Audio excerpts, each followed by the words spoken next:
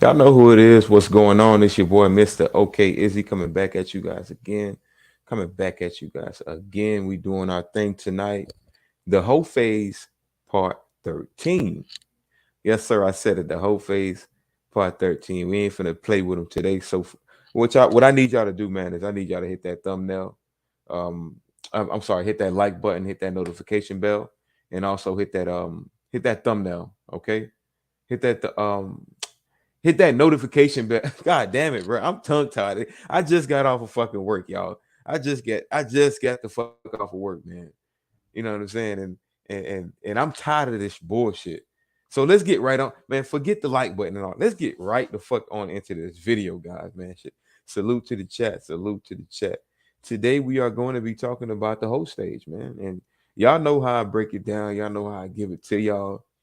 Y'all know why I do these videos. And if for those of y'all who don't know why I do this video or I do these videos, the main reason is because you might think that your mama or your auntie or your girlfriend or your grandmama or even in most cases your little cousin or your little sister, you might think she's just a sweetheart. She's just the flower of your life, and you just gotta protect her in every single aspect. Now, don't get it twisted. We protect women on this side 100%, right? The women that are on our side, the women that actually deserve protection.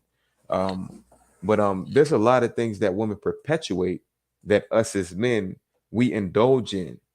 We indulge in, and we literally don't need to indulge in it, right? And one of these things have become relationships. We indulge in relationships with a lot of these women when we shouldn't be doing it. But why do we do that, guys? Why do we do You don't that? find that suspicious? Huh? You don't find that suspicious? Why do we get in relationships with these women, indulge with these women? Yet it's something we're not supposed to be doing based off of what we have going on today. I could tell you why.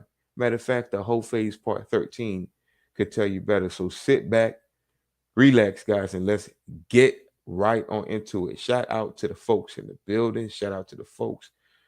Shout out to the folks. My brother Goodbread says, thumbnail epic, bro. Appreciate it, man. Appreciate it. You know, we got to get the visuals. We got to give out the visuals, man. We got to. Guys, we're gonna get right into the video. We're gonna get right into the video.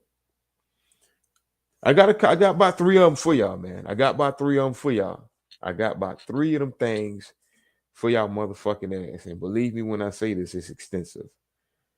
Now, the first one is going to be very, very funny to you guys. I promise you're going to laugh. You are going to laugh when you see this first one. Give me 1 second, guys. I just got to pull it up real quick. Real quickly. All right, let's get in it, guys. Let's get right on into the first video of the night. Let's do it. All right, cool. Let's get right on into it. Boom. Is that it? There we go. All right, let's get it. Okay. Y'all know, y'all, these are familiar faces. Yeah, we don't even got to get too deep into that. All right. Let's listen to the video. We're gonna break it down together. Shot. Yo, chill. Let's go. Let's get it cracking. All right, shout to no hoes. No, I need all my hoes. I don't know what he talking about. No I need hoes, no all my hoes. hoes, and I could get some more hoes. Come through, y'all. Y'all We know. outside. This is some more blessings. All right, so now that that's done, I'm gonna say this. I'm But I'm gonna tell him, shut the fuck up. I don't want your conversation. As far as I'm concerned, y'all straight women, right? Mm-hmm. That means y'all seeking a man, and you want a man to seek you, right? Mm-hmm. You want the right man to seek you, not the one that keeps on playing you, right? The truth hits big, baby. Listen, man, that's the truth, man. No matter what type of female you're dealing with, man, you know, she could be going through her whole stage or she can be going through this or that stage. In the back of her mind, she wants that man that's going to do it for her. She wants that man that's going to take her out of that stage. It's in their innate nature. I don't give a damn how long they going through that stage. And it's one of the reason beings is because I can prove it to you guys. It's like this. These women go through their whole stage, and guess what they tell you when they find a good man or when they hit the wall? They had to learn and experience themselves, and now they're ready to settle down. You don't find that suspicious? You don't find that suspicious? So what y'all can say what y'all want, y'all can believe what y'all want, but now, as far as I'm concerned, y'all straight women, right? Mm-hmm. That means y'all seeking a man, and you want a man to seek. We got Brofess in the building and Zone in the building and a few more, man. Shout out to you guys. Shout out to y'all guys, man. Let's get it in.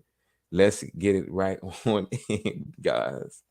You, right? Mm-hmm. You want the right man to seek you, not the one that keeps on playing you, right? So what I'm gonna tell you to keep that man, you cannot have an extensive whole past most of the time. A pass is a pass. No, it's not. Yes, it is. No, it's not. Yes, it is. Because what happened before you doesn't matter. Once I met you is what matters from then on. You know what? And that's y'all females' problems. That is y'all females' The lie detector problem. determined that was a lie. That's not true. All right. Yep. Okay. I said this on Good Bread's show, I believe yesterday or 2 days ago. Okay. A man's experience determines his future. A woman's experience determines her past. So if a woman is experienced, been through this, been through that, you can kind of read that she has a past. You can kind of read that she's been through some things, and that's not good. Whereas a man, when you see that this guy has a future, you can see that he's probably been through some things. He probably put that work in, and that's good for him. Strong and independent is not in play here. I'm speaking on women that claim they have a past, they got the experience, and all of a sudden that experience is supposed to teach them how to goddamn be conducive for a But I'm gonna tell him, relationship. shut the fuck up. I don't want your conversation. Get in my lineup. Girl, that's the whole spirit. Oh. You know what happens before me matters? You know why it matters? Because it tells you what you're capable of. We're talking about Bingo. Did I lie? The truth hits big, baby. I didn't lie. I didn't lie. It tells us what you're capable of. And can I translate the womanese for y'all real quick? Can I do that? The translation is, I was just learning myself. I was just learning who I was as a woman. I just wanted to grow, and I just wanted to, find myself. That way I know exactly what I want. I'm a bitch from the streets. That's all we hear when y'all dumb bitches say that, okay? wholeness. We're not talking about criminalness and everything else. We're talking about wholeness. You know, wholeness. To me, it don't matter how many bitches you slept with, who you slept with, what you slept with, what you did. That don't matter to me. Just make me open. To me, it don't matter how many bitches you slept with, who you slept with, what you slept with, what you did. That don't matter to me. Just make. You don't find that suspicious? You don't find that suspicious? And it's always a 304. It's always a hoe. It's always a 304 that says something like this. Oh, to me, it don't matter how much nigga or bitches you slept with. They only say that because you know why they say that? I'm a bitch from the streets. That's why they say it. It's because they've been ran through, so they want you to reciprocate that energy. You don't find that suspicious? Huh? Come on, man. Let's stop playing the game and let's pickpocket these 304s for exactly who they are. Anytime you see hula hoop earrings, anytime you see hula hoop earrings on the 304, especially on a wig wearing diva, they got fluffy ass bird feather eyelashes. Just understand that's a 304. Understand that. Make me aware of, so I don't look dumb in the presence of this bitch. That's about it. So Besides that, I don't care about your past, who you slept with. That's childish, especially if you didn't sleep with the bitch in high school. Now flip it. Yeah. Are you okay Mm-hmm. with the man, and not saying that you did, but let's speak hypothetically. Mm-hmm. Are you okay with the man saying, you know what, it's cool. You slept with 100 dudes, it's cool. Just let me know who they are. So whenever we're backstage together, there's no issues. Would you respect that man that's willing to be around? What man is worried about the next niggas? No, it's not about. Translation: no, she won't respect him, guys. But I'm gonna tell him, shut the fuck up. I don't want your conversation. Get in my lineup. Girl, that's the whole spirit. Oh. Translation: no, she won't respect him. Y'all better pickpocket the womanese when they speak. You slept with 100 dudes, it's cool. Just let me know who they are. So whenever we're backstage together, there's no issues. Would you respect that man that's willing to be around? What man is worried about the next niggas? No, it's not about. He's not worried about the them. Next men. I think we're getting confused. Men are worried about. See, if I like you, I treat you like a trophy. Mm-hmm. If I like you, I treat you like a trophy. I want to validate. Stop it. Mm-hmm. But Get some you're not help. the same trophy if you got fingerprints from 1,000 other dudes. You're not gonna. Y'all say that now, but then you have women like Kim Kardashian and so forth and so forth at the top. I only know that she has sex with 5 people. Stop it. My regards. Get some help. You're not gonna. Y'all say that now, but then you have women like Kim Kardashian and so forth and so forth at the top. And that same woman taught y'all how to be a 304. But I'm gonna tell him, shut the fuck up. I don't want your conversation. Like the same girl had sex on camera and put a sex tape out. Your mom's a hoe. Your mom's a hoe. I say that now, but then you have women like Kim Kardashian and so forth and so forth at the top. I only know that she has sex with 5 people. So my regards. My regards. There's only five dudes I know. The past don't matter, and if it do, you're childish as hell. I have a question for you guys. It's a little bit deeper, right? When it to what a hoe is, what's a hoe, right? I want to throw in the word integrity in there. I'm gonna tell you why. Now let's just say I know when I was younger, I used to hang with mad girls people consider hoes, but I know that girl wouldn't fuck nobody around me. She Right. had principle and she had integrity. Right. She That's not a hoe. The truth? That's not a hoe. It's big, But baby. as far as a standard, I didn't wife her because Because she's a hoe. No, that's not why. Because That's not why. I was young. Right. What I'm saying is I like was young. I felt she was more trustworthy than a lot of the girls who were being good girls. Or Mhm. fake good girl. Yeah, fake good girls. Yeah. Because the person was pretty. Okay, I see what he's trying to say. So let me break down what this dude is saying. Basically, he done been around some 304s, all right? And don't get it twisted. I'm a bitch from the There was streets. some bitches from the streets that he been around, but they just kept it more solid. They didn't show, like, they probably just got pounded out. Nigga probably nutted in their face, but they came to his house in respect. My God, that don't get you no respect either. Why you think he said he went wifing? Because you know she's a 304, but she keeping it more real, quote unquote, meaning she's just letting you know more things because she's more open and comfortable with you. It doesn't mean that she's keeping it more real, okay? Because while she keeping it real with you, she gonna get banged out and come right back to your crib and smoke a blunt with you after a nigga just crammed her penis in her mouth. That ain't keeping it real. That's being a fucking hoe, okay? And this is like, let's not play the game. Let's not play the game. These females that keep it real and that are 304s, they're not they're recreational too, guys. They are recreational. That's your friend with benefits right there. Be upfront with you. You understand? Like I bumped into her one night, was out, and then my man was with me, and they said hi to each other. And I was like, "Oh, y'all know each other?" She was like, "You know, I get down to this and that." I was like, "Oh, okay." She told me upfront what's going on, but it wasn't my man, but somebody that I knew, right? So what I'm saying is like everything was always upfront. Is it about integrity that makes somebody not wrong? Yeah. Mhm. Let me tell you something. I hear when men be like, oh, I hear when y'all men be like, oh, I hit it on the first night. She's a hoe. She's easy. No, that's bullshit. Like, I went on 7 months with no sex. I'm like, the next man I meet, I'm going to go to a party. I'm gonna fuck the shit out of that nigga. I met a lit. I'm tired of this, Grandpa. That's too damn bad. It's too damn bad. You gonna hate it all day that us men have our preferences. Look at her face. She just like real But I'm gonna talk. tell him, Like, shut the fuck up. I don't want your conversation. Get in my line then. Girl, that's the whole spirit. Oh.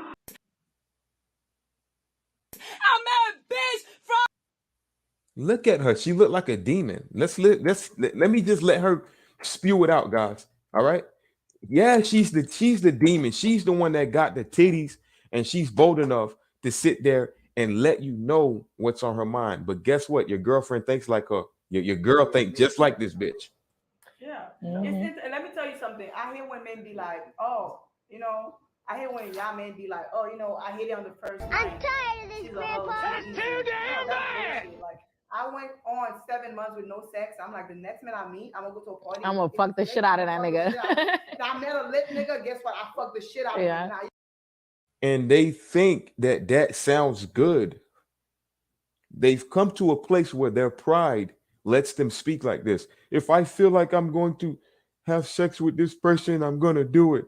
And I'm going to do that. And I'm going to do this. And I'm going to do that. And they want that virtuous title with that. But guess what, ladies? Guess what? Does that sound like something you want? Yes. Well, let me tell you, you'll never get it. You're not going to get that virtuous title by being a 304. So if you want to be that proud 304, go ahead and be that. We're not mad at you. But why are you mad at us for defining what you are and not wanting to wise You don't find that up? suspicious? You don't find that suspicious? Don't get mad at the men because they say this is a 304, this is her behavior. I don't want to deal with that. Don't get mad at that and try to justify your bullshit. Don't do that. when y'all men be like, oh, What's going on? But it wasn't my man, but somebody that I knew, right? So what I'm saying is like everything was always up front. Is it about integrity that makes somebody not a hoe? Yeah. Mhm. And let me tell you something. I hear when men be like, oh, you know, I hear when y'all men be like, oh, you know, I hit it on the first night. She's a hoe. She's easy. No. Your mom's a hoe. I Your went mom's a on hoe. 7 months with no sex. I'm like, the next man I meet, I'm gonna go to a party. I'm gonna fuck the shit out of that nigga. And I met a lit nigga. Guess what? I fucked the shit out of Yeah. him. Now you think I'm a hoe? Okay, that's fine. I don't really give a fuck. I'm a bitch from the streets. First night if I feel like it. I'm That's not a a hoe. fact. I'm not fucking everybody on the first night. But if I feel the connection is there and I want to fuck, I'm a fuck. Fuck you. Fuck whatever. You know, we got to pickpocket it. That when she says, I'm not fucking everybody on the first night, that's just translation for I'm picking who I'm having sex with. I'm picking and choosing who I'm having sex with. I told y'all this before. Just because she became a hoe doesn't mean that she removed her nature, her female damn nature. That don't mean that. The truth, it's big, baby. You heard me? That don't mean that she removed that. She's still hypergamous. She's still going to fuck the guy who she's most attracted to, or she would actually see something in. Somebody that can benefit her, somebody that has something. See, these bitches, they not just going out fucking like men. They don't just go out and say, you know what, I'm horny today. I just met this girl at the gas station. Yeah, she, she's a little bit annoying. She doesn't look like she's has a lot of money or whatever, but she's decent. She clean. She not stink. I'm a smasher. She look pretty. She has a body. A woman ain't gonna do that. They gonna go to the club, have a hot girl summer, have what they say. If I feel like having a lit time, having the best time of my life, then I'm gonna fuck that nigga because I feel like that nigga lit. They're doing that because they're still picking and choosing to do that in their lifestyle, which is derogatory, but they still have that same mind state as a virtuous woman. What do I mean by that? I'm gonna go deeper with it. A virtuous woman looks for the best. Even your good girls somehow fall for the pookies, fall for the men with money, fall for this and fall for that. Your mind state ain't different. Your lifestyle is different. You're just a hoe. That's simply it. I don't understand what these females don't understand about 304 nature. You a hoe. The beauty is in the eye of the beholder. A hoe is in the eye of a beholder. So if you a female that want to have fun, go on a hot girl summer, and because you were single, you done got banged out and smashed out, and you was shaking your ass, and you got you getting lifted up by all these types of men and shit like that. If you that type of female, you are by default recreational. You are a hoe. I'm a bitch from the streets. And you cannot shame, shun, or get mad at a man for having the preference and knowing that. Easy. No, that's bullshit. Like, come on, man. Let's listen to this dumb ass bitch one more time, man. Yeah. And let me tell you something. I hear when men be like, oh, I hear when y'all men be like, oh, I hit it on the first night. She's a hoe. BT in the building. I'm gonna send you that link. I went on 7 months with no sex. I'm like, the next man I meet, I'm gonna go to a party. I'm gonna fuck the shit out of that nigga. And I met a lit nigga. Guess what? I fucked the shit out of him. Now you think I'm a hoe? Okay, that's fine. I don't really give a fuck because I messed with him 2 years later because I'm pussy good. I was gonna fuck on the first night if I feel like I'm a bitch from the streets. If I feel the connection is there and I wanna fuck, I'm a fuck. Fuck you, fuck whatever the fuck whoever think. A hoe is somebody that don't, like you said, don't have no integrity. They'll fuck anything. They'll get a one shot. Oh, I'm drunk, bitch. That's fuck. No, I don't give my pussy away like that. Yep. I wanna fuck. I wanna fuck. And I'm gonna do it. I don't give a fuck what you think of it. A hoe is No somebody paper, that just no phone, no texting, no writing, nobody telling me what to say. This from the brain, from the heart, from the soul, from the streets. I'm a bitch from the streets. I get that money. I get that money. Bitch, give me what you got. I get a one shot. Oh, I'm drunk, bitch. That's fuck. No, I don't give my pussy away like that. Yep. I wanna fuck. I wanna fuck. And I'm gonna do it. I don't give a fuck what you think of it. a hoe is somebody that just sleeps with people no matter what. Like, so quickly to judge. like no matter what. Like just real easy. I Like think you know what it is. I think women want to embrace sexuality so much that they're willing to disregard what a hoe really is. no. Like let me explain something What to a you. hoe it is. Because there's dude hoes and there's female hoes, Okay. right? And integrity is only I don't believe matter it. for the level of wholeness. Let me correct my boy real quick. There's female hoes, or there's hoes period, which is a female term. And then there's something called a whore or a hoe maker. Okay. You don't call a woman that fucks a whole bunch of females and gets money from you don't call a woman who fucks a whole bunch of niggas and get all their money. You don't call her a pimp. You don't call her a pimp. We call that names. We call her a slut. You call her a hoe. You call her a whore, etc., etc. We got names reserved for that. All right. And there's names reserved for men who are able to control the vagina: pimp, player, whore maker, promiscuous man. And I guess promiscuous woman could be added into her context. Gigolo. Okay.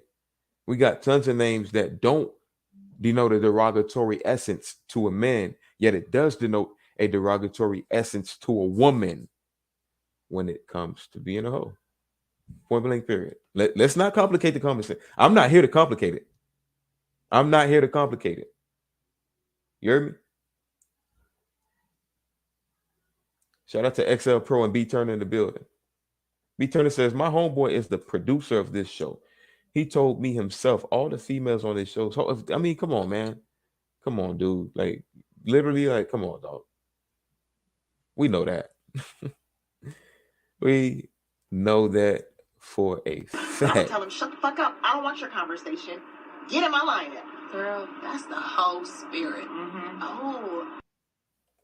That somebody may possess. And I say somebody as in men and female, because now I'm going to have to be open with y'all, because I feel like y'all just protecting the women wholeness. We're not protecting anything. All right, so look, if you want to have sex today, right, of wholeness that somebody may possess. And I say somebody as in men and female, because now I'm going to have to be open with y'all, because I feel like y'all just protecting the women wholeness. We're not protecting. We're not protecting anything. All right, so that look, was a lie. If you want to have sex today, right, and it's cool, nobody's judging you because you want to have sex today. You want to have sex with this guy because he's lit and you found him and you stumbled across him. That's cool. But when it's becoming a consistent thing, and when it's becoming a habit, is when you start to now Your mom's a hoe. Your mom's a hoe. self-morality and totality of what a wife is. See, like, y'all comparing hoes to single people. Single people don't compare hoes to that. I mean, no, my fault. Relationship people don't compare hoes to that. Relationship people compare hoes to a woman in a relationship. So if I'm looking at you as a wife, do you possess the characteristics as a wife in terms of your actions? I don't care about your integrity. I don't care about your hiddenness. Your actions is gonna tell me. So what? Told the truth. What do they say? What do they say? What do they say? What do they say? Is this not the truth? And they still going to shame you about it. They still going to shame you and push back. God damn it. You could tell them what you want and they still are going to push back on you on that. We're not mad at you for living your best life or whatever y'all call it. We not mad. Go do that. We just don't want no parts in that. We don't want no parts in that. You heard me? We don't want no parts in that. What's the action? As a wife in terms of your actions. I don't care about your integrity. I don't care about your hiddenness. Your actions is gonna tell me. So what's the actions that'll tell you if she's a wife? Because I want to know. Because the same action, because when I'm hearing you talk and you're mentioning wholeness, you're not just mentioning wholeness, you're mentioning women in general, the way that women. So you're trying to say that if you're looking at her like a wife and she's married or whatever, you look at her like she's a wife. You don't expect her to go out, have fun, wear whatever she want to wear, booty shorts, this, that, and the third. So like listen to these guys, you know what I'm saying? That's like your parents, right? Let's give the analogy just in case these ladies don't understand, all right? Your dad tells you don't go out there in the streets because, it's a lot of derogatory people. It's a lot of gangsters. And he tells you the negative sides of it. And he tells you the consequences of it. You go out there anyways because you want to go live your best life. You end up in prison. Your dad abandoned you because he told you so. Now you're mad at him because you're not there for him, or he's not there for you while you locked up, and he already warned you on the streets and how dangerous it is and how shiesty these motherfuckers You are. don't find that suspicious? You don't find that suspicious? So ladies, when you in the streets and when you be in a hole, it's equivalent to a dude that's toting a gun. You live by the gun, you die by it. You live like a hoe and you might end up dying by it. You can't run away from it, ladies. You cannot run away from it. Stop it. You can't run Get away some from help. being a hoe. You can't be a hoe willingly, by the way, guys. I'm speaking on this. They willingly become whores, willingly redefine it, call it finding themselves, call it living their best lives, call it men can do it, so I can do this too. They call it this and that, all types of things. They do all that crap. They willingly go into this lifestyle, but don't want people to describe them as such. You train all your life to be a track star. You went to the police academy and you don't want nobody to call you them titles. You got a badge and you got handcuffs, you got a gun, and you certified to be a police officer, and you roaming the streets with a police uniform on, but you're mad that people are calling you an officer, but you still want to go around and arrest people though. You still want to go around with your gun and be able to have the authority to arrest somebody, yet you don't want people to call you a police officer. That is the modern woman. You don't find that suspicious? You don't find that suspicious? That's the modern woman mind state for you today. Okay? That's her mind state. Let me read some of these comments. A man who smashed a lot of women is called successful. A man who smashes a lot of women gets to smash a lot of women. Do I need to say more? You women are going to this guy. Come on, I don't need to say more than that. Very suspicious, Mr. Goodbread. I don't like to use the H word. I don't like to use the H word, but you've been sleeping around, bitch. Yes, sir. Yes, sir. We in the fucking building, man. We in the building, guys. We in the building. Let me read these comments real quick. For they don't know, they weren't taught, and none of these women have fathers that had a chance to help them, Mr. Goodbread says. That's that family first programming, he also says. B. Turner says, successful white collar men, especially white collar black men, don't date hood rats. A lot of black women gotta grow up. I'm a bitch from the streets. You're right, B. Turner. You're right. Goodbread also says, no matter what family, do we supposed to accept it and defend it? That's a good question, Goodbread. That's a very good question. Last but not least, B. Turner says, let me ask y'all something. What nigga who's a lawyer, a project manager, a doctor is dating a chick with her titties out? I don't know. I don't know. A dummy, the dumb one is the one that's going bankrupt, the one that is losing his job over the bitch. That's the one. Goodbread, if you could do me a solid, if you could send that link to B. Turner for me, I would appreciate if you do that. Let's get back into the video, guys. And women in general, the way that women. So you're trying to say that if you're looking at her like a wife and she's married or whatever, you look at her like she's a wife. Like you don't expect her to go out, have fun, wear whatever she want to wear, booty shorts, this, that, and the third. So like, what is the actions? Before we get into that, we go. What is a hoe? Like you have yet to answer that. Okay, I'm gonna make this real simple. Yeah, what is hoe? You ready? And I don't care. Listen, Your mom's a hoe. There is no judgment. No. I don't care about judgment. Right now, it's technically judgment, but there is no judgment. But What? Bro, what are you talking about, man? So now he's judging you because he just pinpointed something that's a preference in men. You don't find that suspicious? You don't find that suspicious? Oh, I find that very suspicious. Why do you feel judged? Why are you feeling a certain type of way because that man said something? I want to say this. If the shoe fits, you either wear it or your feet hurt when you walk in it. I'm going to say that one more time. Okay? The truth hits big, baby. If the shoe fits, you either wear it or your feet hurt in it. Right? If you toss a brick in a pack of dogs, the one that got hit yelps. And she yelping right now.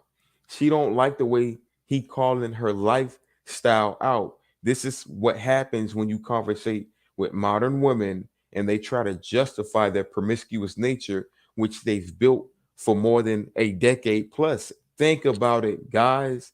Just think about this. These women have been hoes since their breakup, right? Most of these females say this: I broke up, I went through a bad breakup. And most, these females get in relationships when they're 16, 17, 18, 19, 20, you know what I'm saying, et cetera, et cetera. 20 is like, I'm being nice. 21, I'm being nice. And why do they get in their hoe stage? It's because they went through a bad quote unquote breakup, right? So after that bad breakup in the year that they were 16, 17, 18, or 19, they spend 5 to 10 years just being a straight hoe. I'm a bitch from the streets. Straight hoe for them years. They might find a peon, they might find somebody to wife them up and they play the game, be a headache to the dude, and he finally drop her. They might do this and do that. And all that does is it builds trauma for them. It builds trauma for them, right? So then with that trauma, they continue to do what they do best, what works for them, what always works for them. And it's not being in a relationship. They don't like that. It's not locking down the man that's providing for them. You know what I'm saying? And this man might be monogamous to them only in their presence, but might be a player. So they don't want to deal with that. They don't get what they want out of this finding their self stage, right? And once they figure out, hey, I'm not going to get what I want, they go back to what's best for them. They go back to what made them the most happy. They go back to what they claim. They go back to the whole stage. They go back to the whole I'm gonna tell him, stage. shut the fuck up. I don't want your conversation. Get in my lineup. Girl, that's the whole spirit. Oh. Right? And guess when they do that? They do that late 20s, early 30s. They go back to the whole stage. But guess what? They can't play the whole stage how they played it after that dumbass breakup that they claimed they had. Because after that breakup, you were still youth. You still were supposed to be Eve, and you were still supposed to let Adam find you. But you told yourself, let me go bite the apple and let me take it a step further. Let me be a Jezebel and let me let every Lucifer on this planet exploit me and teach me. Let me let the serpent keep coming and bringing different apples to me because I want to learn myself, right? Ain't that what Eve did, guys? Ain't that what Eve did? You don't find that suspicious? Ain't that what happened You with don't find Eve? that suspicious? Eve wanted to find herself. Eve thought this was the way to go because I'm going to learn. And she even brought it to Adam and said, hey, no. We ain't going to die. This going to happen and that going to happen. She wanted to be the progenitor and the leader. She wanted to be the alpha woman. And she realized it ain't worked for her. Ladies, y'all playing a dangerous game right now. Y'all are playing a dangerous game right now, okay? God damn. Okay, I'm gonna make this real simple. Yeah, what is hope? I think a lot of people You ready? get it. Look, and I don't care. Listen, there is no Judgment. No. I don't care about judgment. Right now, it's technically judgment, but there is no judgment. But there's no justifying what a hoe is for a man. Okay. It's a woman who has sex with a lot of partners. No, it is not. Okay, yes. I agree with what she said. See, this guy's he's giving me some effeminate energy. A hoe is not just a woman who has sex with multiple men. I agree with her. A hoe is a woman who deviates from her virtuous nature because she wants to go explore. Right? That's what a hoe is. It does consist of sex now. Don't get it twisted. It does consist of sex. But a hoe is simply that. That's why I don't like that. Oh, I'm a good girl term. I don't like the good girl term because guess what? There's a lot of girls out here who are good girls, who are living in this world, who do have their own jobs and who actually did break up with her boyfriend and didn't go find revenge dick. But now that she's single, she's just getting dick. Got dick down by like 3 or 4 niggas the past 5-6 months. And as soon as she found you, her nature still made you have to do better than the dudes that she didn't make do anything for what y'all get where I'm going with it. It's a deeper conversation than you guys think. It's a deeper conversation than you guys think. A hoe is not just a woman who has sex with a lot of men, which is why a man could be a hoe maker. Men that know game recognize these women who haven't had sex with lots of men, and guess what they do? They turn them out. They make them into hoes, and now these girls are having sex with lots of men. The truth hits big, baby. Yeah.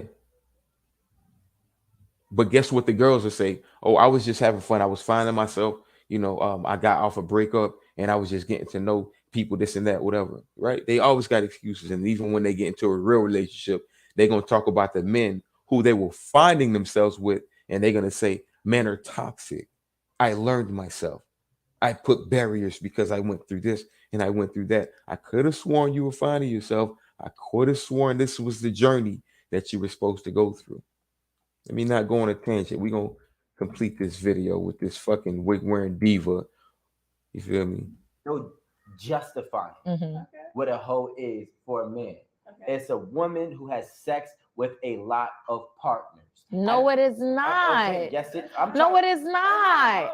Yo, that's not a hoe. That's not, if Danny says she has 120 bodies right now, that do not make her hoe. No, it doesn't. Yes, it doesn't. This girl could have been in LA. She could have been in Texas. She could have been. Man is going to say Danny is a hoe. No, they're not.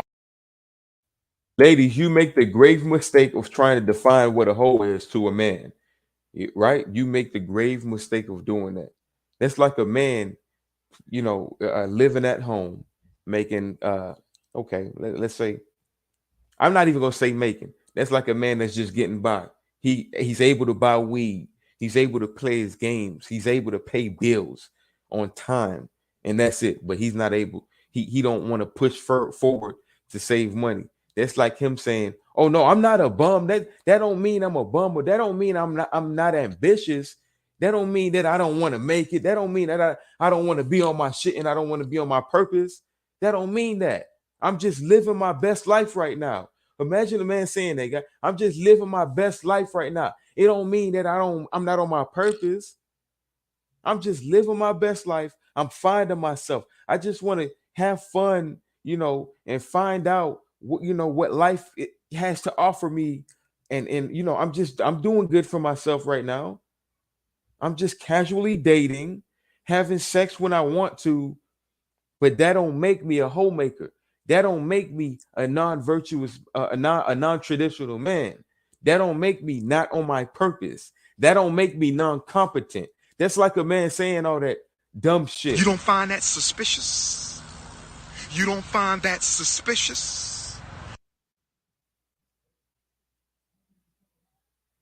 I'm about to drop the link right now, man. I'm about to drop the link right now because I need you on, B Turner. I need you here. I need you here. I'm gonna drop the link. Come through, B Turner. Come through. 120 bodies that bitch has 120 bodies, and it don't mean you're a hoe. So what does that mean then? Huh? Tell us what that means. Right? You got 120 bodies, but you saying you're not a hoe. Can you tell us what that means? Because guess what? You don't find that suspicious? I know you don't find it suspicious, but we do. B Turner, what you saying, man? Talk to me right now. First of all, Happy New Year's, my brother. Happy New Year's, man. Happy New Year's. First of all, yeah, man. I done let these modern women distract. My bad, man. Okay, Happy New Year's, so B-Turner. before I even get to anything, all right. So, yeah, the chick who says that 120 bodies don't make you no hoe, that's the worst friend you could possibly have. That's the kind of friend who's going to tell you it's okay to drink and drive. But I'm gonna tell him, shut the fuck That's up. the exact kind of friend that is. That's not a very good friend to have. Don't listen to people like that. They don't give good advice. But number two, right. So I actually know who this show is called 8 at the Table. Talk your shit. Talk your shit. Go ahead. So this is actually a friend of mine's show he produces. He was actually a guest star, but now he's the producer. They're from New York. I'm not sure what part of New York they're from, but my homeboy is the like kind of like the executive producer for this show. Basically, it's just like that Daily Wrap Up crew. It's just a bunch of popular folks from New York who people think got an opinion. And no, I'm wrong. I'm not even gonna go there. What I'm gonna say is it's a bunch of internet personalities from New York, insta famous people who basically get together. And I think one problem they may have, these are the perspectives of people who they don't necessarily hang around people who aren't Instagram famous. So their perspectives are a little narrow, a little shallow even.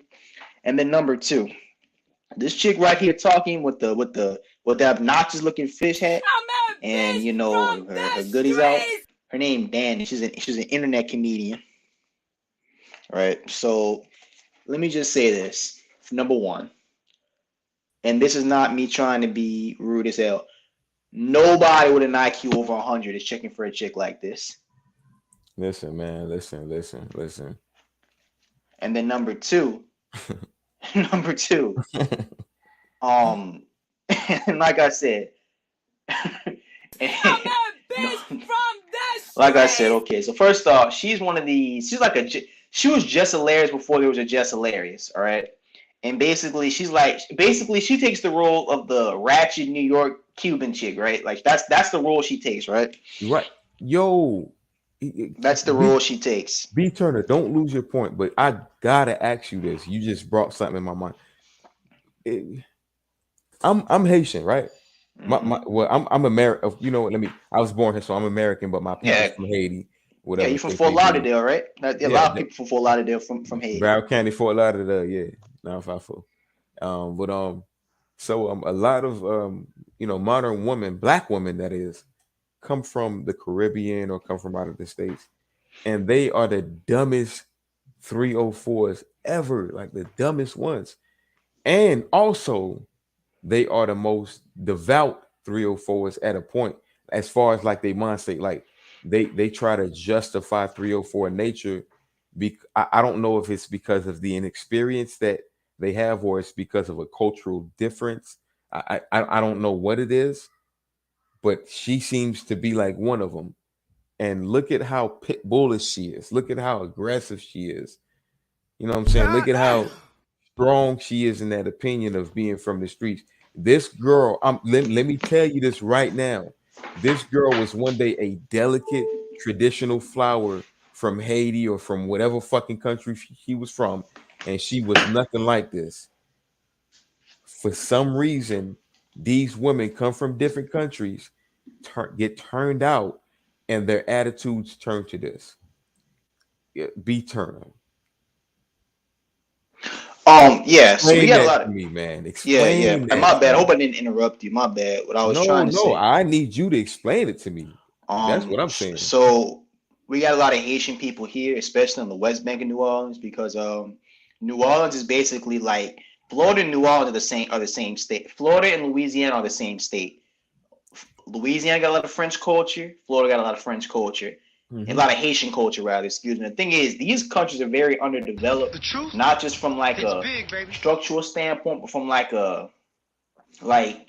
basically the thing is these girls come from these countries, and to us, people living in the United States our whole lives, we can kind of we understand societal norms. They don't understand societal norms very well. And what happens is they're very corruptible. They're very corruptible. You have to understand these countries are very, what's the best word I could look for? Very closed off to the rest of the world. Third world countries, basically. So you're not really getting the same type of social education, so to speak, you'll get in the States. You know what I'm saying? So what happens is people like her and lots of other men and women, they can get easily corrupted because American culture is very toxic in general, and not just that. It's almost getting pushed upon society to act a certain way. So if you don't understand right from wrong, you end up just like her. You know, it's unfortunate because I can kind of tell, for one, I can kind of tell, you know how you can just tell people by the way they talk? You can tell by the way she talks, she's very naive because, for one, when she's talking like, you get the sense that she's not very confident in what she says. Like when she's talking, you can tell she don't look people in the eye. Yeah, she's not confident in what she's saying. She's just going off of what she's experienced. Exactly. You know, and then number two, like I said before, I mean, I could talk as a person who's educated. I'm not the smartest guy in the world, but I'm a little more experienced than a lot of other people. It's big, baby. I can tell just by talking to her, she's never been outside the city of New York before. You know, I can tell that everything she knows has come from one end of the block to another. She don't really know more. No, you calling it right on out because you know, again, and the reason why go ahead. She's this foreign bitch trying to piggyback off of the modern woman from America, and she's unfortunately, let's keep it real. I'm gonna go deep. She was able to be manipulated a little bit easier because of her culture. American women already know this. They've been taught by their hell of a mamas, et cetera. Whereas these women, they come here at a young age and they're trying to taste what these women are doing, right? They're trying to taste that, and she got a big taste of it. But that taste led her to being what she is today. Her experience, she experienced everything she needed to. Now this is her culture. Now this is her experience in America, and I'm trying to tell you guys. This is how modern women deal. It runs deep. You see all them hand motions and stuff like that. She had all them hand motions, that neck rolling. Haitian women don't naturally do that. They learn that when they come over here. She acts like your typical, you know, urban female. You know what I'm saying? The truth, it's big. That's not a natural thing. That's a very exclusive thing. There's a very let me tell you something, man. Let me tell you something. Tell me something. Let me tell you something. Pink Book Lessons did a video today. Shout out to Pink Book Lessons about that tennis player, Naomi. She got pregnant by that rapper Corday. And I said in her comment section, and a lot of simps came at me. I said Naomi fell for the baby. She fell for the baby mama culture. And what I'm trying to say is that these foreign chicks, because they're not as socially experienced with American culture. The first time they get around American people, they try to fit in. They're trying to fit in with their surroundings, and the things what people like her are doing is they choose the lowest common denominator of American culture because I hate to say it, their understanding doesn't go past that, and then number two, they don't want to get called out by other melanated females.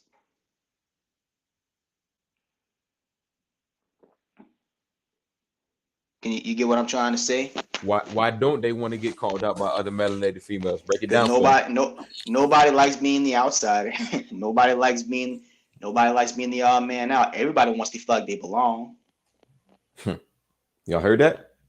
You know, the lie detector determined the truth. It's big. I'm gonna send you the comment I made in Pink Book Lessons videos.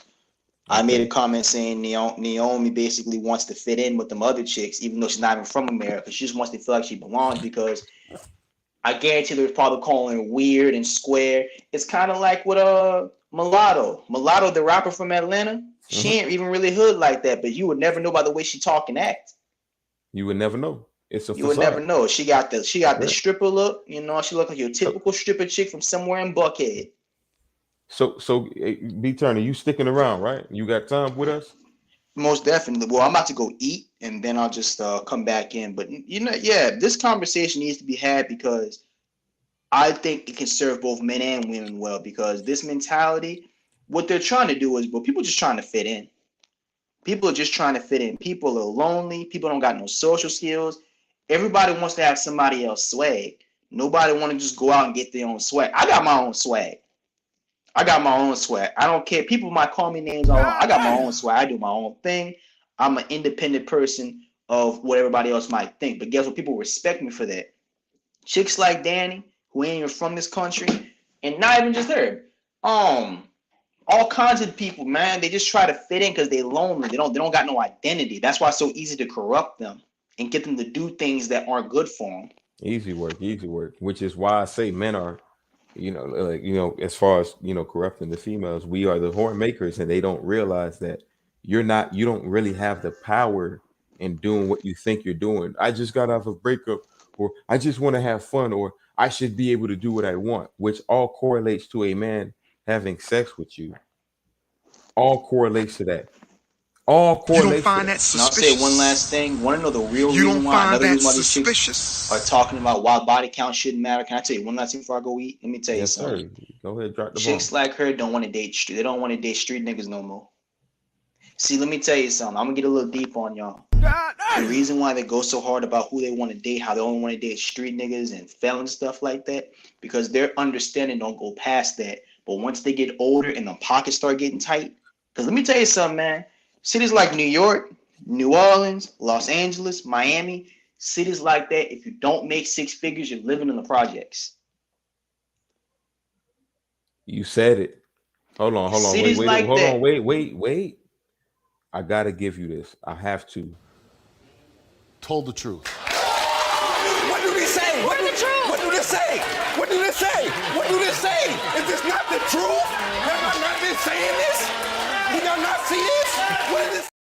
That was the truth. I had to let you know that you just said the truth. Go ahead. Thank you, man. I'm just saying, cities like that, unless you're working in corporate America, because corporate America, generally speaking, where all the nice jobs are at. I'm just being real with you. I know people can say trades. Well, trades are good, but unless you work in these really nice jobs, unless you got education, unless you prior service military or something like that, unless you got a really nice trade job, you're not making a lot of money like that, bro. In cities like New Orleans, Miami, Los Angeles, cities like that, if you're not making six figures, you're living in the projects, bro. And swag don't pay the bills, man. No, you can have swag and you can be successful, but a lot of people, because they don't have a great identity, they only have one or the other. And people like her, she's been dating the guys with the swag all her life, and now she's looking back. She wants to mess with the guys who they have the money. She wants the guys she didn't pick at a younger age. She wants them now, but it's too late because a lot of those guys are married now. And what they're trying to do is damage control. They're trying to basically, can I tell you what they're trying to do, bro? They're trying to play American Idol with their body counts.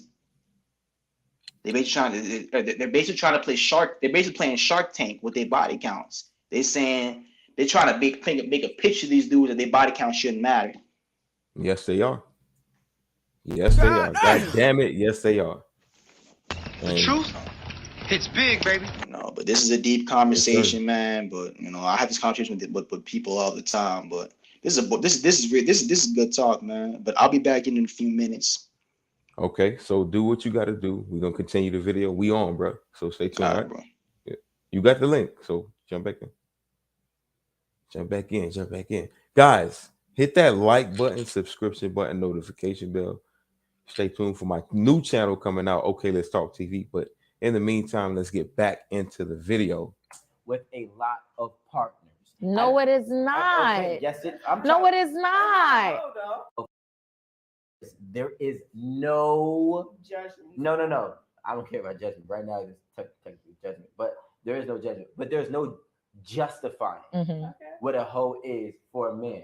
Okay. It's a woman who has sex with a lot of partners. No, it is not. Okay, yes, No, it is not. Yo, That's not a hoe. That's not. If Danny says she has 120 bodies right now, that do not make her hoe. No, it doesn't. Yes, she's no, it doesn't. This girl could have been in LA. She could have been in Texas. She could have been. Man is going to say Danny is a hoe. No, they're not. Her justification was, this girl could have been to LA. This girl could have been to Texas. You don't find that suspicious? You don't find that suspicious? Oh yeah, see, these girls get flown out, right? Okay, and these girls become reborn virgins, etc., etc. These girls become new virgins, etc., etc. So they don't count the bodies that they have when they do certain things. I was in Texas. I was drunk. I was with my friends. I'm not gonna count that body to the world, but you gotta count it to you, mama. You and God knows what happened. The truth hits big, baby. No, they're not. It's how she got them. So, look, is it you? We go. Well, take out. Let me ask. Yes. She mad. Do you feel that men feel that it's a job to protect the male's ego? Like a woman. When it comes to her past? Yeah. Like just why does my past affect you though? No, just to her sexuality. Yo, Kay, I like you. Like, you know what I'm saying? That just it doesn't make any don't sense. Go left too far No. Because it doesn't make any sense at all. It does. If this woman says I have 120, Ladies, acting like this, if you think you're gonna get what you want, and what we know what women want is a virtuous, I said virtuous, I'm sorry, a traditional man who's gonna lock them down.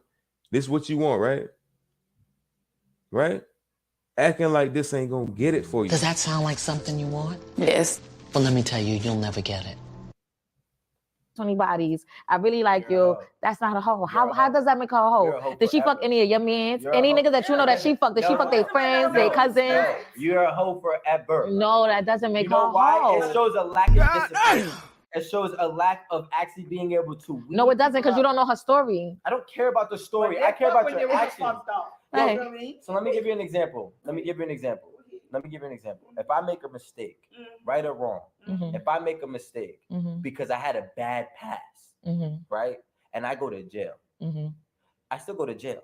These are two different things. No, it's not. Yes, it is. I think that's the problem. That I think, these are two different things. Responsibility. Like, these You are two could fuck different who you wanna things. fuck, but when a That woman doesn't fuck, make they her a know. hoe. If you, as a woman, So you want her to just have 5 bodies. You want your wife to. They're dominating the conversation with this guy, right? And I guess he's trying to play a certain. They're dominating the conversation, and in the presence of a of a stoic man or an alpha male, sigma male, confident male, what they call big D energy, they wouldn't be doing all that fucking bullshit. You hear me? They would not be doing. Stop it. Get some help. All that bullshit in front of me, mate. I'm quiet looking at them, peeking left and right. Bitch, y'all shut up real quick. I'm gonna talk. Let me say something.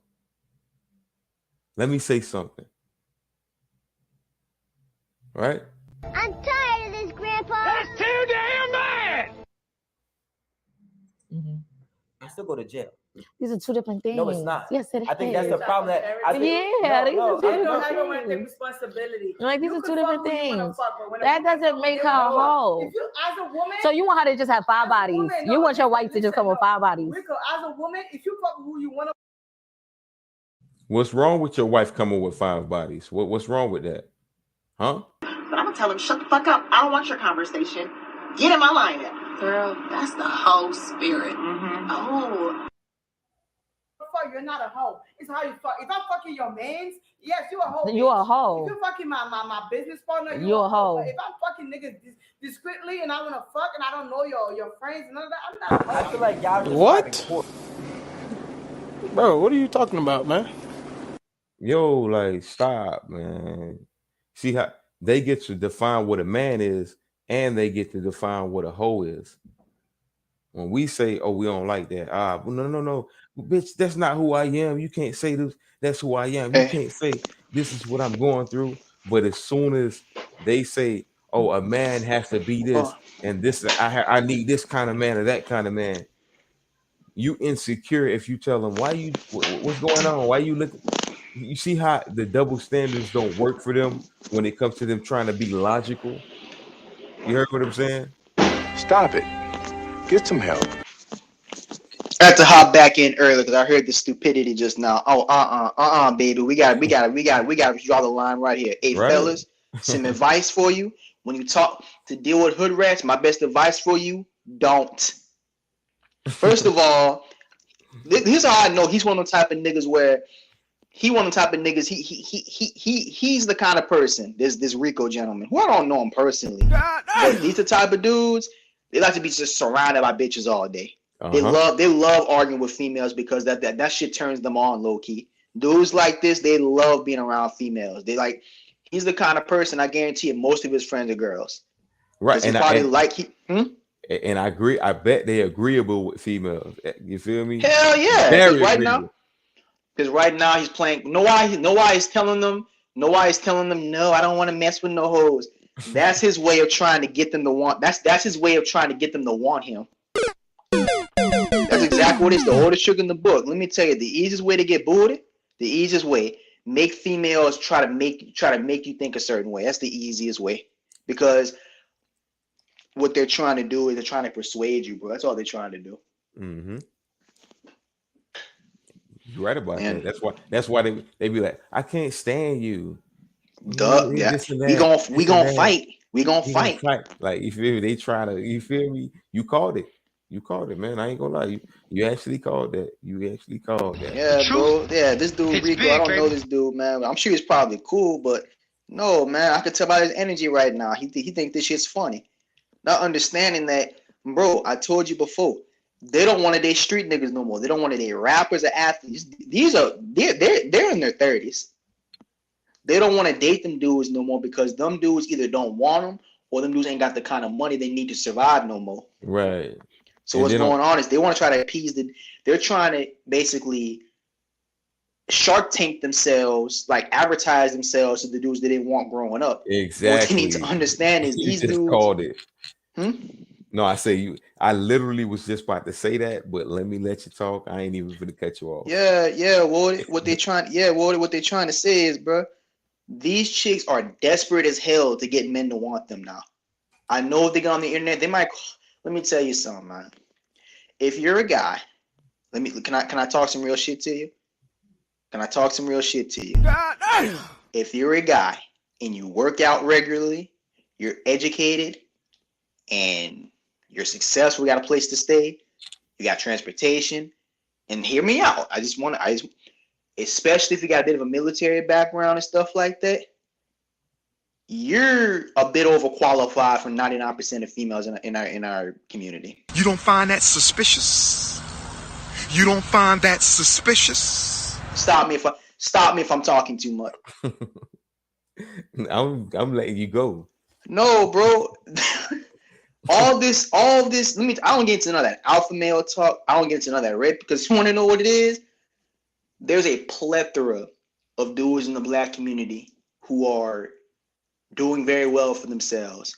The problem is these dudes are single because they understand exactly what the hell is going on in the black community right now. These females are undateable. And they have been for quite some time. You see, guys like Umar are just like this guy Rico. They're good. High value. He's a high value man, by the way. He represents the high value man that got it in, and that's why. So not to take nothing away from him, but maybe he is. Support the God bless him. I hope he's doing great in life. We need more successful black men. Exactly. But but I'm just letting these you are know. a lot of the tricks that we dealing with. I just want to say. Yeah, bro. Dudes like this, they tell people what they want to hear. I guarantee he's probably got some kind of "I can help you become alpha" page where he sells people where he sells 21-year-olds with no game how to talk to women. Zero game. Which, let me tell you something. All that stuff, game, swag, know how that's developed. If you didn't grow up with it, know how that's developed. Going out and talking to people. That's the only way you can develop it, bro. I mean, you just gotta go out and talk to people. But What I'm trying to say is that guys like Umar are able to pimp off emotions because, for one, Umar can make shit sound good. He can make shit sound good. He's fraudulent, and most importantly, he knows how broken black people are. Right. But instead of trying to hold people accountable, he's the type of guy who he wants to try to stir the pot because he knows when emotional people spend money. Suspicious. Right on cue. Emotional people spend money, bro. And you see how on this 8 on the Table show, not a goddamn thing's getting solved at all. All they're doing is talking in circles. And don't get me wrong, I love my partner who produces the show, good friend of mine. But he told me himself, dog, this shit is just for clicks and views. They ain't solving no damn issues. This is a bunch of bust downs and groupie chicks who they're just trying to, what they're trying to do is advertise to the guys that they want growing up that they're still good women. Of course. That's all that's going on, bro. All they're trying to do, huh?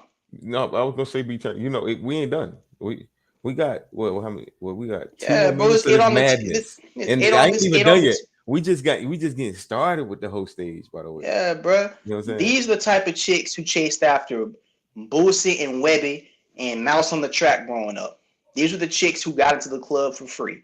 These are the chicks who, when Wipe Me Down, Loose as a Goose, Tip Drill, when them shits came on, these was the chicks who, you know, they was busting it wide open, even though they baby daddy. You don't find that suspicious?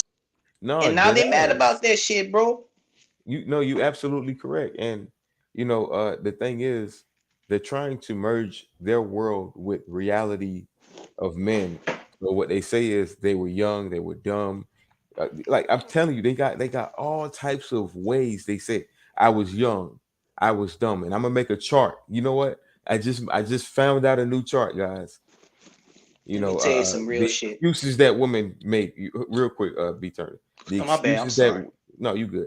The excuses that women make for being a hoe, and I'm gonna bring this as a special hoe stage chart. Let me give you I was young, and what they say, I was young and dumb. So they call themselves dumb, and they call themselves young.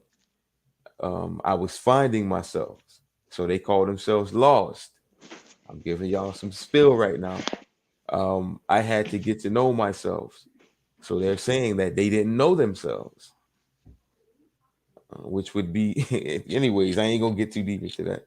What else do they say? What else do they B-turner? Give me something that real quick. Let's besides everything, what else do a woman say when I was she's going through a her phase? phase?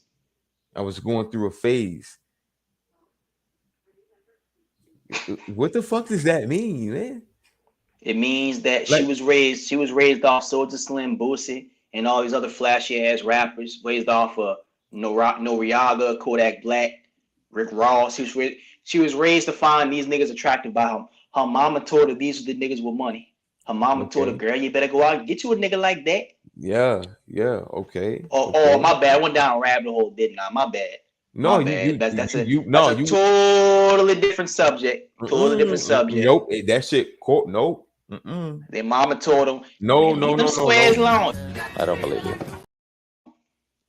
I don't believe you. That ain't no totally different subject. That's a subject. Her mama, man. How much you wanna bet these little females? Their mama told you better leave them fucking squares alone, bitch. Right. How much you wanna tell her? Her mama probably told her, huh? Show a little skin. Show a little skin. Ooh, bitch. Or probably tell them nigga, go buy the weed man. What's another? Oh yeah, nothing. I was healing. Yeah. So that means you were broken. Find her truth. And for you to be broken, that means somebody hurt you. So who hurt you? Oh yeah, reverse psychology here. Who hurt you? That's what y'all like that. Who hurt you? Y'all always find excuses on why y'all 304s. Be a proud one. All right. I would respect you if you just sit there and just be a proud 304. But no, y'all want to be 304s. Y'all want to blame men for it. Y'all want to blame society for it. Y'all want to ask God for forgiveness for it. Y'all want to act like y'all church-going women when y'all would literally take D from the back right after a church sermon. Come on, man. Come on, stop it. Let me tell you something. Hold on. Let's finish this video out real quick. Oh, go let's ahead. finish it. Let's finish it out. I know the people want to see what's going on with this. Discreetly, and I want to fuck. Keep it in mind, though. Your friends, none of that. I'm not a hoe. I feel like y'all describing whores. Whores and hoes are different, right? Whores and hoes are different. You big man. No. What it is that whores and hoes are So different. a body count determine your wholeness. Yes, about Yes. No, it doesn't. Because look, No, it doesn't. if I'm a dude, right, and I am a dude, but let's just say like I'm a dude and I say, yo, I had sex with 150 girls. Okay. Mhm. It's not chill, Danny. Oh, Chill. that's okay. Chill. Let's say I had sex with 150 girls, right? Mhm. You could say that. Stop it. Man is a hoe. Now I'm gonna be like, damn, you was for the streets a little bit.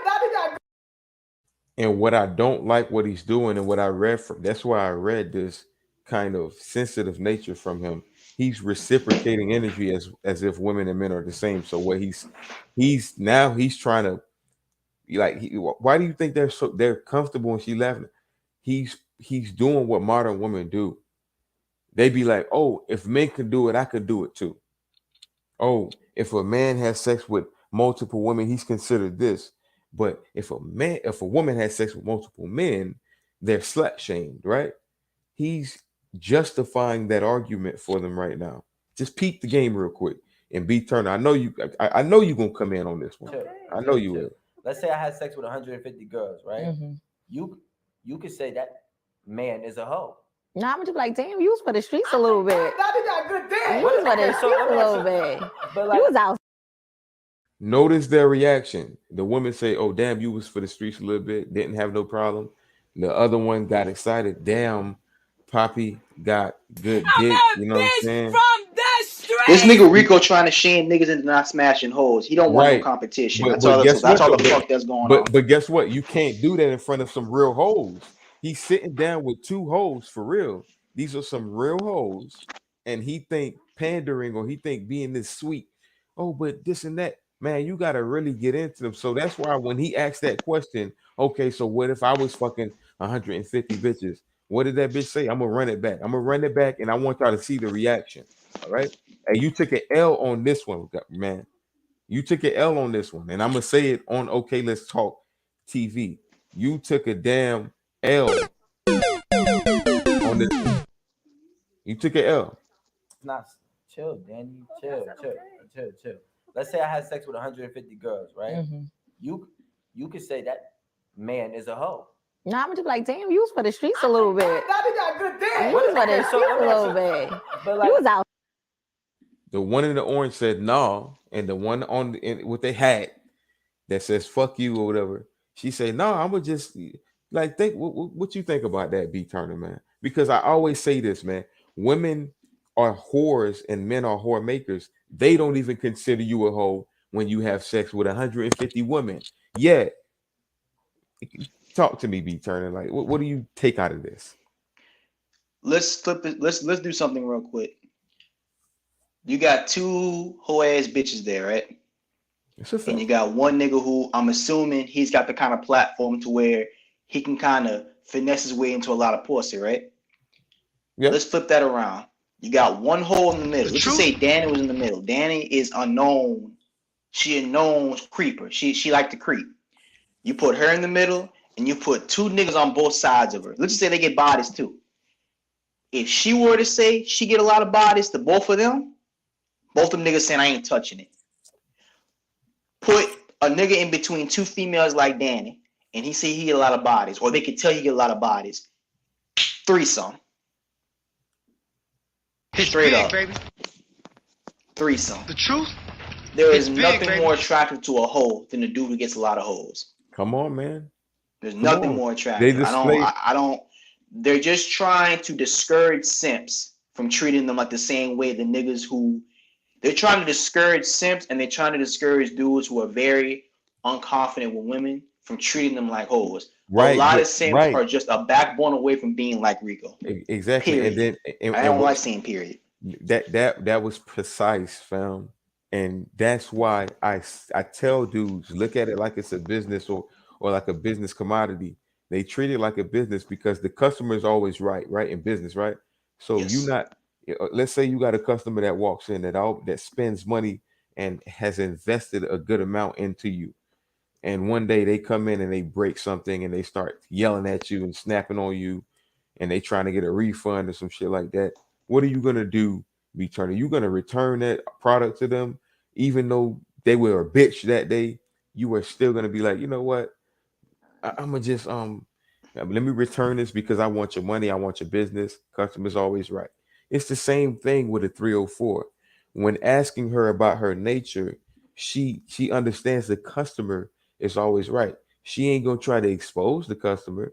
So why not, why not act the way she does? Why not acquiesce to what the simps like? Why not acquiesce to that?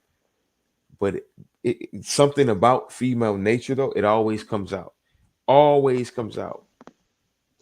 When you're around 304s, they are always going to expose themselves on how they act around a man that they respect or not. And they're not displaying respect for him in a sense, with game or whatever. Maybe he might be high value, but they're not really displaying too much respect for this guy because he reminds them too much of themselves. For one, he using the same language as them. I guarantee you, Rico, the kind of nigga who says it's the shoes for me.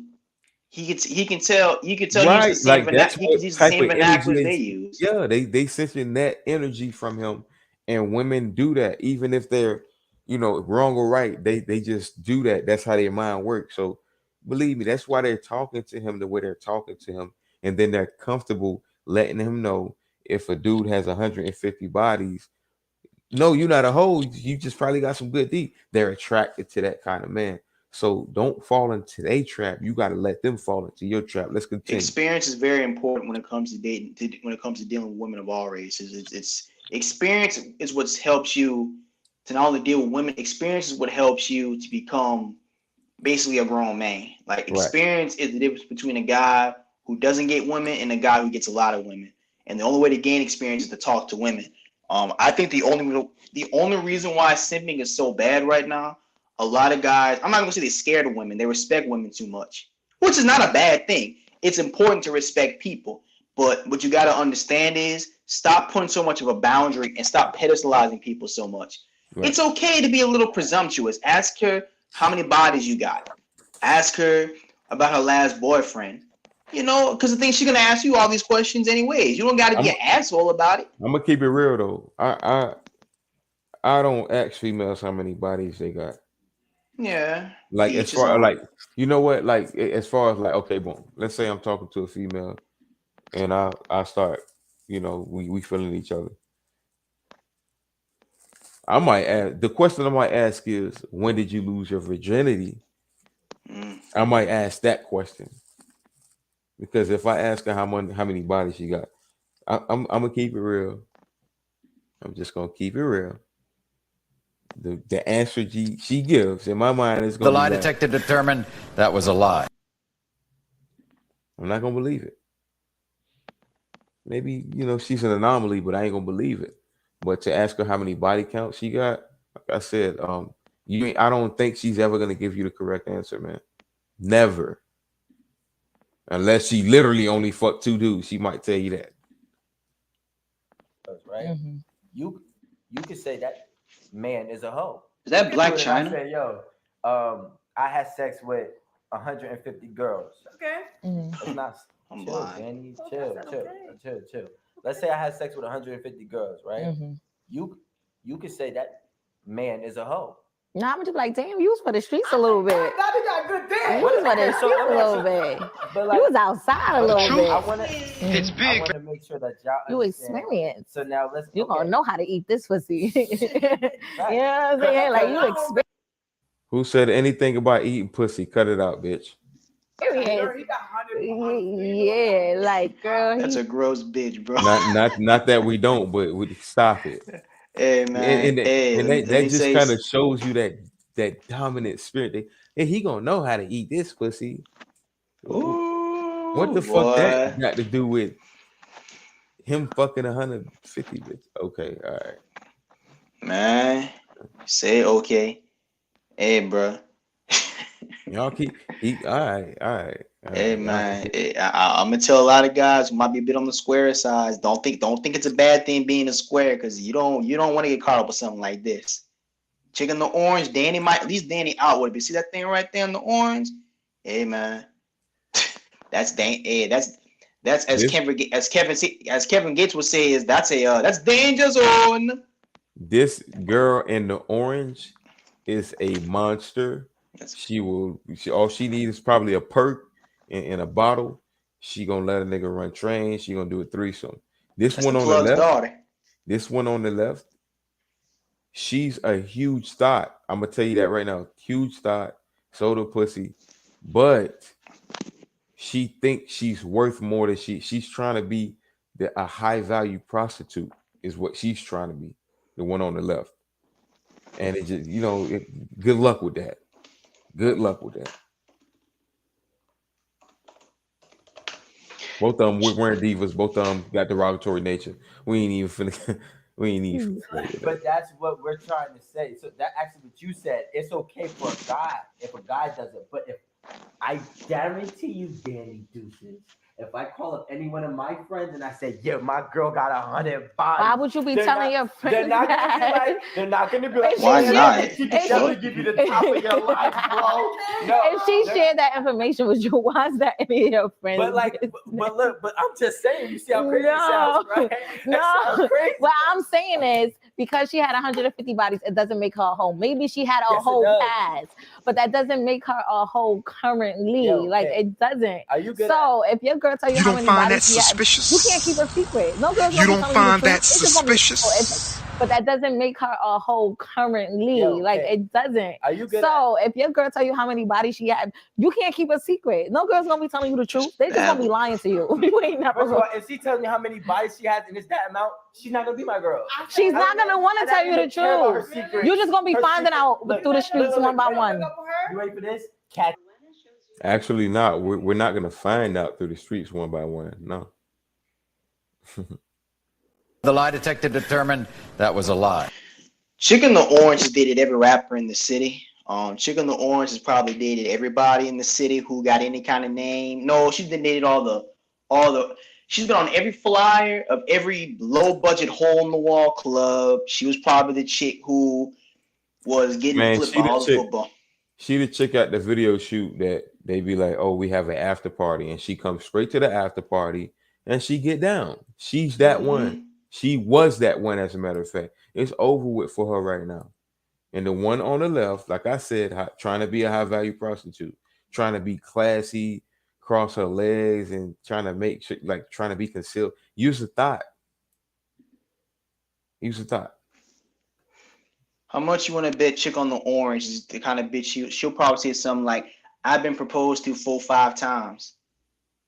I bet both of them will say that. Come on now. I bet both of them. I mean, I don't know about Danny, because Danny is just so unintelligent. Like, I don't see any. Wait, I don't see anybody of any type of intelligence taking her serious. Like, just hearing her talk, I don't know, bro. Like, I don't know how you can be around her. Like, I'm gonna keep it real. I feel you, man.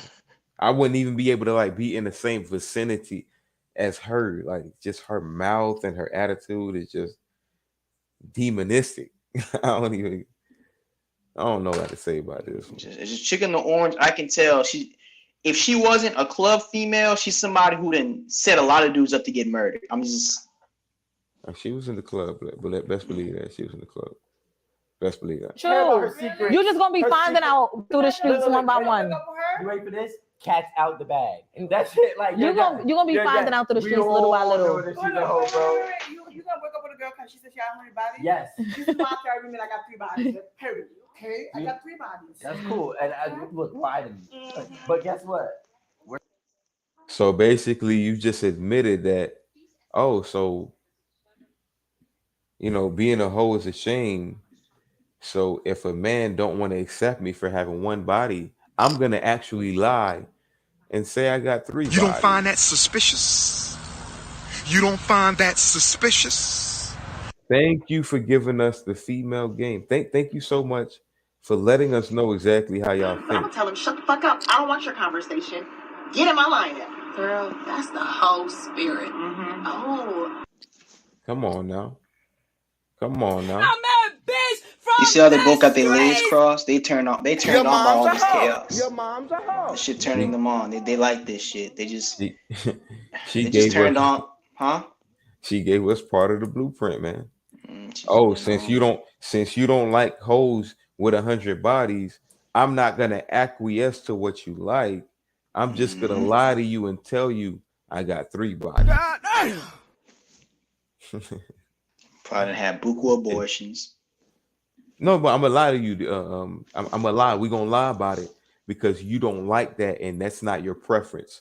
And because I'm mad that you don't like it, I'm just gonna lie to you. Hence, I'm going to manipulate you and force you to like me. The truth? Can I tell you something? If let's just say me and you were on this show. Let's just say me and OK Let's Talk TV had a show, and for some odd reason, we invite these. Even though I don't see you as the kind of person who invite people like this on your show. Let's just say that you was bored one week and you decided, hey, let's invite some hoes to this show. Do you think they would be talking to people like me? Not saying we all this big and bad. Do you think that just by the way we talk, do you think they would be talking to us the same way they talk to him? I guarantee you they wouldn't. I guarantee the kind of energy, like just the kind of conversation points we'd have, they'd have a little bit more respect for us than they would for a guy like this. They're playing with him. He's entertainment. Yes, sir. They love men like this, guys. They love it. They love when they able to get their points out, and it's bullcrap points, but he's allowing it, and he's also putting the sprinkle on the top of their points. Listen to him real quick, guys. Just listen to it. Well, we got to. We That's on it. Like You're gonna be finding out through the streets little by little. Wait, you gonna wake up with a girl because she said she had 100 bodies? Yes. She's a doctor. I mean, I got 3 bodies. Period. Okay, I got 3 bodies. That's cool. And look, why? I'm a bitch from the streets. That concludes that one. I mean, that sassy at what a chart at, guys. Where's that? Because I'm not gonna lie to you, they B Turner. Which one they fit?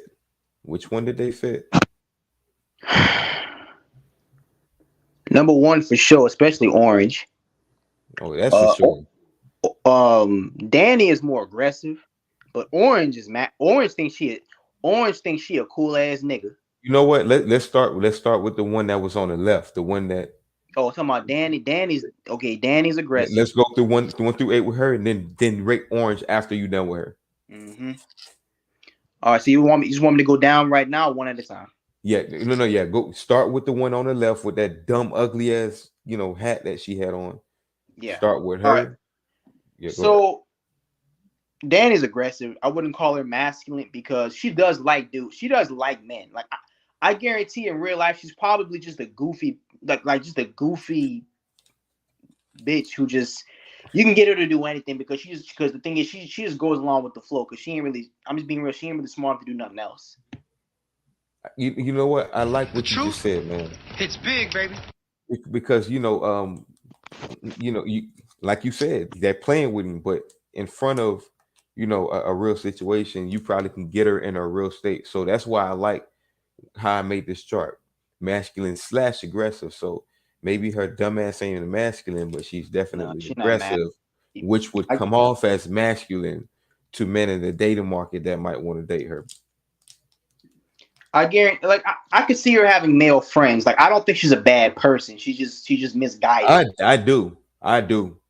You think she's a bad person? Like she might have set some dudes up. I don't know. The hood's a grimy I place. think she's a bad person. But number 2, argumentative. Well, no, I seen that video of her slapping somebody, so I'll say she's both 2. For number 2, there's a video of her on Instagram. She slapped somebody because the dude he fake slapped her on the booty. And she slapped him. She's both of them things. She's a big old hood rat, and she likes to fight. She likes to talk. She both likes to fight people. She'll fight somebody, and she's argumentative. Right, and they think that's cute. Black women think toxic traits that the modern black woman contain. They think it's cute to contain these traits. Let's continue. Do you think number 3 fits her? Nah, I don't think she's smart enough to be jealous of nobody. But the thing is, though, she was envious that men were able to have sex with Yeah, multiple women, yeah, you can say and that, then but she tried to compare that with why she should be able to be a hoe. Wouldn't that fall into the envious nature? a little bit. That's just it's definitely a little bit of dick envy. But You don't find that suspicious? I also think that You don't I find think, that like, suspicious? when it comes to other females, I don't think she'll be jealous because she's the kind of chick, she just throws it It don't. around. Whoever catches it, catches it. But I It don't don't. think she'll be. Right. It don't only pertain to females. It's just the Oh, but yeah, I traits, think she might have a toxic little dick traits. envy. That's simply it. Just the toxic traits, male, female, in life, all that. We dealing with all types of the borders. Yeah, she might have a little dick envy. So yeah, jealous. Yeah, both jealousy and envy. I ain't gonna lie to you. Okay, and I wasn't trying to force it, force you to answer, but I just wanted to be like, hold on, I swear to God, that was my main one of her. When she said that, I was like, oh yeah, number 3 fit her very perfectly. Yeah, yeah, you could say that. Maybe I looked at it different than you, but number 4, that's her. Like that's easy. That's easy. All she ever talk about is who gonna pay for her rent. That's all she ever talk about. Yep.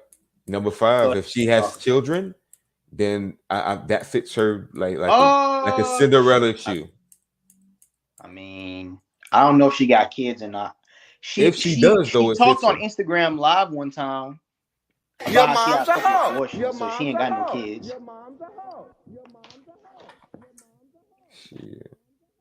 Number 6, definitely her. Definitely her. I can't even defend her on that one. Nope. There's no way you can take away from it. No accountability. It's always correct. That one. Number 6 is definitely her. Because the thing is, you'll tell her, okay, a hoe is a promiscuous person. No, it's not. No, it's not. No, it's not. Anything. No, it's not. Right. Like, no, it's not. Shoot, man. Good bread, man. We're good bread. Man, good bread know how he's. Man, good bread know how he's. Man, sit down where I'm from. At least the females where I'm from, they masculine. At least they talk like girls, man. I was just telling Good Brother today, man. New York females talk like men, bro. Like, oh no. Not only New York females, but Broward County bitches talk like. I heard y'all females sound like my females. Y'all man, listen, man, Broward County, man. I don't know if they're in a competition, but oh my God, I hate it, man. Yeah, y'all females sound like my females from where I'm from. Oh God, I hate them, man. Because you sound like you from. Because honestly, you sound like you could be from Baton Rouge.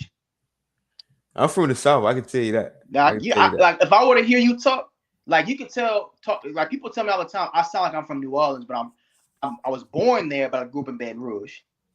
Okay. People tell me I mean, I'm just saying, like, I hear y'all females talk. Y'all females sound like they from New Orleans. Okay. All right, let's get back to it. Number 7, non-submissive, strong and independent. Extremely her.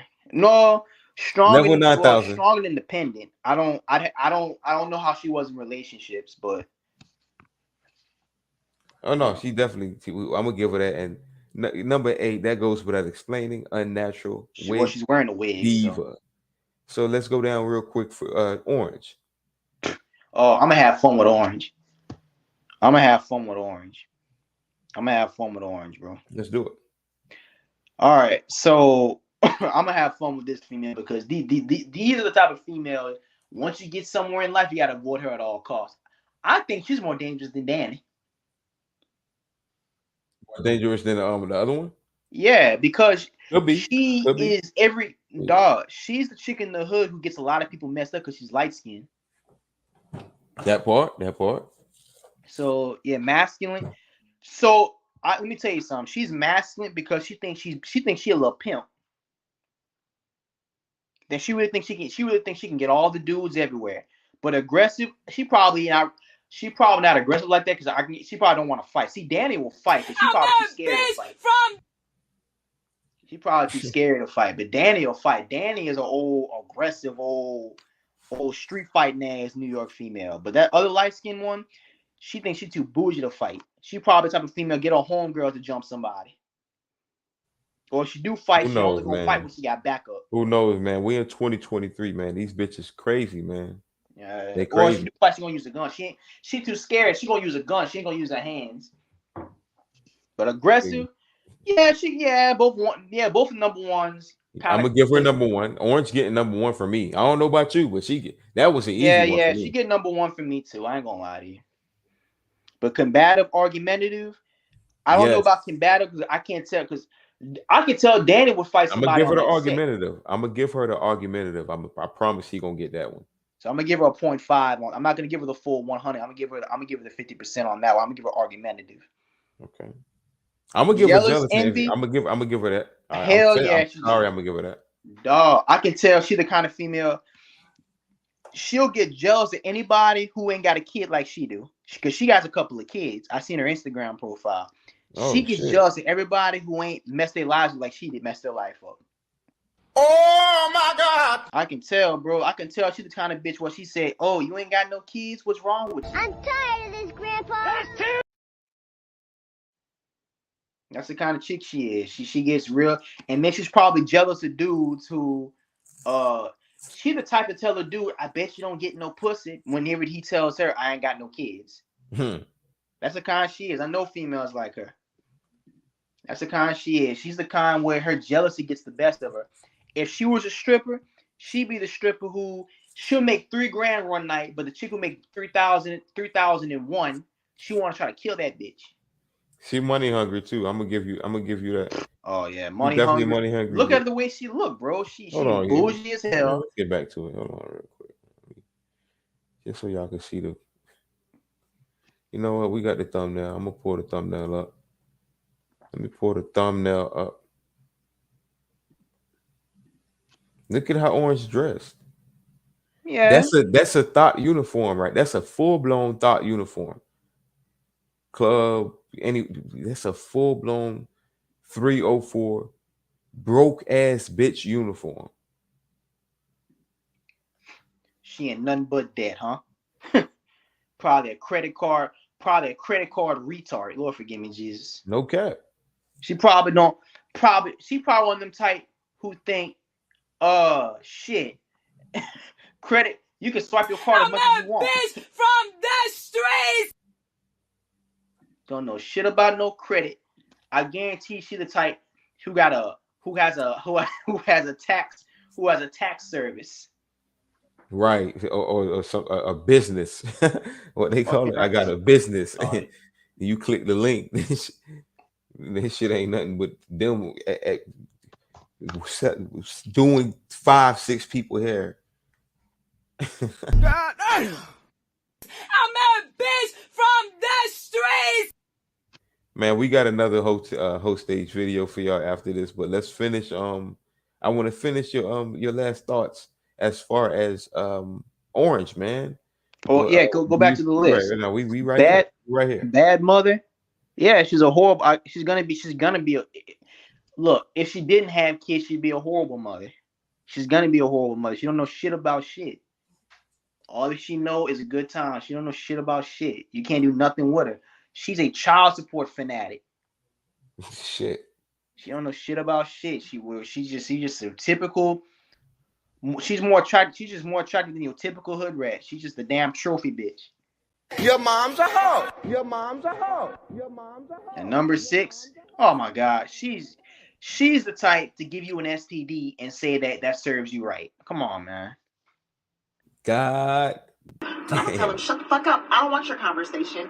Come Get in my line. Like this ain't nobody who got the kind of honor. Come on, man. Oh. God damn. That was always good. Correct. Why your credit cards always maxed out? How come you don't stop me?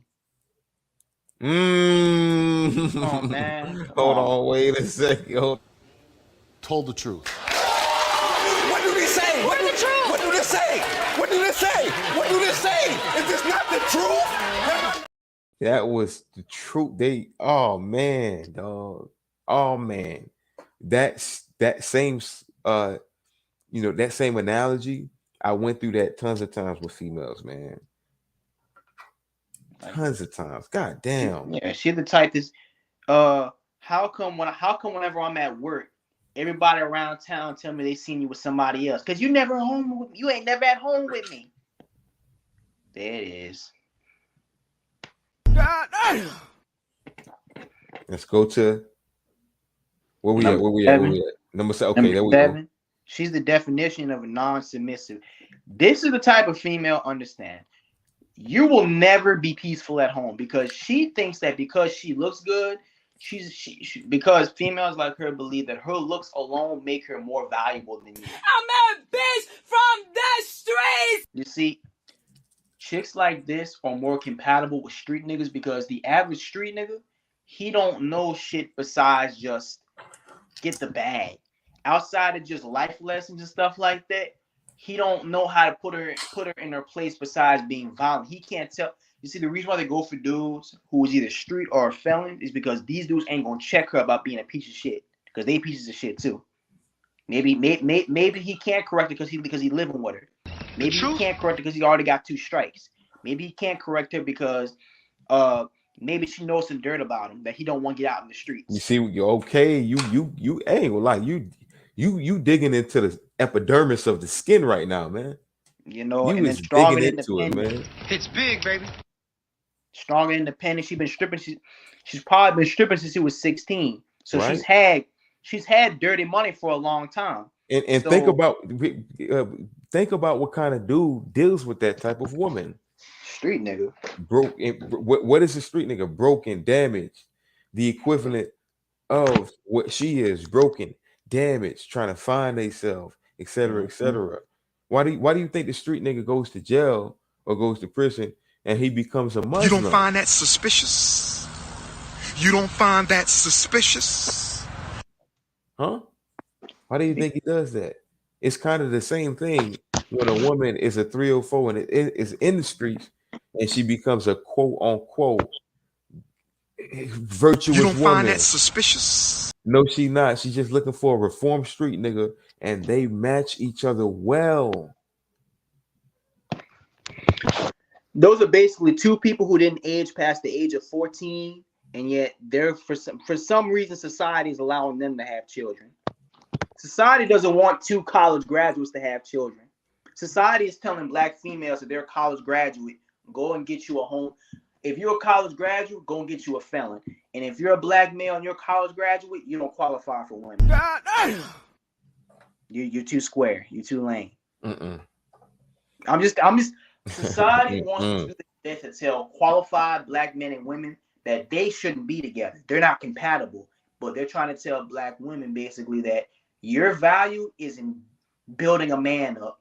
Your value. All I want to know is being the breadwinner for some nigga who don't got nothing going for himself. And they're telling black men, if you're going to school and if you work a 9 to 5, you're not qualified for no quality woman. You're not right. Where did that start to? Enough. And real quick, just to piggyback off of his point, how did that start? Where did it start? How can we have at least a little bit of a conversation of where it starts? During the late 60s and early 70s, when women thought, hey, government is giving us opportunities. Hey, the white woman is trying to be equal with the white man. So we should take that opportunity too and try to be equal with the black man. What does that mean? We get out of the house, take advantage of white government daddy's benefits, right? We take government, Section 8, we take the food stamps, we take the children, we take everything from the man, and now we compete with the man. So guess what? He's not good enough because we, quote, are on the same level. I can go get a job. I can go out there and do my thing. Oh, me and you are in a relationship and me and you had a baby? Motherfucker, I can take your baby, get your money, have my own job, get government assistance as far as housing, et cetera, et cetera. I could do all of that. And then I can try to find a man who I'm going to give my true virtuous, quote unquote, virtuous heart to. And he's going to be the one that I spend the rest of my life with, which is how they You don't think. find that suspicious? You don't find that suspicious? Right. They've convinced the black community that a healthy black family is lame as fuck. Pardon my French. They've convinced the black guys like Umar Johnson, who, honest to God, let me tell you something. Is Tolo in the chat? I want Tolo to hear this too. As much of an ass as Umar Johnson is, imagine if he worked for good. Guys like Umar could help end this shit. Umar can try. Let me tell you what guys like Umar can do. He can be somebody who encourages. Because the thing is, guys like Umar, their message is way more divisive than you think. He's basically trying to tell black men and women. That's basically he's basically creating a vibe by telling black women they ain't got to change, and he's telling black men that black women are too good for you. What guys like Umar can basically do is say, hey, successful black women, successful black men, y'all need to get together and make kids. Stop trying to go back to the hood and save people. Y'all made it out. Y'all have kids. You can't make gold with shit. You get what I'm trying to say? Like guys like Umar, if he actually had some damn sense, instead of trying to get people in an uproar, people like him can make a lot of change. God, even Derek Jackson, who's a complete loser. Guys like him could help. I'm not in this. They can help it. That guys like that, if they would use their platform for good, instead of just being hungry. It's big, baby. They could actually do a lot of good, but they won't do that though. They won't do it. They don't care. It doesn't affect them directly. You know, but I mean, I'm just saying, I'm the kind of person, I don't tell kids, I'm a sports guy. I don't tell kids who are 4- and 5-star athletes to go to shitty colleges just because they want to try to make a difference. I tell you to go where their success is at. I try to tell you to go where you'll be your most valuable self. I don't tell you to go to some shitty ass school where they don't have the kind of facilities to help you get better. They don't have the kind of coaching to help you get better. I tell you to go not just where you want it, but where you can grow and thrive. Fuck all that damn give back to the hood shit. The hood, man. I'm not going there. I was gonna say something about Nipsey Hussle. I ain't gonna go there. Let's save that for another one. Don't spoil them, bro. Don't spoil them. Don't do it because you know they guys. In case y'all don't know, man, BT is gonna be on the show a little bit later in the future.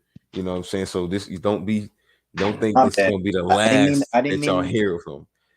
No. Listen to what I'm saying. Like he gonna be here, guys. He gonna be here. As y'all can see, the boy got the knowledge, man. The boy got the knowledge, man. I don't want him to spill all his juice for y'all right now. Do y'all deserve all that juice right now? You absolutely. Well, let's get into this video right here, BT. Let's get into this chick right here. This is a white girl. Oh yeah, I know I do my whole stages, and I've only been speaking on the black women, and I've only been speaking on the black women, but I've been sneaking in the modern women, which consists of all women, right? Let's get into it, man. We're gonna get into how the white girl think and how we can coincide it with just how hoes think, period. In today's video, I'm going to be talking about why you absolutely need a hoe phase and how you can execute it. It's the very facts method. Okay, so first of all, if you found love at 19 years old and you've been blissfully happy ever since, this video is not for you. Click away. But if you're single and haven't really embraced the hoe phase yet, or if you're with someone who you're kind of ambivalent about and you're wondering what else is out there, this video absolutely is for you. Keep watching. So you might be thinking, Fairy Thought Mother, why do I need a I needed to. Why did she have to connotate it by saying that? If you're single, like with females, that when they talk about their host, like when a man wants to be promiscuous and he just wants to have sex, be turned, he just say, "Damn, I'm just trying to look for some hoes, or I'm just trying to find some. I just want to have fun. That's it." He doesn't go into this.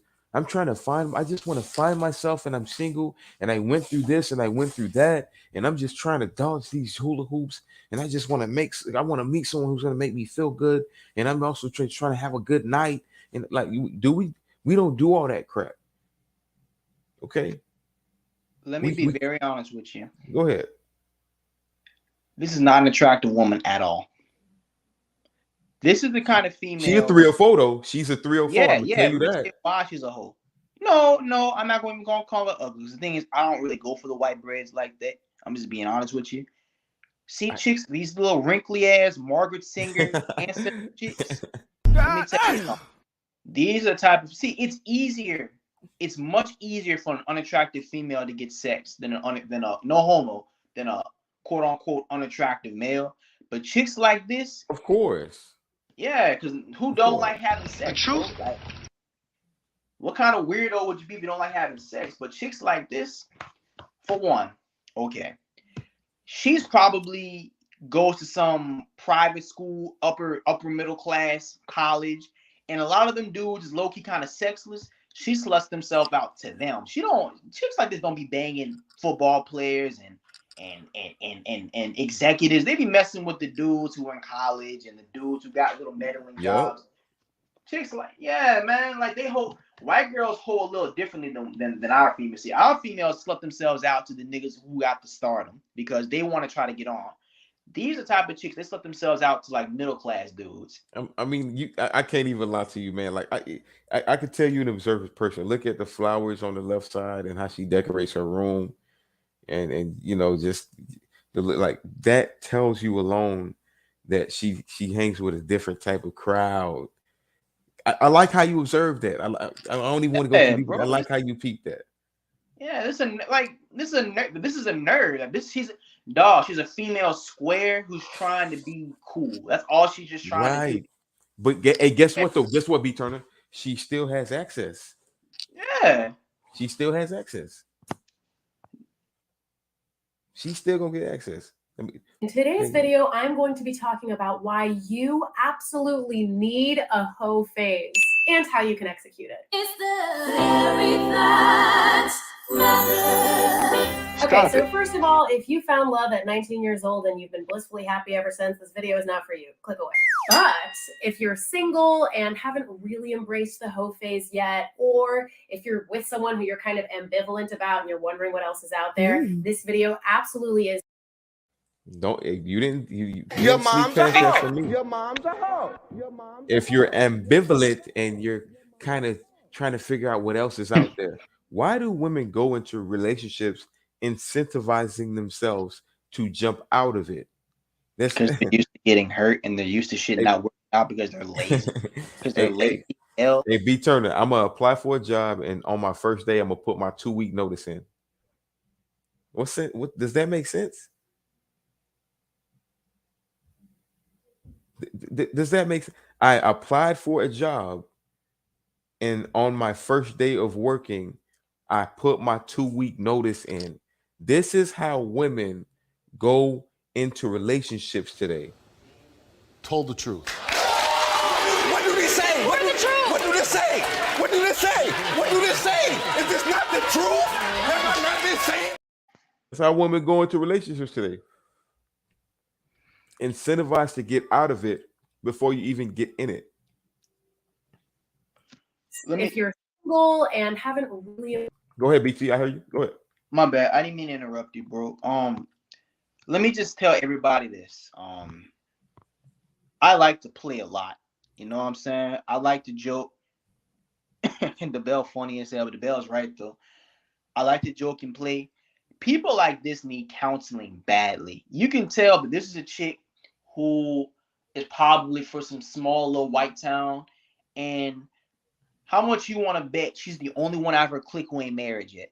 But don't get me wrong, the bell is right. She'll get married before our women do because they're Let me read what he said real quick. Let me read what he said. Guaranteed she would get married, a wedding ring before these two black women on the other show. Told the truth. What do they say? What do they say? What do they say? What do they say? Is this not the truth? Have I not been saying this? I bet my last dollar she would. Go ahead, my bad, bro. Didn't mean to interrupt you. No, you're good. It's just that people need counseling, man. And the thing is, you can tell she's doing this shit because either a dude broke her heart or, you know, either a dude broke her heart or know what else probably happened, bro. This is a white girl who I think she read a little bit too much of that feminazi stuff growing up. I think this is a little Margaret Sanger wannabe, a little what's that woman who flew that airplane called? I forget her name. I don't know. I ain't gonna lie Yeah, to you. I don't know. this little Susan B. Anthony wannabe. You know, she's I one of don't know them. her name. Yeah, man, but I could look her in her eyes. Look how tired she looks. She can't sleep. She cries herself to sleep every night. Then she got that bullshit in the back.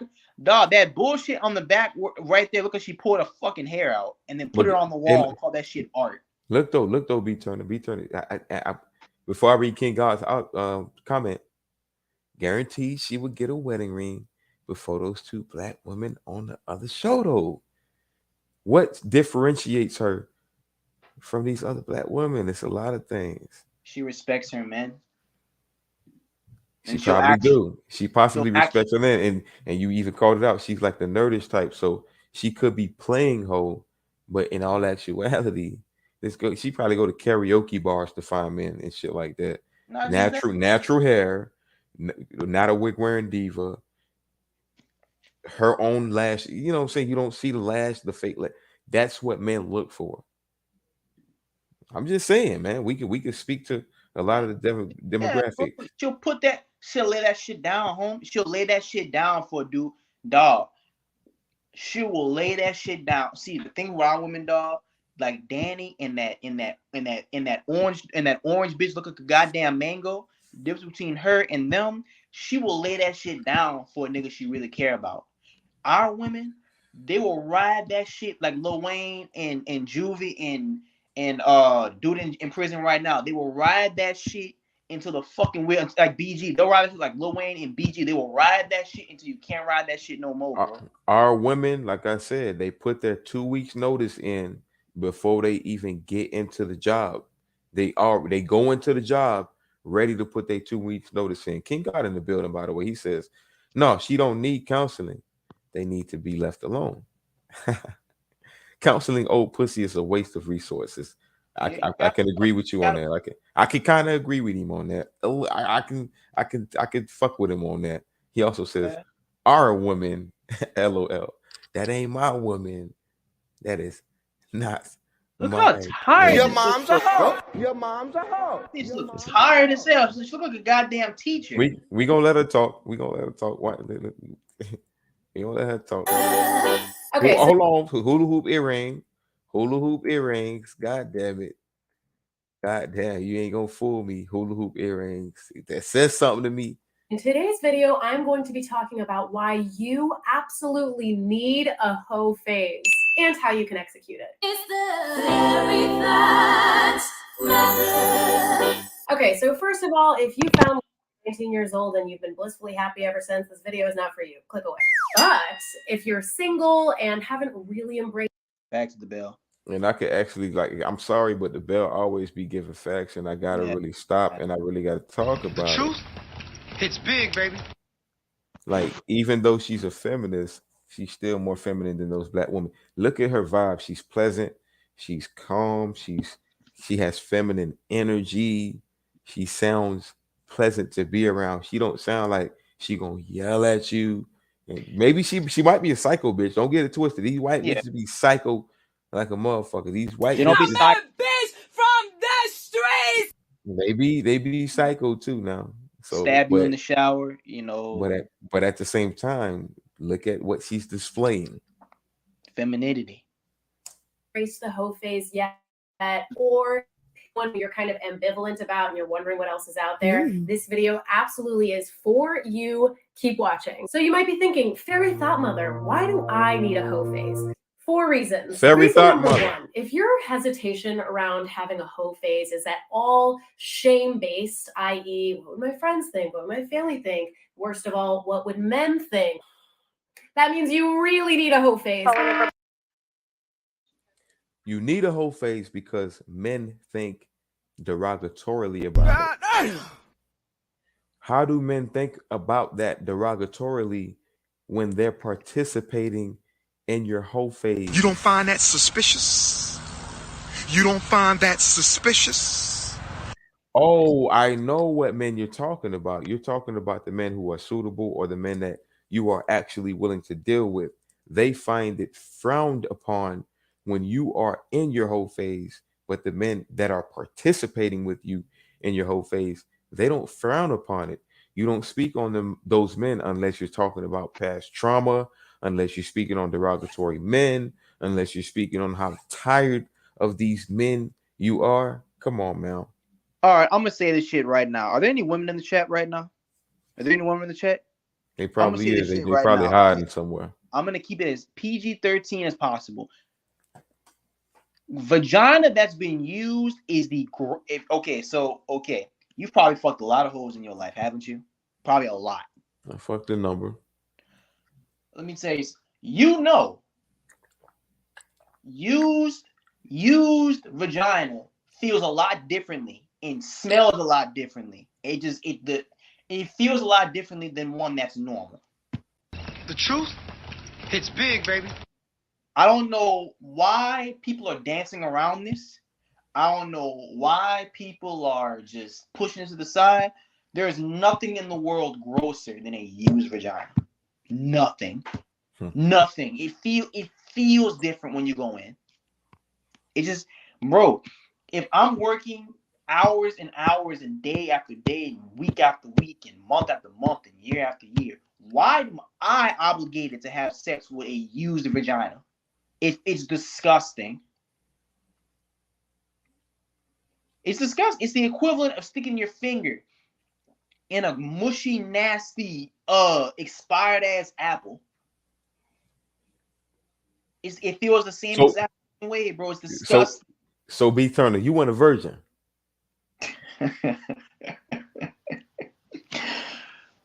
I was like 19 when I hit my first hole. I hit my first real Hold hole. on, answer the question. Answer the question first. Stop it. Get some help. Answer the question first. I was like, shit. I was like 15. Lost my virginity. I was like 15. No, I'm asking you. Do you desire a virgin? Do I desire a virgin? It'd be better for me and my family. Is that what you prefer? So that's what you prefer. I'm gonna be real with you, bro. Sexual experience it's great to have sexual experience, but the thing is, there's a limit on everything.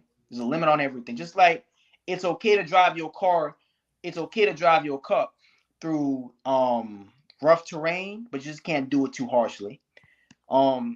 It's okay I don't have a problem with having sex. Just understand, once your body count really get over 40, or really once your body count gets over 20, stank pussy. There's a fine line between good pussy and stank pussy. Over 20? Shit, I was over. Boy, mine is over like. Okay. As far as like wifey and all that, like if I know, bro, and there's women out there like that, bro. There's women out there like that. There's lots of women out there like that. Your mom's a hoe. Your mom's a hoe. Bro, Danny and that other chick, let's just keep it all the way buck. They probably low-key on some escort type stuff. So all right, so hold on. Answer the question. So would you prefer a virgin or like what type of woman you prefer? What? All right, you know what? Let me ask the better question. What's the body count limit for you in a woman? 15. 15. So 15 body count. So and that's a lot. Honest to God. That's definitely a lot. That's definitely honest to God. But I wouldn't. Let me tell you like this. I'm sorry. 15 is the limit I'll have sex with. The limit I'll marry, 3. That's what I mean. I'm not talking about who you have sex with. Who I would have sex with? No, you tripping? No, my bad. Hold on, real quick. My limit. I don't know. See, that's the thing. If you're just recreational use and I'm just fucking you, I don't give a damn how many dudes you like had sex with. And what do I mean by that? What I mean by that is this: I'm not gonna ask you. If I want to know your body count, if I want to get to know that, then I'm actually trying to pursue you, which would only be the way or the leeway of me wanting to know your body count or caring about your damn body count. Other than that, I'm not gonna know your body count if I'm just fucking you. Like I ain't gonna lie to you. Like I just did that the other day. Like I just smashed the girl the other day. I don't know how many niggas she fucked. She could have fucked 2,000. But you know, me and you are busy men. We busy men, bro. We can't afford to have nobody at home who we can't trust. The reason why I say 3 is because beautiful women have options and successful men get beautiful women. So I gotta be realistic. A lot of successful men like me and you want these women. So I don't mind her having a little bit of experience. What I do mind, like, bro, you have to understand, man. Everybody in the chat knows Stank Cat. Come on, man. Right, stink. That's different. That's Stank Cat is something different. Hold on, let me. King God says virgins are better. It'll make me angry, bro. He's absolutely correct, and I prefer virgin. I prefer, a woman with all that. Oh, she's boring. Then nope. I want to train you. I got you. And that's cool too. But I don't really need a virgin. But I would like somebody who ain't been tainted. Right. You know what I'm saying? Yeah. That part too. That part. I'm with that too. I'm definitely with that. Okay. I don't mean to. Come on. Okay. You in your experience. You was 19 like me. Okay. I was 19. You've hit a chick who didn't smell good before. You've done it before. I did it. I'm not finna lie to y'all. I ain't finna cap with y'all. Come on, bro. I smashed a little bust down at a party. I was at Suno. I went to Southern and Baton Rouge, but I went to a party in Suno. It was Suno, New Orleans. Suno's in the 7th Ward, which is mid-city New Orleans. And I got with this chick. And a little hood bop, not much in the face, but the body was okay. Dog, I took her underwear off. Right. She made the room cloudy. So it just makes you angry. Like, come on, I'm a man, and I shower 2-3 times a day, and I go to the gym twice a day. How come you not clean? The most you probably do is dance, and the most you probably did was walk to the store because you ain't got no car. What you say? That pussy was stank? That mama pussy was stank? Hold on. All I want to know is why you always fussing when I do your hair. I don't want to be right here and stink. That's some demonic ass shit. She ought to be put in fucking prison for that, bro. I don't play that. That shit is wrong. And that looked like the project. That's a damn Section 8 house. You got all the time in the world to take a damn bath. Stop playing, ho. Kids don't lie. Kids don't lie. Hey, the bell. Wait, let me read it. He says, I will put 10K on the fact those 2 black girls have been to more funerals and no more niggas in the penitentiary than this white bitch. Right. You know what I'm saying? Like, and that speaks to a lot of, of the nature when it comes to the cultures that we deal with. Passport bros are dealing with different cultures because they didn't have more abortions than this chick. What, the white girl? No, them 2 black females didn't have more abortions than I was about to say, because black women are leading abortions in America. I'm saying they've had buku damn abortions. Especially Danny. Danny was bragging about her having abortions. Danny is a real Danny is a female street nigga. Let me get back to this 304 real quick, man. Let's continue, man. Before we get off on her. Worst of all, what would men think? That means you really need a hoe phase. Calling in for backup. This woman needs a hoe phase. This woman needs a hoe phase. Your hesitation around having a hoe phase is at all shame-based, i.e., what would my friends think? What would my family think? Worst of all, what would men think? That means you really need a hoe phase. Calling in for backup. This woman needs a hoe phase. This woman needs a hoe phase. Why? Because it means that internalized misogyny is dictating your dating decisions. And I knew she was gonna go there. I knew this motherfucking bitch was gonna go internalize oh man, Source being in the fucking building. What's going on, man? Hey, what's going on, everybody? How y'all doing? You're good. Happy New Year, my boy. Happy New Year, man. Hey, peace of the gods, man. That's what I'm talking about. Had to take a little vacation away from the thoughts and the whatnot. The thoughts of thoughts. Had to focus on some crypto, set myself up, because shit about to hit up. Where you from? Yeah, I'm out here in Oregon, man. I'm from New York, but I'm out here in Oregon. Yes, sir. Yes, sir. Source, B Turner, Source. Hey, man, I just want to say, man, for all the young guys out there that don't have kids, I got like 5 baby mamas, so I just be dropping gems based on experiences of quote unquote failures, or for me, just experience, right? But people might call it failures. But this is the deal, man. Pursue virgins and relentlessly be like content about that. Don't let nobody make you feel some type of way.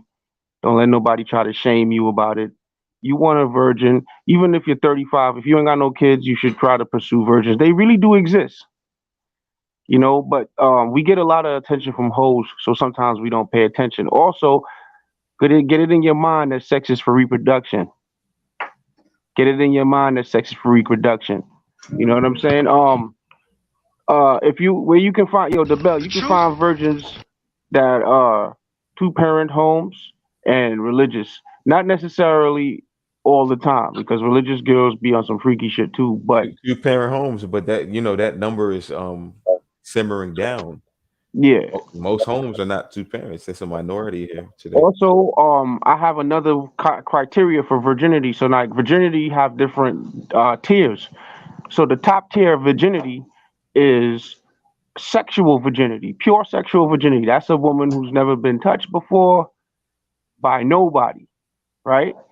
Then you got virginity in the second tier. That's like racial virginity. You know, like she could be, like, for example, I'll fuck with white girls, right? So I don't fuck with no white girl that got a history with a black man, right? If you're a white man, you fucking with black woman, don't fuck with a black woman who been with another white guy before. In that pattern. Why I say that is, say it again? My bad. Oh, yeah. And the reason why I say that is because the word virgin is basically a pattern for lack of density. It's like a word we use to say there's a lack of a certain kind of density, like sexual vibration. She's not impacted on, impressed upon. So if you're not in the position to find girls who legitimately ain't getting fucked by different people, and sometimes it's you, it's not just them, right? It's you, meaning you don't have the criteria mentally, you don't meet it economically, you don't meet it. But it's not so much economics. It's like a spirituality. If you don't have that vibration, you probably not gonna ever get a virgin girl to be interested in you, because you're gonna scare the shit out of that person. But your best bet is to go through these little criteria. Like, yo, if you a black man, you messing with women of other races, you want to mess with women of other races that ain't familiar with your kind of black man. You get what I'm saying? It's like you want something, you need to be rare to that woman. You need to be rare. You can't be like her little brother. You can't remind her of her dad. These are the things. This is why virginity is important. It's not just about the smells and the sex and all that shit. It's a whole bunch of other features. Also, when you messing with women, right? If a woman got like 200 bodies, now you remember they never take niggas serious that take them serious. So all her life she could be just riding through niggas, riding different dicks, and never took one of them niggas serious. But 5 of them niggas probably took this bitch serious. You got one nigga in jail thinking that he still got a relationship with her in her mind. He about to come home next month. The truth? You dating this It's bitch, big, baby. right? Yeah, it's not just about all the chemicals too. It's just so many levels of what a woman's lack of virginity can do in your life. You could have, for example, in my existence, it's out there. There's a white boy telling people he angry enough to come hurt my child and me and take his woman back because I'm with his ex-girlfriend that he didn't do nothing with. You get what I'm saying? So you got to be careful with where you messing with these women, and why is it's safer for you to be with a woman that's not attached to nobody, that there's nobody whose chemicals is living inside of her, and some nigga didn't eat her vagina out, and now she's living inside this nigga, pheromonically speaking and shit, because that's how it works, man. It literally be some nigga out there, his heart be beating and shit, he be sweating, nigga, nigga just be creating shit in his mind, and these bitches is living without a clue, man, and so. Let me ask you back in? something. Yeah. Let me ask you something. Can you hear me? I can hear you. Yeah, man. So you have a lot of experience, man. How old are you, if you don't mind me asking? I'm like 38 years old. Oh, congrats. God bless you, man. You have a lot of experience, bro. You have the kind of experience, even though, well, first off, congratulations on your children, bro, because I'm sure you've gotten enough flack from everybody else about having multiple children. And with that, I'll tell you this: once they get here, I'm sure you've already taken your lashes about having that many kids, but I'm sure you're probably taking the necessary precautions to take care of them, But it's obvious to me that you're somebody who kind of understands people socially, but I think the big problem in the black community is, man, a lot of young black men who, even if they are successful, they don't really know how to attract women. Not because they don't have, not because they're weird or they're lame, because a lot of young black men are struggling socially to attract a lot of women. What is your advice, per se, on how these guys can go out with their credentials? What is your advice on how they can go out and make themselves more visible and more of a what's your advice for them to go out and be able to attract more women? You know what I'm saying? If I don't mean to cut you off, but I want to say this, man. We don't have to do any more. You understand what I'm saying? We don't have to do any more. It's not our faults that they've readjusted their minds and their nature to be in opposition of us. So what we're doing is weakening ourselves. Right? You know, what we're doing is giving in to the enemy type shit. And to add to that, answering brother's question is this. The thing a lot of black men have to realize is that we are prized by many women on this planet. And the thing about growing up in these ghettos or in these urban factories where we're like boxed in, and we're boxed in on a biological level too, because we got 4 walls, most of us, and our houses is filled with estrogen. They got a lot of woman voices in them shits, and there's no way for us to vent or have our ways be met on a fair basis, or like a reasonable basis in the household. Just coming up from small, a lot of our perception of what women perceive us as come from our mothers and jealous sisters, or just thuggish bitches and shit. Reality is, women like us. Wherever I go, right, I know that women like me, and that's the first thing you have to realize, and then and stop believing in all the racial the black man's at the bottom of the totem pole of pickings and all that. That's not true. You got it. All them rhetoric that we got to get it out of our heads. One, woman like us, they want us. If they never had a black man, they're curious about us, right? Most racist women, most racial situations you see on the internet is because niggas don't know how to interpret a situation. Like the dude in Prospect Park with the dog, in Central Park with the dog, for example, right? Right. Like, niggas don't even know when a woman is actually just trying to hit on them versus when she being a Karen. And I notice that a lot because niggas have simpleton feminine logic put in their brains by women who want to keep them from expressing themselves genetically with other women. AKA, and I like what you just said. Let me boil it down for y'all. What he just basically said was, a lot of y'all don't have experience with women, and once you do have that experience, then you'll understand how to deal with them. Am I wrong when I said that? No, and the best thing to do is don't even worry about what she likes. Just really focus on what you want out of the situation. There we just go. keep projecting. And if you do that, then everything will fall in place. And if she's not in a place for you, she just gonna remove herself away from you. You see what I'm saying? So the real key is to just not lie. What do this say? What do this say? What do this say? Is this not the truth? Have I not been saying it? Go ahead. Don't go in the situation thinking, oh man, am I doing this right? Or you could be a bum ass nigga and still get with good looking woman, foreign woman, even American woman. You just have to know why you want the woman and then go and target her for that thing. And this is why I say know what you want from the woman you're targeting, so you don't create a bad memory in yourself to then down yourself because of that memory you create.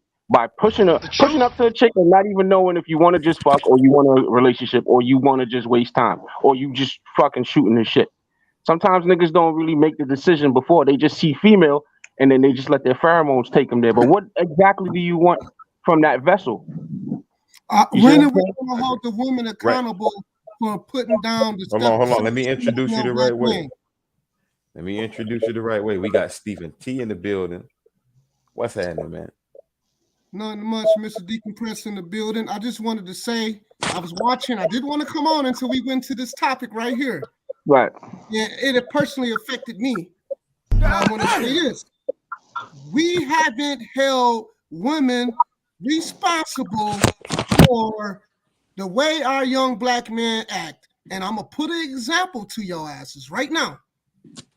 These little hoes is running around here talking about you ain't got shit, you ain't got a job, you ain't got a car. How the hell are you gonna be 16 to 18 talking to a kid, a young black man at the same age? We all know at that age, we don't have shit. We learning ourselves and we growing. The standard that these women put on black men is out of the fucking atmosphere. And nobody's calling that shit out. Baby. And they expect us to be LeBron James, Michael Jackson. They want us to dance like Michael Jackson. We got to jump up and down like LeBron James. We got to lay heavy dick like the latest porn star. We're held to a high standard that no man in this country or probably in this world is held to. And it starts with our women. From the mothers combing hair, calling people nappy-headed, all the way till we seen this fat, stanky broad put the child between her legs, knowing her pussy. All I want to know is, why you always fussing when I do your hair? I don't want to be right here and stink. You see that, man? No, if I sit in the house, my balls will stink. I had to go jump in the shower. She smell it. You think I have my daughter between my legs trying to do a ponytail or something, knowing that my nutsack stink? You don't find that suspicious? Yeah, look at this, man. I'm talking about this because a friend of mine, because he watched Mr. Goodbread show and stuff, and he got to telling me about the bashing of black women. And he got to saying how he kind of think Goodbread is insecure and this shit like this. And I straight told him, I said, yo, he's needed and he got to attack that shit because it need to be attacked. Now, if you want to sit down and talk about the black women that did good, go start your platform and go do that. But I don't have time. And none of us here should have to apologize. And none of us here, just because we black, have to defend all black women. Well, women in your side and a woman in your family. Brother Steve, I say, me, the where I'm at in life, personally, I don't even talk about the bad black women or the good ones. What I try to tell young brothers is that you got to realize that you live in a holographic space, right? And these women are the mechanisms that help graft that physical environment that you come out in your father's that spiritual choice, right? So we really just got to choose new wombs and portals. We got to objectify women and start looking at them as doorways or gateways to like a tomorrow, a future, whatever you may have, right? And we just got to bypass them. This idea of being loyal to race and all that, first of all, race only come from men. Race don't come from women, because I seen black women make white babies. I seen black women make Chinese babies. I seen Chinese women make black boys. You wouldn't know their mama Chinese unless they tell you. You get what I'm saying? So the idea of race don't come from women, because women are universal. They could make anybody's baby, right? So one, we got to get rid of this racial loyalty ideology that niggas like Dr. Umar and shit be putting, because all that's doing is just forcing niggas by way of culture to grow up and mate with the same kind of woman over and over, while blaming and making enemies of people who really just existing and surviving and dealing with you, because your ass is savage. And when you savage, what you got to do? You got to contain a savage person and their energy. And this is where most of our suffering, our unhappiness comes from, is that we come from savage holes, literally savage vaginas, and each generation of us is a dick trying to get out and find a new and a better egg. And we got to stop pretending that that's not that's because that's what we're doing. We're looking for a better egg. Normal. We shouldn't. Most of us mating with our own damn mothers and sisters technically, and then wonder why our children come out moving retarded the way they do. You know what I'm saying? Think about niggas in Chicago and places like New York and shit. Niggas don't even. Each of us as young men, we know a nigga, 5 or 6 niggas in one neighborhood that don't know who their dad is, and these niggas be fucking random bitches who also don't know who their dad is. So it's a biological problem more than it is a problem of attitudes and sentiments and shit. You know what I'm saying? Find that And suspicious? The only way to get out of this shit really is to just mate with somebody that don't remind you of any woman you know. Blow It's the just shit like up and start all over. Yeah. That being said, let's get back into the video real quick, guys. And we gonna anybody let me know. I'm fall back. I gotta go do some homework. And God bless y'all. Be safe. Great chat. Yes, sir. Yes, sir. Yes, sir. Tune in, bro. Tune in. Hit the like button, man. All right, for sure, y'all. Yeah, let's get back into the video. Pause it anytime y'all got any discrepancies, guys. And that is not cool. You can have fun too. It's okay for women to have casual sex. It's okay for women to have casual sex. It's okay for women to have casual sex. I'm a bitch from the streets. Girl, you gotta give it to yourself. Reason number 2, I don't think people talk about this enough, but I think when you get used to being forward and open about what you want, when you get used to making the first move, this will make you more confident when it comes to, you know, making new friends in a new city, walking into a bar by yourself and being like, oh God, who the hell am I going to talk to? Walking into a bar by yourself and saying, oh God, who am I going to talk to? You don't find that suspicious? You don't find that suspicious? But then as soon as you get drunk and have sex with somebody, then you're going to play victim. But besides that point, besides the Me Too movement, what is that about, guys? Do you think that's suitable for women today to be walking around in clubs, getting to know, making friends, and doing all this? You know, slutty. I don't mind it. I'm not mad at y'all. I'm not mad at y'all ladies for doing that. But I want to ask the men on the panel, what do y'all think about that? Good. Can I go first? Because I got a couple sales of truffles I gotta do. Go ahead. I just I don't have a problem with a bitch. I like bitches actually.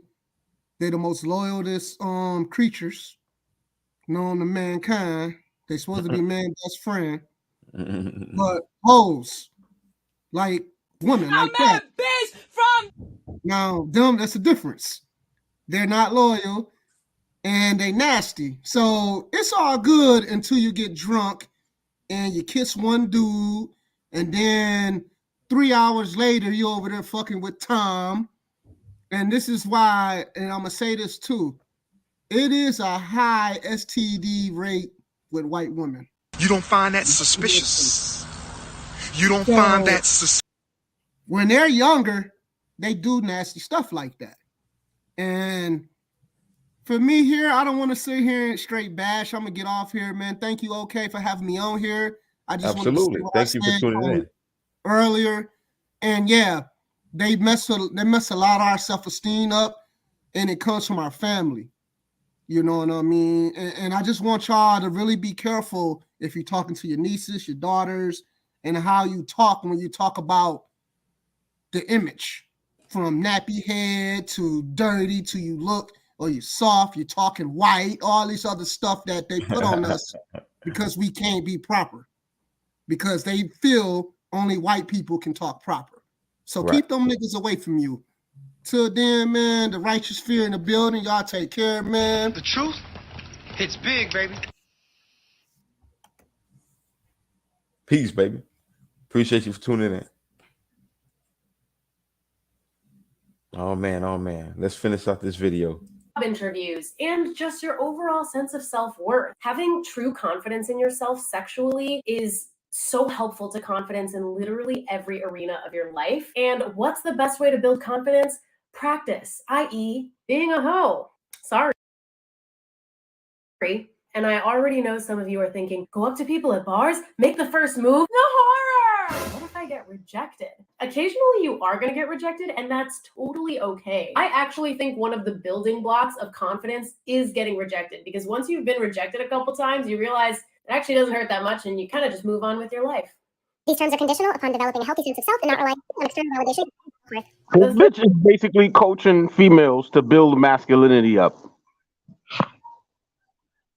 Monkey branching, point blank. That's all she basically training them the streets to basically suppress their estrogen and then build up their testosterone levels. Because that's what they're gonna do by being confident, by approaching so much dudes. By the time she's done, her testosterone levels is gonna be up. And she had the nerve to say that it benefits you in all aspects of your life by being a hoe. Come on, baby girl, you tripping, man. No, her perspective is the stimulation that she gets. She thinks she's mistaken the stimulation for growth.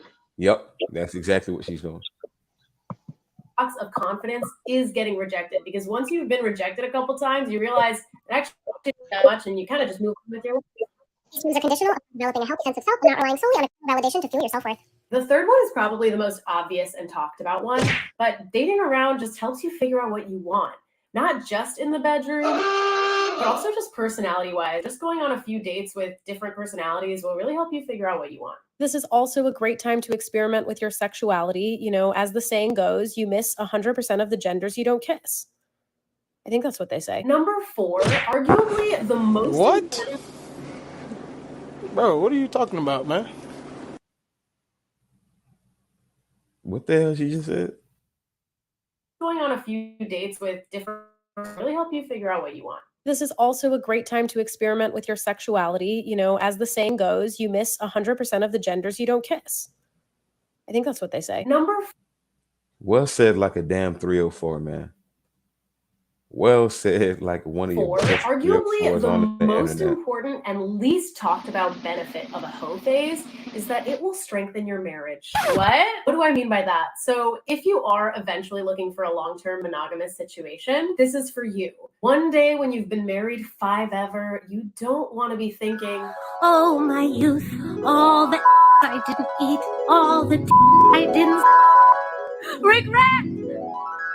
You don't find that that is suspicious? much less likely to happen when You don't actually find moved that around and suspicious? gotten that hoe phase out of your system. You won't have to wonder what that would have been like, and especially you won't end up idealizing it. So I'm not an expert, but I actually think this idealization of the hoe phase is a big reason why a lot of people cheat on their partners or feel super dissatisfied, because they're sat there wondering, well, what's out there? I never explored that part of myself. And then they end up jeopardizing their marriage for a sexy one-night stand that you really should have tried in your 20s. This is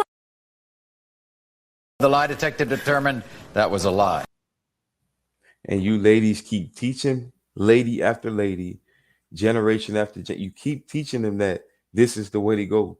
You are going to regret it. Soon as you find a man that you love that's willing to marry you, you're going to think about sucking penis, and you're going to start thinking about getting hit from the back and all this fucking bullshit.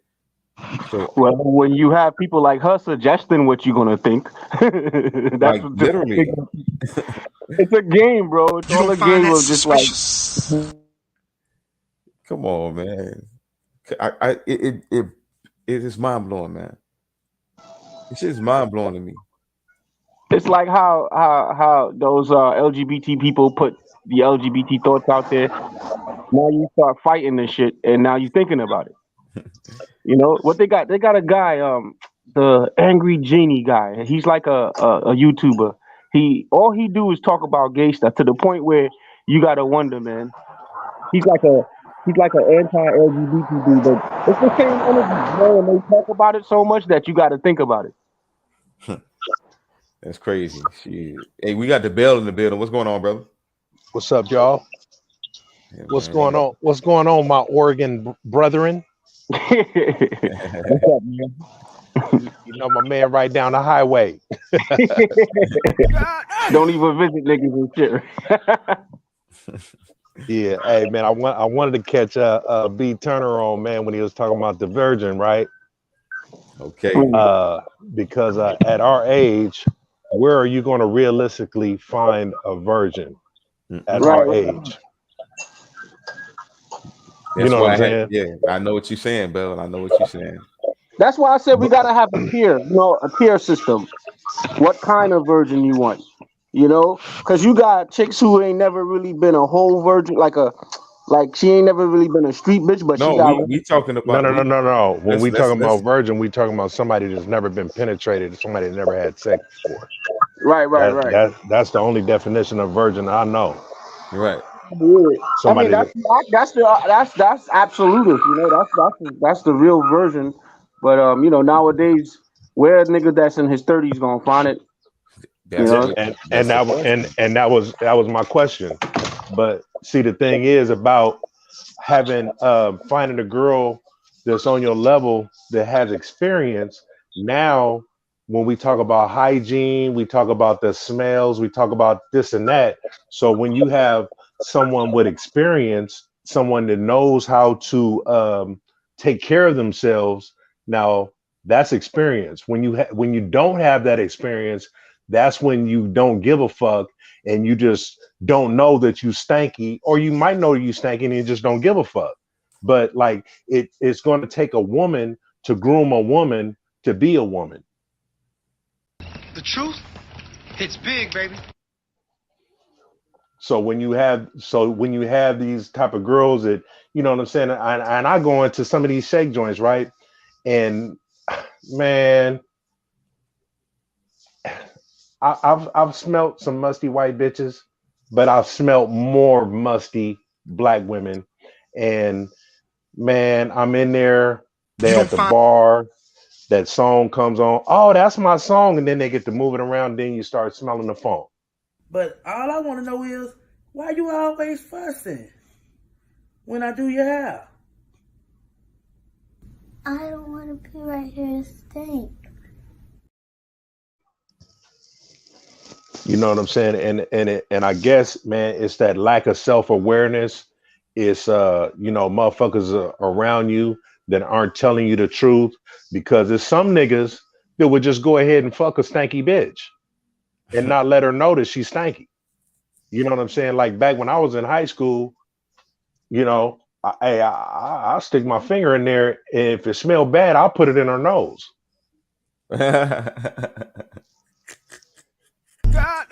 I'll make her smell exactly what I'm smelling. You know what I'm saying? So, I mean, you know, it's some people that just ain't honest like that. And, you know, you got some niggas as thirsty as a motherfucker, just want some pussy and just to put their dick in anything. And you ain't doing her no favors. You're just trying to get one off. But then you're going to talk about her later. You know what I'm saying? A lot of times, man, these girls have been raised in the woods by these single moms that don't give a fuck about them, that neglects them. They out here chasing dick, they out here chasing drugs, or whatever the case may be. Hey man, we ain't gonna run into no perfect bitches. Ain't no perfect bitches gonna be knocking at our door. So therefore, you gotta have something in you that's gonna teach them and groom them as they come. You know what I'm saying? I mean, you know, you assess the damage, whether or not you want to invest all this teaching and time or whatever into whatever you know, whatever you plan to fuck with. But you know what I'm saying? You assess that, but you're going to have to do some grooming. You're going to have to do some teaching. You see this the white bitch that, you know, doing this little tutorial, you know what I'm saying? When she even said some shit on there, and then she questioned herself. So this is not authentic. The shit she's saying is not authentic. She questioned herself as she's talking.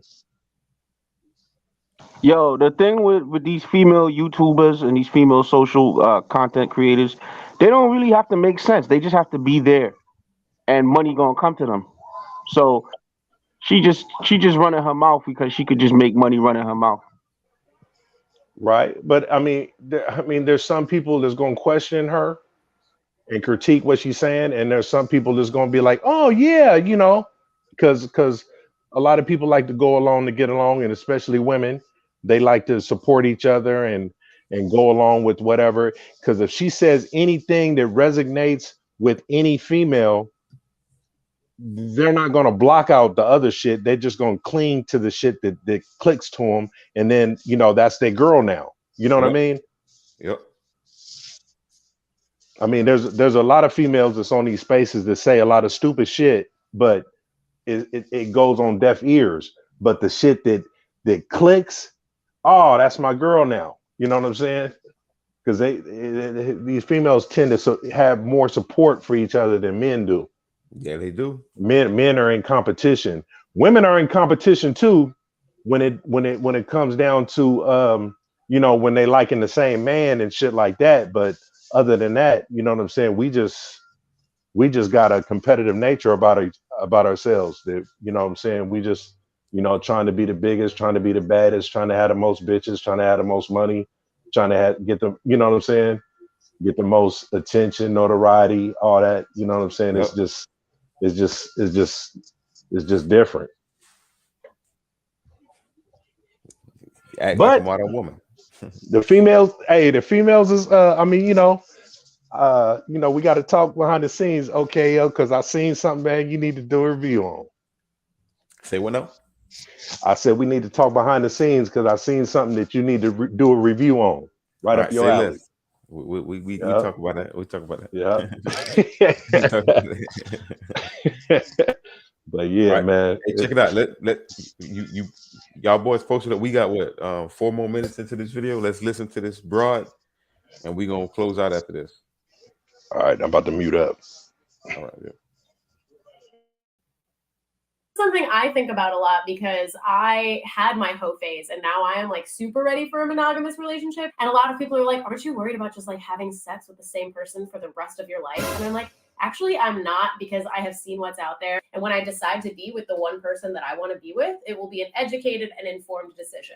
And I'm sick of the hoes, honestly. Okay, how to execute on your hoe phase. So number one, and the most important thing, this is in line with a common mantra that I mention in most of my videos, trust your gut about who you're really attracted to. This is your moment to throw away all that shitty advice about, well, you know, just wait for the spark. Maybe it'll grow over time. No, this is your hoe phase. Give yourself full permission to just go for people that really make you want to rip their clothes off. I need y'all opinions on that. I need opinions on that. Hey, she's keeping it 100 on that, because we already know that through our high school years, through our college years, man, these bitches, they busting it open like a motherfucker, doing their thing, and especially in the white from the streets. Especially with white girls, you know, man, you see it down there at Lane and U of O down there, man, these bitches going to parties, fucking whoever, fucking however. But then you always hear about after college, somebody's getting married. That's true though. You know what I'm saying? A lot of them, they get it out the way, and then, you know what I'm saying, they start getting serious about life and they start tuning in. You know what I'm saying? I mean, you know what I'm saying? They start doing, and that tradition starts kicking in, especially those that came from, 2-parent homes. They already know the mold. Right. She looked like a quote good, like I said, quote unquote, good girl. She looked like a quote unquote good girl, but she's just dabbling into her bullshit right now. That's because she unfamiliar to you, because you ain't white like her. But best believe it's a lot of white dudes that's reading this bitch as a straight up hoe. I mean, I ain't white, but since I've been fucking with them, I could look at her and tell she a hoe. And she probably one of them chicks that had a bum white boyfriend when she was like 15 or some shit. This nigga was like 25, giving her all the drugs and shit. Who said it? Who said a good girl ain't a hoe? Yo, if you have if a woman had sex with somebody that's not her husband, she's a hoe. That's the bottom line. Who that's says the simple truth. But who says a good girl ain't a hoe? Right. I mean, to me, a good girl is like one of my daughters or some shit, like one of them motherfucking children. These niggas is once they out there and they start dating and fucking and shit, man, it's over. You know, that's the world. I'm not going to speak on the children right on this panel. Yeah, come for me, YouTube. Don't come for me. No, but as far as like this good girl shit. I mean, they still be hoeing too. Yo, my childhood and my youth, I can't. Right. My childhood and my youth has convinced me that all these women are out here doing them. That's what I'm saying. They try to convey it like, they're doing this good girl shit and they're trying to be the good girl, but they still do their thing. They still do. Dude, all they're doing is decorating what's already been going on and what's already been labeled as bad human behavior. They're just doctoring it up, using pretty you know, like ways to express it. You know, she's you know, she probably got on like netted stockings or some shit. You remember when bitches that wear netted stockings was all hoes? Now little girls be wearing that shit to go to school and shit, right? It's that's all they're doing. They're just like just renaming, relabeling, resourcing old hoe behavior, and then trying to pretty it up and make it look like it's them emancipating themselves, them being liberal. You know, it's just the same old hoe shit. She looked like her name is Samantha. I mean, you know, I mean, I don't really like use words hoe loosely like that because, you know, I try to put proper labels on things like, you know, like tramp and hoe is two different things to me. A hoe is somebody that's under some instructions and is trying to get some money. You know what I'm saying? Like with this girl right here, man, is you know, like and a lot of these girls, they just like a lot of the men on these YouTube spaces, they don't really have the experience that they're talking about. A lot of their talking points are learned and they're listened to from other YouTubers. You know what I'm saying? Because they so in tune with this internet. A lot of these dudes ain't really lived real life and been out in the streets and experienced, you know, different things, and especially women. You know what I'm saying? Especially like with, you know, when we got this so-called gender war going on, you know what I'm saying? To where everybody's antisocial and socially awkward and shit like that. A lot of these dudes really don't have experience with women. So, you know, you tend to call women hoes and sluts and tramps and whatever the case may be. So you mean to tell me within all the sluts and tramps and hoes and shit that these niggas experience, none of them has experienced a good woman? That's why I asked that on that live. Facts. You know what I'm saying? Like you haven't experienced like one good woman throughout your whole sexual resume. And if that's the case. And the thing about it is, when we do get the good woman, we only find out until we fuck up because we were so accustomed with all the dumb bitches. You know, that's usually how. I mean, yeah. So if you don't know how to identify one, I mean, like, it sounds like everybody know how to identify that 304 or that tramp or that whatever, right? So then you know what to avoid.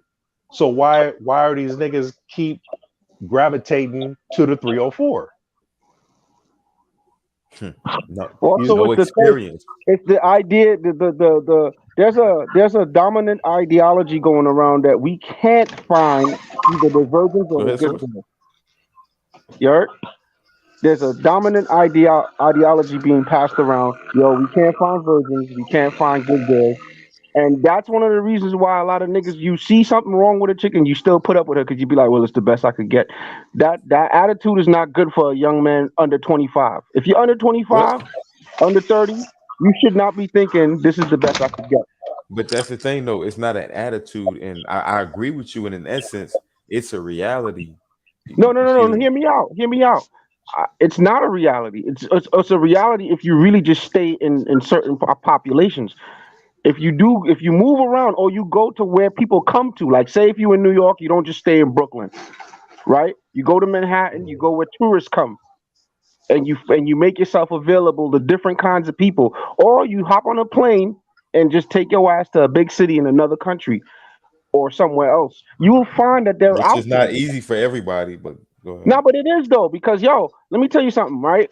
I'm a West Let me do it. Let me do it. I want to ask this question. It's for both of y'all. This question is for both of y'all. How should a man think today? Is a man wrong in thinking MGTOW as far as this? He knows today is not most likely a lot of virgins, and you got to understand women. You got to get in the field. Or should a man have a little bit of hope or whatever it is, and think with a little bit of faith and try to find that virgin that he's so anxious to find, or whatever the case may be? Which one? Go ahead. I want y'all to answer that. Yeah, I believe. Oh, sorry. You want to go ahead, bro. first? Go ahead. My position is this because of experience, right? There's Russian No, hold on. I want you to answer which should the man go for? What kind of route should he take? The route where he knows there's not virgins out here and he got to know the game, or should he put it in his brain like, I'm gonna manifest this virgin and I'm gonna fight for that? Like which route should he go? The route he should go is understanding where he is. So when you say around here, there's not that virgins, like whatever he's experiencing, that's his norm, that's his contemporary, that's his zone. He need to get out of his zone, because if you have in your imagination the planet is big, there must be something out there. Then you have to think beyond the zone you're in, and the problem is we're too local mentally, we're too local habitually. We're not adventuring anymore like we used to as men. That's hence why the world have all these cultures that look like the motherland culture. Because there was a time when us men would just leave. Shit ain't working for you where you at. You need to go somewhere. There's other people on the planet. That means there's other vaginas out there, and we really gotta upgrade our mind from that local way of thinking into an international way of thinking. And it's not just a passport, bro. Rhetoric. They're out there. They're out there, but we're not out there. And we're only hearing shit from an echo chamber, because guess who's the females talking their shit? The ones, see, when we on the internet talking about our bad experiences to try to help each other out and to calm each other down so we know we're not crazy, because they gaslight us a lot where we think we're crazy, right? Now, because we see other men in other regions in America, in diaspora, saying the same thing, that we know the shit got to be true. So now we know where we coming from is not a good place, but where we want to go is what we need to be focused on. Okay. You know what I'm saying? Okay. The Bell, what you remember the question? As far as let me see. I could re-ask it basically like, what would you advise men, or what do you think the route should be for men? Should we have a mind state where we know that it's not a lot of virgins out here. We know it's not a lot of traditional quote unquote women out here. So we should get in the field and just maneuver how we should, or should we have it in our brains that there's hope out there? Okay.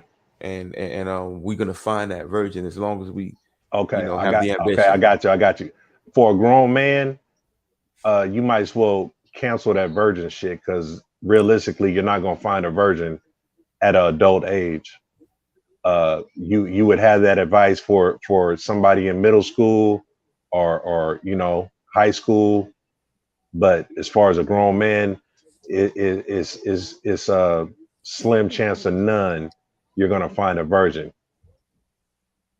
So you need to be realistic and hopeful in finding somebody that's suitable for you, that has some experience, that has learned from their experiences, that that got some morals and principles, and that that have learned from their mistakes, just like you.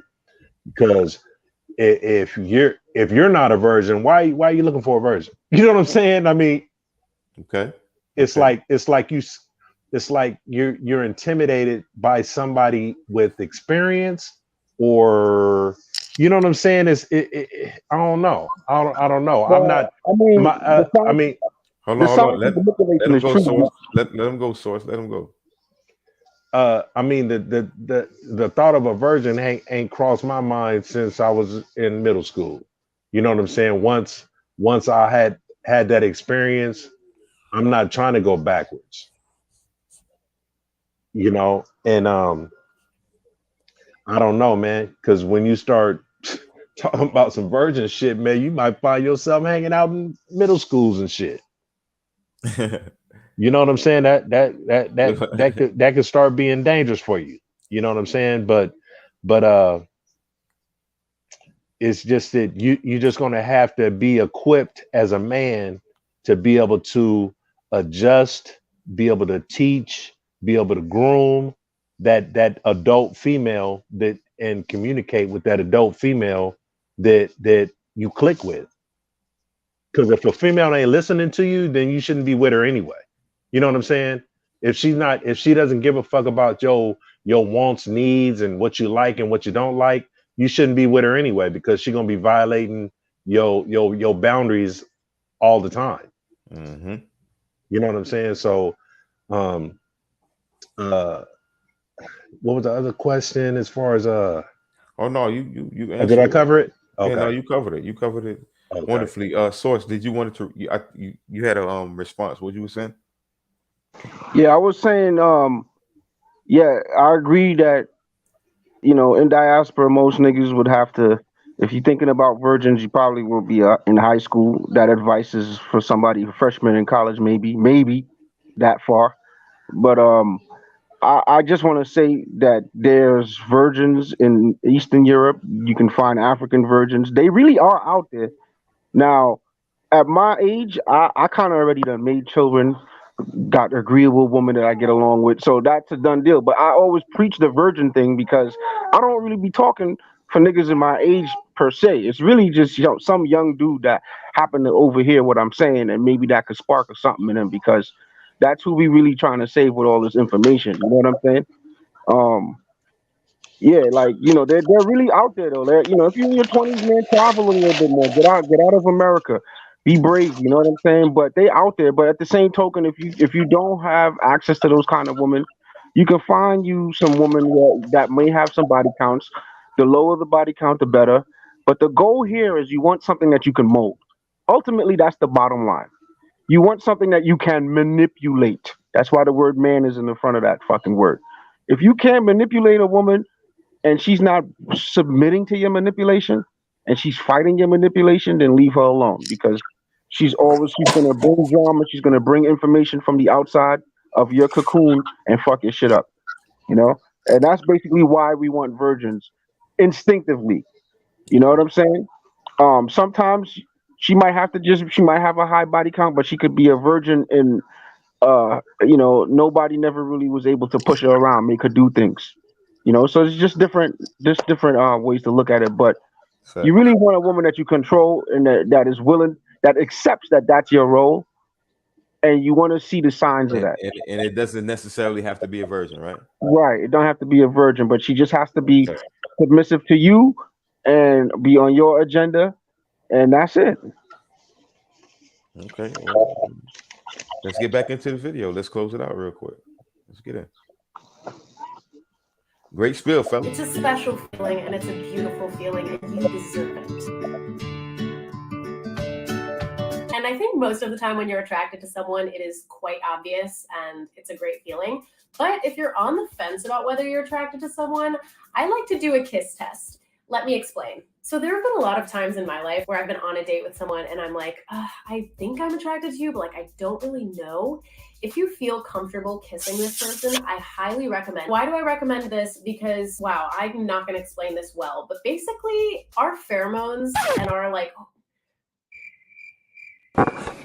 I've had a lot of times where I'm kind of unsure if I'm attracted to someone, and then we kiss and it's whoa, because the pheromones, their pheromones taste right and I taste right to them, and it's just lame ass white girl. However, if you do the kiss test and they don't taste right somehow, or the white girl lame as fuck talking about kiss test and all that. She's opening herself up for chemical dominance, because her first instinct might be, I don't like the way this guy look.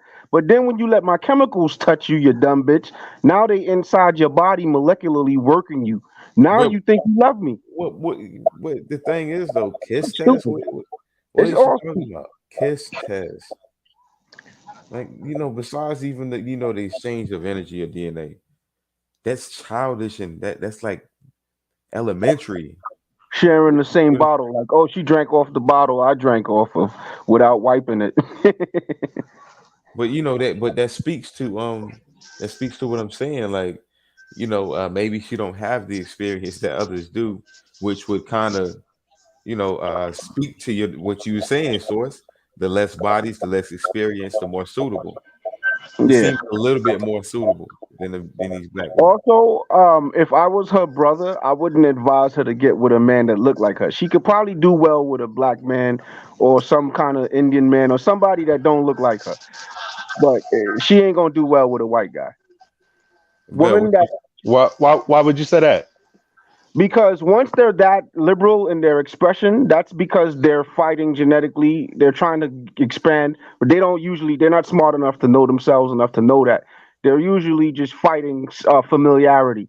So they're coming up with all these weird ways of basically trying to avoid familiar dudes from actually even wanting to deal with them. But most black men come from liberal backgrounds, though. Yeah, but that's just politics. We're talking biochemically. That's why, look, be in Oregon, right? You know, out of every 10 motherfucking babies born here, like 5 of them niggas is born retarded or some kind of stupid shit going on with them. Oh, I don't know the numbers on the retardation. I know it's a lot of dumbass niggas. Exaggerating. It's like 1 out of 10. My wife heard me and she just corrected it, right? But the point that I'm making is most of the abrasive behaviors we get from black women is the same phenomenon. It's a racial density going on, and we're basically just like literally trying to mate with other people, but people don't have an education or are even willing to think about that, and they're fighting it. So they come up with shit theories of you know, I'm gay or I'm a hoe or whatever stupid shit. Right, but see, white people. I mean, to say she need to deal with a different race. White people don't have the same circumstances that black people have. Black people have neighborhoods to where they stay in their neighborhood all their lives. And like when I think somebody said something earlier about, you know, how like some black girls don't go out of their zip code to get dick. So therefore, when you grow up with one, you know our whole sexual history. You might be fucking with your cousins if you stay in that same hood throughout the generations, throughout of your family, you know, and especially if you got alienation in your family, you don't know your dad, you don't know your dad's side of the family. So, you know, you tend to go to black. They got it worse than us because they got it worse than us because they don't highlight these things. Hold on for a sec, fam. Hold on. You tend to go to black schools. You go to black events. 9 times out of 10, you're gonna run into some relatives. You always gonna run into somebody you know when you stay in the same hood. So I mean, like all this sexual shit is all intertwined in the black community. Now, I'm gonna say something to this kiss test shit, right? That she was talking about. I don't know what that meant, but let me tell you something about a square, the difference between a square and a hoe. If you line up 10 bitches and 9 of them are hoes and one of them is a square, which could be this one, you ask them what a condom tastes like. All 9 hoes would raise their hand and tell you what it tastes like. She wouldn't. You know why? Because squares are nastier than hoes.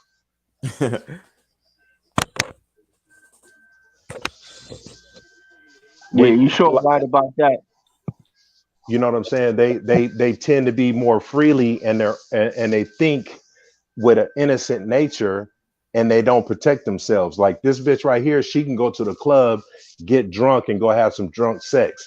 A hoe will go out with the intentions of getting some money and make sure that strange trick keep a condom on his dick. The truth hits big, baby. So when niggas be talking about hoes is nasty, no, these square bitches y'all fucking with is nasty as a motherfucker. They're the ones that's coming up pregnant. I'm a bitch from the streets. Bitch from with multiple niggas kids. You can't make it up, guys. I promise you can't. This nigga just took us down the rabbit hole of truth. I promise. Literally. It's like, yeah, you think them hoes is nasty, nigga? Nah. And then just that's nasty as a motherfucker, nigga. Right. They quick to kiss a motherfucker in the mouth, you know, all kind of shit. You know what I'm saying? And you don't know how many dicks this bitch done sucked, but you gonna kiss this bitch in the mouth. Oh my God! Or it's But not you even think that. You don't know how recent that shit. It could have been 5 minutes ago she was just sucking a nigga dick. That shit. exactly, That's That's how the shit that's that how be it exactly, crazy. and you is. don't know. And the thing is, she ain't gonna tell you either. Right. And you know, hey, You know what I'm what's crazy? saying? Like, And hey, and like I guess it's a big thing for niggas to eat bitches booty holes out nowadays. You know what I'm saying? So when you kissing a dude, you don't know if this motherfucker done sucked the dick or licked the booty hole. You don't find that yo, suspicious? not for nothing, You man. don't Not for find nothing, that man. suspicious? I had an ex-girlfriend who basically cheated on me, and I used to have sex with her every single day that I was with her, and she cheated on me for like a good half a day that I wasn't around, and I used to just fill her up with everything. You know what I mean? Like I'm talking. Just so that these type of experience, man, that shit made me think. I even had an ex-wife who had a kid with somebody else, and I used to do everything with her. Like I'd pull it out her butt, make her eat it off, not thinking shit, just nasty shit. Right. So, But see when when your relationship is based off sex, sex don't mean nothing no more. Mm-hmm. You know what I'm saying? Like shit, nigga, you can go play a game of basketball for about 3 or 4 hours or whatever, but you know what I'm saying? And then you go by another park, you're gonna shoot some more jumpers. It's just in your nature. Male nature. I mean, Guys, yeah. Go ahead, fam. let's get to the video real quick. We gonna chat. We gonna chat. Trust me. That was a great spill though. Love in the chat. Hey guys, hit the like button for the newcomers. Subscribe for the newcomers. All that. You can consciously, and it's like, whoa, because the pheromones, like their pheromones taste right, and I taste right to them, and it's just like explosive. However, if you do the kiss test and like they don't taste right somehow, or you can consciously hear like the smacking of your lips, that probably means that you're not into it. So maybe go ahead and move on. During your hoe phase, I advise you to still be pretty judicious and selective about who you actually take home to a private space. I like to generally ask myself 2 questions before taking something from a date or a bar to like a home. Number 1 is, do I feel truly safe in the presence of this person? If you even have a slight hesitation to that question, do not go home with them. You will meet people who make you feel instantly safe. So trust that instinct. Number 2 is, God forbid if I were to sleep over, which I never do, would I be absolutely horrified to wake up next to this person in the morning? So like, is their personality tolerable enough that I would be, is God forbid if I were to sleep over, which I never do, would I be absolutely horrified The lie to wake up detector next determined to this person in the that was a lie. So like, is their personality tolerable enough that I would be able to stand opening my eyes and seeing them? Number 3, use protection. Straight up, just always use protection. Always bring your own condoms. Oftentimes you will go to a grown-ass man's house and he'll be like, oh, I don't have any condoms, which is ridiculous and not an excuse to hit it raw. Absolutely not. And number 4, probably the most important, when you're in your hoe phase, just remember who this is for. It's for you.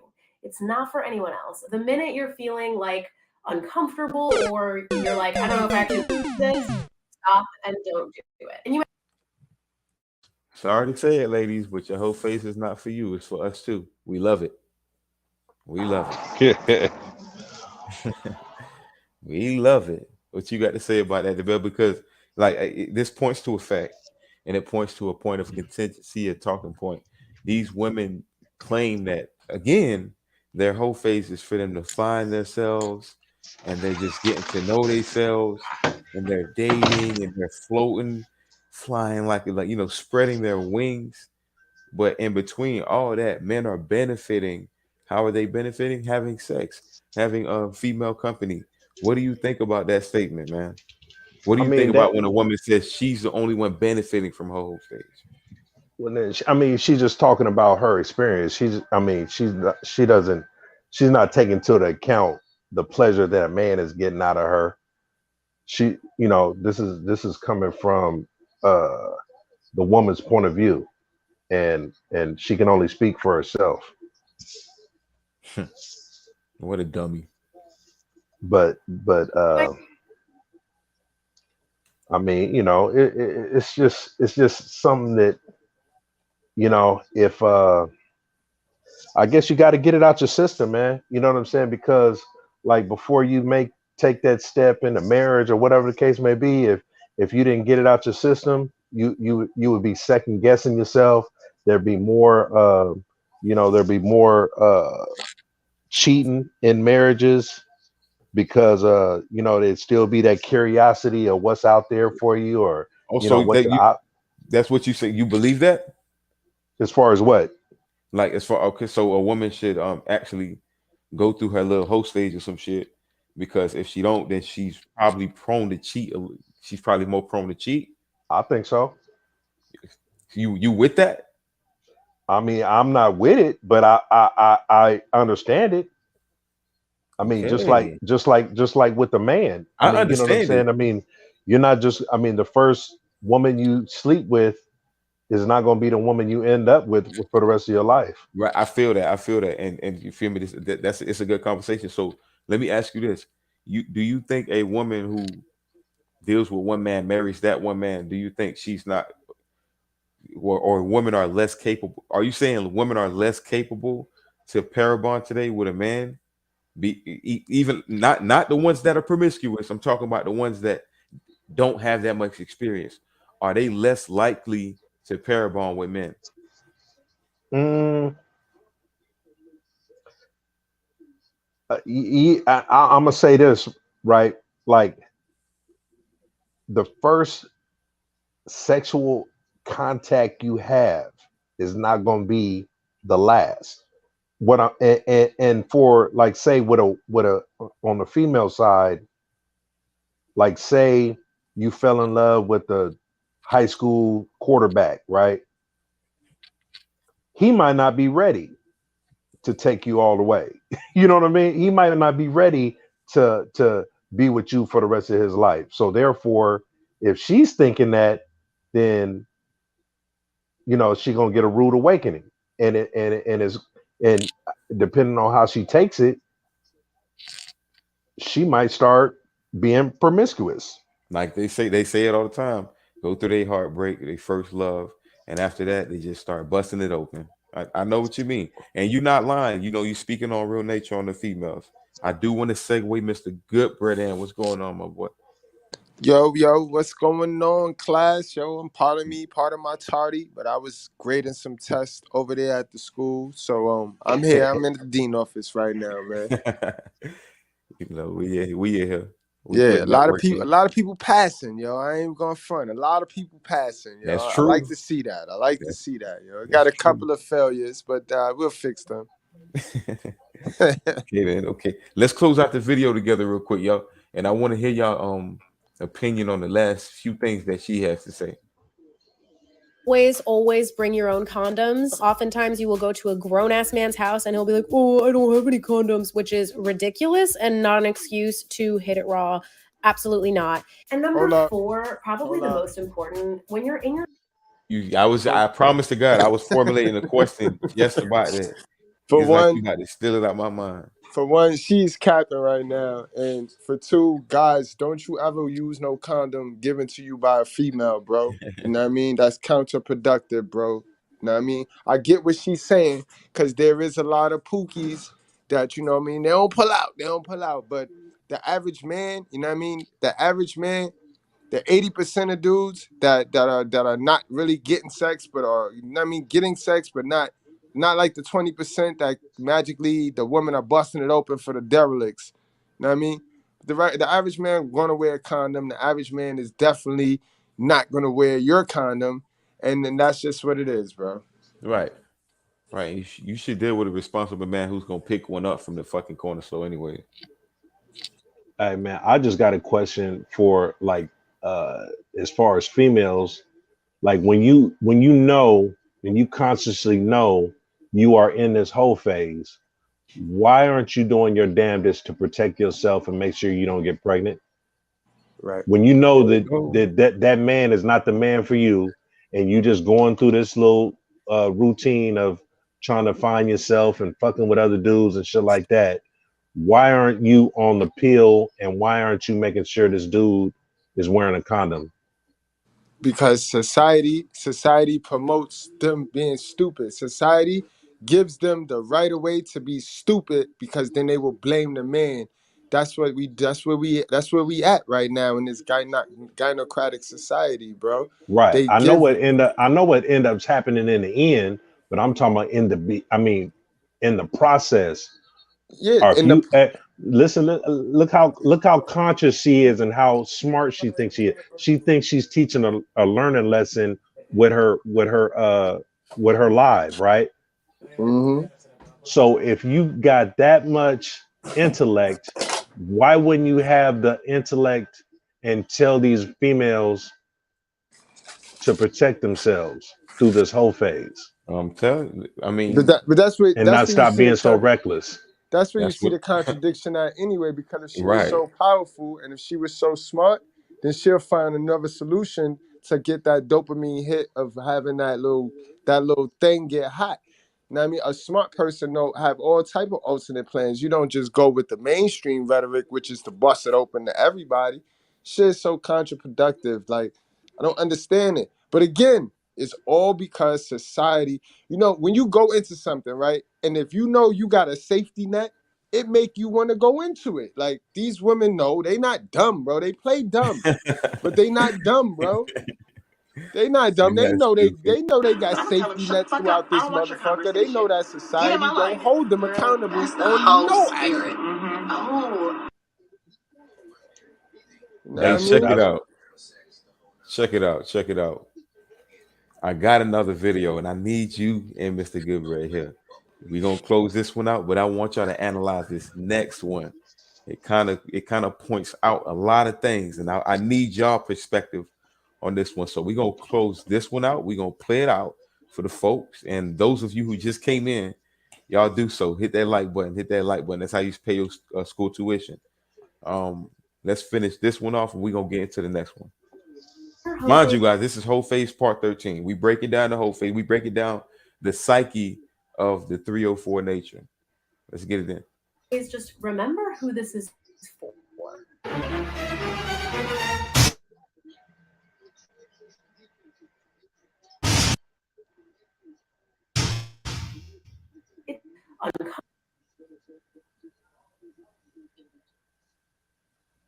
Hold on real quick. I ain't gonna lie. I had to I don't know if I was breaking up, but let me see something real quick. She said, remember who this is for. Remember who this is for. Revenge on my ex. It's off my mom. What the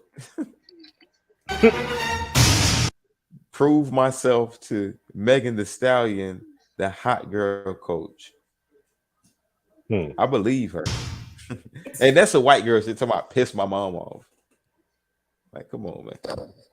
For you. It's not for anyone else. The minute you're feeling like We're gonna segue to the next one, man. We're gonna segue to the next video, man. Fuck what this white girl talking about. Yo, shorty stupid, but even her and her stupidity, she is stupid enough to to attract the man, yo. Our sisters is in trouble. Our sisters is in trouble, bro. They don't gotta be smart. Remember that they don't gotta be smart. They don't. And that's why I need my fellas to stop caping for the women. Cause y'all do all types of shit for these female validation. For this female validation, then y'all get yourself in jail, and then y'all miss y'all whole phase, fellas. A lot of us miss our whole phase because we do some stupid shit trying to bail our mother out. You see what I mean? We are putting this gynocracy at the back end of society. Like we digging out for the women. We're creating everything from our mother to our girl. Like, we gotta stop that shit and be more about ourselves. We missing out on action, guys. Caping for these bitches, bro. Stop caping for the bitches, your mother included. Bro, be about you and stop missing your whole phase. The truth. While you in jail, these baby. bitches. While you in jail, these bitches is out here busting it open, bro. Then when you come home, you settling for any little thing, bro. You settling for anything. You programmed now. Come on, guys. Good Brett gonna drop it on you. I promise he gonna fucking drop it on you when he come through. Shout out to Lessons of a Housewife. Appreciate you for stepping in. She said she liked the new logo. I appreciate that. Thank you for the feedback. I appreciate it. Guys, we're gonna get into some more good bread. We got some more white breads to get into. Come Listen on, you know I like the white to this. breads. They're the original dummies. They the ones that taught our sisters how to be so dumb, B. Let's get in. So you have been seeing your therapist for, I guess, about a year, and you were saying like you were starting. Now, guys, I don't mean to pause it too early. I just want to give y'all a little bit of context. This is a widow right here, right? www.widow180. She's on a program trying to get advice from another widow type of woman. I guess she's like the widow advisor or whatever. And she's trying to ask questions or give her experience on a host stage. Let's get right on into it. Seeing your therapist for, I guess, about a year, and you were saying like you were starting to feel better at that point. Tell us about the widow whore talk. Oh no, are we that really you had with your therapist? Oh yes, we are going there. So what's the widow whore? Your mom's a hoe. Whatever you want to call it. That's what I read it as. I was reading the amazing book Widow to Widow, and when I read this chapter, and it talked about the natural desire, you know, when we're still alive and we have this natural desire to reconnect with you know, other people and our physical needs for contact and sexuality. Bruh. Touch and this the shit that I be talking about, yo. These females think they look at us, all men as serviceable, like we're disposable, we're indispensable. Like, and for my guys that's in a relationship, I just want you to know, every time your shorty tell you I love you, you should slap her, yo. Remember, guys, we in the righteous phase, so we got three tribes, guys. We got slap a hoe, smack a hoe, and kick a chick. All right, pick one of them tribes and stop playing with these hoes, bro. Because this is not love. Her man is not even. He probably did not even go he probably still flesh and bones in the grave, and she already thinking about busting it open. So where was the love at? It's female nature, guys. I need y'all to get it through your head. It's female nature. It's her biological makeup. So yeah, I could kick the shit out of her, but she can't even help that. They can't help that. Your girl too, your mother, your girl, your aunt, your grandma. Your mom's a hoe. Your mom's a hoe. Your mom's a hoe. Facts. so reading this, oh my goodness, okay, this is a real thing. And yeah, took it in and threw it. I think I threw it down on my counselor's table. And I go, what's this? What is this? Is this real? And she looked at me and she saw, you know, it's the widow whore. And she goes, I was just waiting and wondering when you would be ready. And I go, I am like on fire. I am ready. I am so ready. Like, I am woman alive. I'm a bitch from the street. Want you. Yo, I'm alive. you know the sad thing about this, okay? She ready. Is because on the other verse, on the reverse end of that, if it was me and you there and you was the widowed man because your wife died and you was talking like this, you talking like, yeah, I'm ready to smash out, the world will shame you, bro, and be like, you don't have no heart. Your wife just died, and da-da-da. But she can clearly, openly go up here and talk crazy. Like, and I'm not saying it's crazy. I'm not saying, because me, I believe that. Like, nigga, they died. They died. Move on. But you see, we live in a society that want to tell the woman they can move on, but then they would tell a man, oh no, that's not honorable. Da-da-da. Nah, come on. And the funny shit is, the women are the ones screaming for equality. So are they really want equality? Do they really want equality, or do they want to be treated special? Nope. Because if it's equality that we fighting for, then they need to give us more privileges and more rights as men, because they got the privileges and they got the rights. Right. They're not fighting for equality. They fighting for authority and competition. Right. Well, for one, I was just about to say, where you at, the Bill? Come talk to me. No, I was listening to Good Bread, but for one, just the fact that we got that word right there, widow, that means these bitches have been married. Yes, you're right. And that's the difference between other females. Yes, and sir. Not only that, but we don't know. I mean, because they look fairly young. These ain't old women. These are like middle-aged women. And I don't know what happened to their husbands, how long they've been gone, or whatever the case may be. But you know what I'm saying? I mean, that old girl, I mean, she was started talking about some honest shit that, you know, she's ready and she misses that touch and she misses, you know, a man. So, I mean, you know, at least she's honest as far as that goes, because if she was to sit up there and lie and talk about, oh, that was the last man I'll ever have, and I'm never gonna be with anybody else again in life. You know what I'm saying? Like I'm gonna die with that my husband. She'd be lying to herself. So at least she honest. But the thing is about, I mean, this video is these bitches are this old and they're too giddy about talking about real life shit. Both of them are laughing and giggling and acting like little kids about talking about, you know, this real life experience. So which one is a counselor and which one is the student? You don't find that suspicious? That was a good point right there, DeBell. And it's crazy because the counselor looked younger. Which one is the counselor?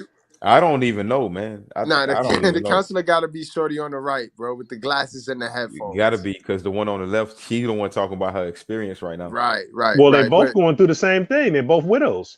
And that's a fact. I She is the right. You're right. And she the godmama, I guess. I don't know. And you know me to bring the truth with it. Your mom's a hoe. This is satanic right here, because a widow woman is supposed to go to Christ. And it's a Bible verse, that it's a scripture that tell you that a widow woman is supposed to go to Christ before she go into a new man, into a new relationship. She supposed to relearn herself through Christ.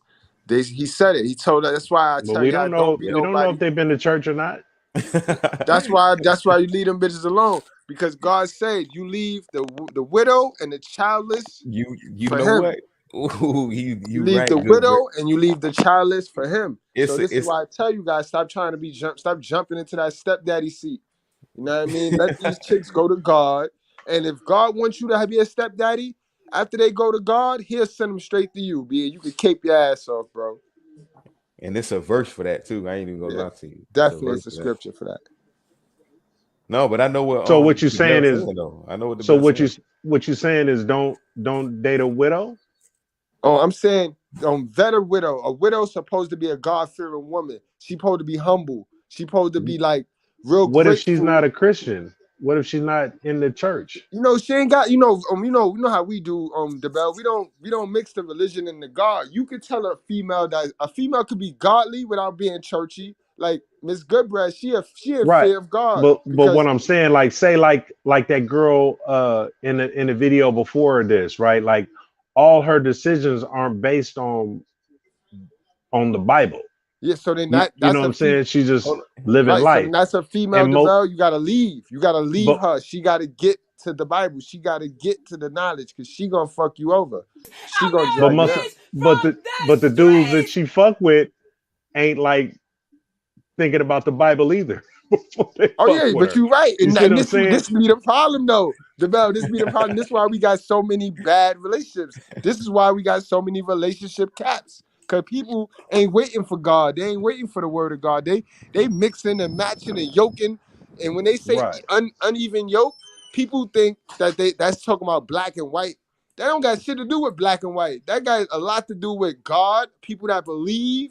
And when you start fucking with non-believers, that's an uneven yoke right there. So you're right. So like so as far as like, remember we had the discussion with La Original, right? Yeah, this is a good point. So when you know, we was going back and forth on what's modern, what's traditional, or whatever. And then, you know what I'm saying, she just revealed that she was modern Right. without even saying it. Right, But when because we talked about she tried to say you can't about get a divorce. You can't get. yes, That's so not when we true. talked about Kim K, right, and her multiple marriages, so the first marriage she had, she can't have no more. No. And then According to the Bible, they gotta go. They okay, gotta get a divorce. okay, Divorce is in the Bible. You can get a oh, divorce. I mean, the man really, the man wait, can wait, wait, wait, divorce. wait, wait. You said divorce is in the Bible? Yeah. Okay, is prenup in the Bible? Prenup not in the Bible. No. Okay, so I wouldn't think you need a prenup with the biblical order. I don't even Yeah, think you need a that's prenup. why but you wouldn't need it with the biblical order. okay, but prenup is man-made. Yeah, prenup is man-made. Remember, she said divorce is man-made. But she said a lot of things that wasn't accurate to Well, the T. That was taken out of context of the right, Bible. but I mean, and that's something that I wanted to say, right? Mm-hmm. She coming back to the but I school could tomorrow, guys. She'll be good, back to the good, school good, good, tomorrow. good. Because I mean, you know what I'm saying, between both of y'all, I couldn't get a word in edgewise sometimes, man. Y'all was talking over a nigga like a motherfucker. But nah, because hey, she was trying to kick that Bible shit, and I wasn't gonna let her study. I mean, you know what I'm saying? I mean, Bible. saying things and then running behind the Bible. But the thing is, I mean, you know, you gotta live the Bible, not just talking and reading. Yes. See, she knew what to say. She knew how to say it, but she ain't know what to say.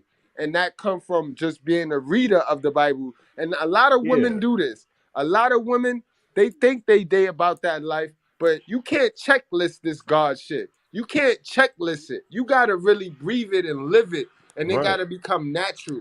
She was You know what I mean? piggybacking. She was piggybacking with traditional and modern, man. She wanted traditional roles that the Bible benefited her with, but then she wanted to highlight how she's gonna take advantage of her feminist ways and her masculine energy type ways. Yeah. But yeah, I mean, you know, you can't hit me with a Bible verse and then run behind the Bible when we talking about, you know, certain things. I don't live like that. Like, you know what I'm saying? I mean, at some point you gotta ad lib and you gotta be in cruise control. You know what I'm saying? Yeah, I mean, First be able Timothy to, you gotta take you some know what I'm real saying? life Like, and bring it in there. Like, yeah, that's like throwing rocks and hiding your hands. yeah. But if you notice, she was talking from a feel. I feel. Yes, And this is sir. why I like to talk about what you know. I don't really like to get into that I feel shit with the Right. women. I mean, What if she do you coming know? on tomorrow, we ain't really need to get into it, but you know, I just wanted to use that as an example, but as far as like the rules and regulations on a widow or a ex-wife, or, you know, we already know how we feel about baby mamas is because of the statistics, and we don't know how this woman exited this relationship. We don't know if this woman is alienating the father, manipulating the child, or the dangers of could you not get along with the child. So that's just baby mama drama and some things that, you know, that a man could get into, and you know what I'm saying, the situation could be dysfunctional, but there are situations to where step parents work. Yeah. You know, and I want to piggyback off what the Somebody Bell got said. something going on in the background. Okay. No, I want to piggyback off something you said earlier too, the Bell, and I think you said it, and I believe somebody else, Pete Turner, said it. This virginity talk is mainly kind of geared towards like younger folk or more people that didn't actually experience life in a certain sense. And what do I mean by that? Having children, having relationships, this and that, whatever. So I think the same the same thing could be said about a grown somebody who's experienced something, but the difference is it doesn't have to be a virgin. We can replace that with somebody who has experience. So I agree with you, DeBell. I definitely agree with you. I think that as we grow as men, we shouldn't look at shit like that because it's unrealistic to sit there and say, "Oh, I'm just gonna get a virgin." And I'm a stiff arm everybody, and I'm pinpointing the virgin. Like, I don't know where you're gonna look. Oh, that's some dumb shit. I missed that one because ain't no virgins out here. Yeah, where's the first place you're gonna look? I mean, you're gonna start narrowing this shit down to high school and middle school. Oh no, Source was saying that too. Source was saying that too. That's right. And then check it, fellas. Like, look at where they go. Look at the curve of where we going at, yo. The Gen Zs, right? That you got a bunch of 13-year-olds that walk in the house smelling like weed, walk past their moms. We could never do that. So you got to look at it. In 10 years from now, an 8-year-old gonna have the mentality of a 24-year-old. The You don't kids find that suspicious? Yo, the kids are about to become adults. So the LBGTQ plus P, you might as well put the P on that. You know what I mean? Y'all know what I mean by the P. We don't got to say a part of that group. Right. But you know what I mean? But even outside of that group, even in a straight group, these kids are being overly sexualized at an early age. These kids are experiencing stuff that we didn't experience, like death, for instance, right? Exactly. Hold on, bro. Hold on. These kids are experiencing death and murder at an early age, and they are being desensitized by it, and they're starting to be immune to it. You know what I'm saying? And it's commonplace now. With us growing up, I mean, when we was growing up in our era, somebody getting stabbed was like, oh man, you know what I'm saying? And then, because there used to be you fight. Right. And you go home and then you friends again the next day. And some of the people that you fight end up being your best friends. Now we got so much murder and I don't give a fuck type shit going on that these kids are like, this is the norm to them, and they don't give a fuck, and they just in that not give a fuck, and this is the way things are. You know what I'm saying? You live and you die. That's the fact. And I'm gonna eliminate my problems, and I'm gonna gun you down, and that's how all the songs are. All these songs, man, is like drugs and murder. And then you got the video games, DeBell. Remember, Grand Theft Auto going on 20 years, right? About 20, 21 years now. So that's been around. And then for a you while. got the Call of Duty and all that. Now, look. And now the little ones got Roblox. That Roblox game is disrespectful, boy. That Roblox game is this. You can push a nigga off the roof, then you can say "fuck you," and right. And it ain't no pause button. And it ain't no pause button. So right. What's being played out? What's being played out is a video game with no restart. It's just an ending. Yep. But that's why you hit it on the head, bro. These kids are desensitized to death. All they see is death in the videos, in the movies. I mean, shit, YouTube. So why would you think anything else matters? It's not going to matter. That was my point. No, I'm just saying. I mean, with that being said, why would you think any of these kids would even be thinking about relationships, going in depth with the intricacies of a relationship, or thinking about a possible marriage? Because a lot of them don't even see themselves living that long. That's a fact, though. DeBell, look what we seeing right now. I'm here right now, and I'm here at River Park Towers. It got one side, it's all the little young dumb niggas, and then on the other side, you got all the little young dumb girls. Back in the days, we was in the building trying to fuck these little girls, and the little girls was trying to fuck us. Now it look like the dudes are just with the dudes. I mean, they got their pants all off their ass. Like, they look like the group of girls, Right. and then But the see the girls Right about look that. like but the group of good but niggas. bread, who gonna be the one to tell them to pull their pants up? I'm not going out there We, and telling we niggas No, nothing. I'm just no, saying. they not You going. right. You don't No, find no, that suspicious? That facts. they You don't they Because find that the if mother they taught suspicious? him. The mother taught him how to shoot no what us. The mother well taught him how to shoot us well because we disrespecting them if we tell them something. I mean obviously that's being condoned in their household. Right. So if the mama ain't telling them to pull their pants up, you think they gonna listen to you? Hell no. That's why I ain't going back there to tell them nothing. Exactly. That's So suspicious. I find that suspicious. You don't yeah. find that suspicious? But I mean, I had a question for both of y'all because both of y'all is biblically inclined, right? So, like, what are the rules to a divorcee or a widow? Like, should they not date no more? Should nobody date them or marry them again? Or, you know what I'm saying? Like, what is it? What is it The, about? the once you get a divorce, if you get married legally, then you got to get unmarried legally. You know what I mean? So once you get a divorce, that is it, bro. That is it. You get a divorce legally, boom, that's that. Now you going about your business, she going So, about her And business. and so it when we kind of talk about legally, we talking about marriage license, right? Yeah, if that's the way, Ain't that man made?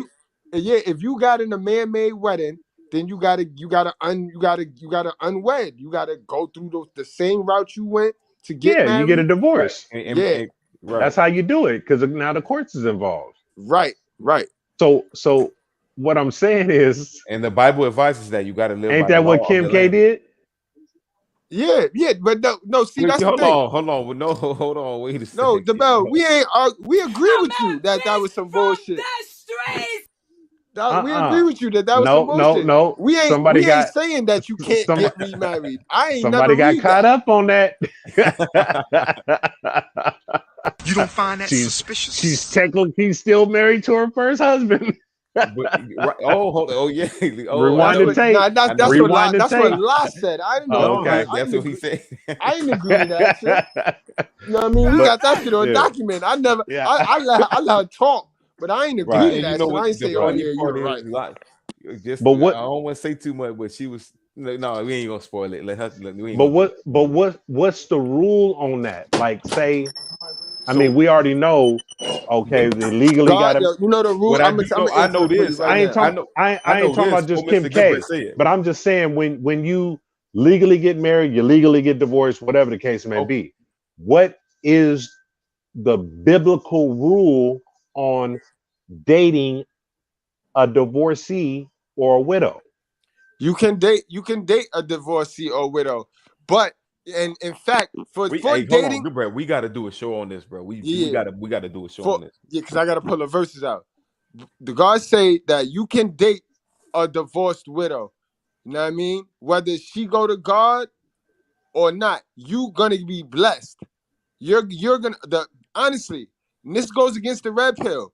But stepfathers, dudes that take on the task of being a stepdaddy, you know what I mean? God gonna bless them. God gonna bless them. Now, if they get with a right female, they're gonna blossom into a great Okay. relationship. Now If they time get with out. an ungrateful Time out. Now, why is this shunned on the internet? Why is it shunned in these spaces because of it being a don't make money. stepdaddy ass nigga? Because it don't make money. It don't make money. And it's just like it's the same thing they do with Russell Wilson and Sierra. You get what I'm saying? That couple is like a black power couple that should be honored, but it don't go with what the red pill need to keep the weak men pandered to. Because that couple shows Sierra, who had a baby by a Pookie, and then they try to call Russell a beta male, but I don't know why they could call this man who leads a team of men in a contact sport to 2 Super Bowls and wins a championship. He's not a beta male, but you know how that works. Niggas say anything to make themselves feel good. What it is in the red pill space, you got a bunch of whack niggas that don't want to do self-improvement, so they will never bag a bitch like Sierra. You know what I mean? So The red pill teach, oh, you're not supposed to date a single mother who was messing with a pookie. But they don't tell you that these women, they not dumb. So if they with a pookie, they not supposed to stay with a pookie. If they get a chance to get out of there on a pookie, get out of there. Because then you'll ask an alpha who got a daughter, do you want your daughter to stay and work it out with a pookie, or should your daughter leave a pookie? Ask a red pill man that and see what he say. And then that'll tell you how that he will contradict everything he sit on his panel and tell you about Sierra Russell and Future. See, the red pill is here. It's just the reverse feminism. So, you know what I mean? Like, they got to keep the men hating the bitches. Believe me, I sit back and I witness a lot of contradictions on both sides. Mm-hmm. Mm-hmm. And that's one of them. And see, the question is, like, in something that I said earlier, how would somebody learn from their mistakes if they don't have the experience? That's the fact. You know what I'm saying? Because, like, you know, like, I think going to the extreme of getting married is the ultimate as far as relationship. Yeah. And for somebody to take, yeah, and for somebody to take that leap, it really, I would say it's courageous. You know what I'm saying? I would say it's stupid, because it depends on your intentions, though. Because some people marry for money. Some people marry for different intentions, and when you do that, it's tainted. Exactly. You know what I'm saying? Yo, I thought you don't read. You said you don't read the Bible, but you hitting on every point. You hitting on all the points in the Bible. Marriage is for family. If you're not trying to have a family, then you don't really need to get married. You know what I mean? Marriage is for family. God said you got to build his 3 temples we got an option of building. Because we don't all got to be in a relationship now to do God's work. You build your mind and body, that's 1 and 2, and then you build a family. You know what I mean? That's the 3 temples that the Israelites were supposed to be building for God when they wasn't. And then they got their ass sent to Babylon because they was over here building what they want to build. They was buying, doing all of this shit like how the world is doing right now. Ain't nobody building for this, man. Everybody building for their own shit, wondering why as fast as they build it, it crumble and it fly through their hand because it's not his shit. It's not aligned with his word. You know what I mean?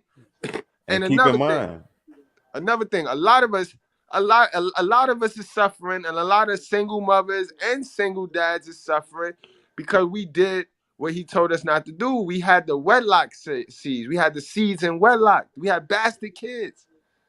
Out of wedlock, you mean? Huh? You said out of wedlock, you mean, right? Out of wedlock, right. meaning, and don't let the marriage fool you, because what he's saying is, right?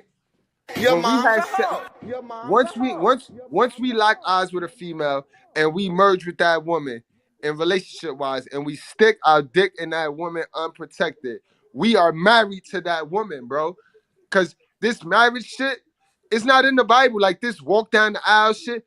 God ain't get married. Who married Adam and Eve? Like who said I do? So that wasn't in that. That's not the way man made this marriage shit. Well, what does fornication mean? Huh? What does fornication mean? Fornication mean you having sex. You having before sex marriage, with a female right? just to bust a nut. Fornication is when you're having sex with women to just bust a nut. Sex is for family. Sex is for family. Relationships is for family. Sex is for family. So whenever you using sex and you doing it not for family, you are fornicating. You know what? That's sex before marriage, right? That's sex before marriage, because you're fornicating and you don't have no plans on marrying the woman you sticking your dick in, and God know it. On that note, let's get back into the video, because as much as I want to continue the conversation, I want to do another live on that, bro. I definitely want to. We gotta do another live. I gotta bring the verses because I could break it down better with this. It's an interesting conversation, bro.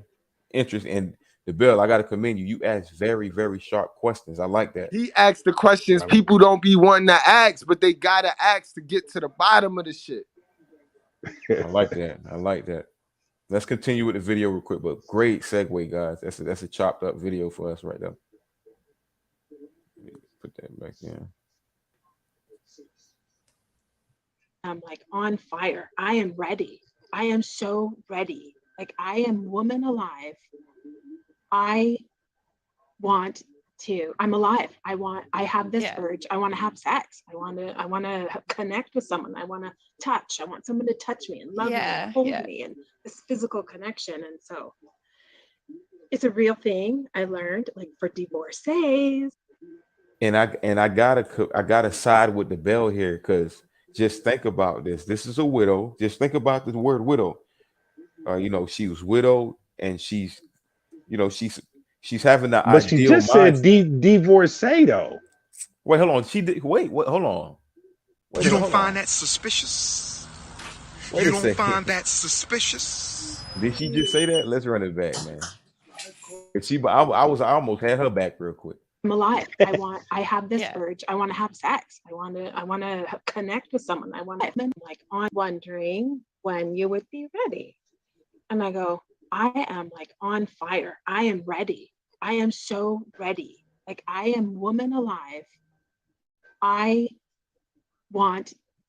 alive. I have this urge. I want to have sex. I want to connect with someone. I want to touch. I want someone to touch me and love me and hold me and this physical connection. And so it's a real thing. I learned, like, for deep.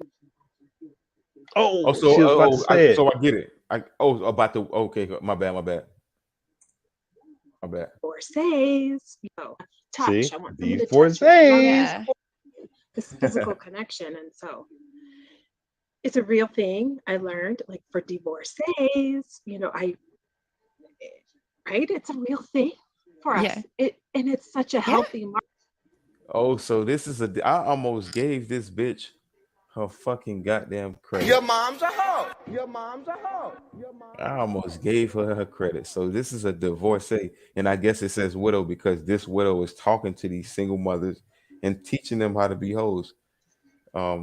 That's interesting, because what I was gonna say is, if she was a divorcee and she was trying to hold up to the imagery that the world wants her to be held up to, which is to say that she's faithful, she's not gonna have sex with other men, she's gonna hold up to some of the memories of her man. But the fact that she's a widow, she still has urges, sexual urges, and she wants the man's touch. But here's a woman who's a divorcee. Why is she urging a man's touch? They still middle age. I mean, nobody wants you. They ain't out the game yet.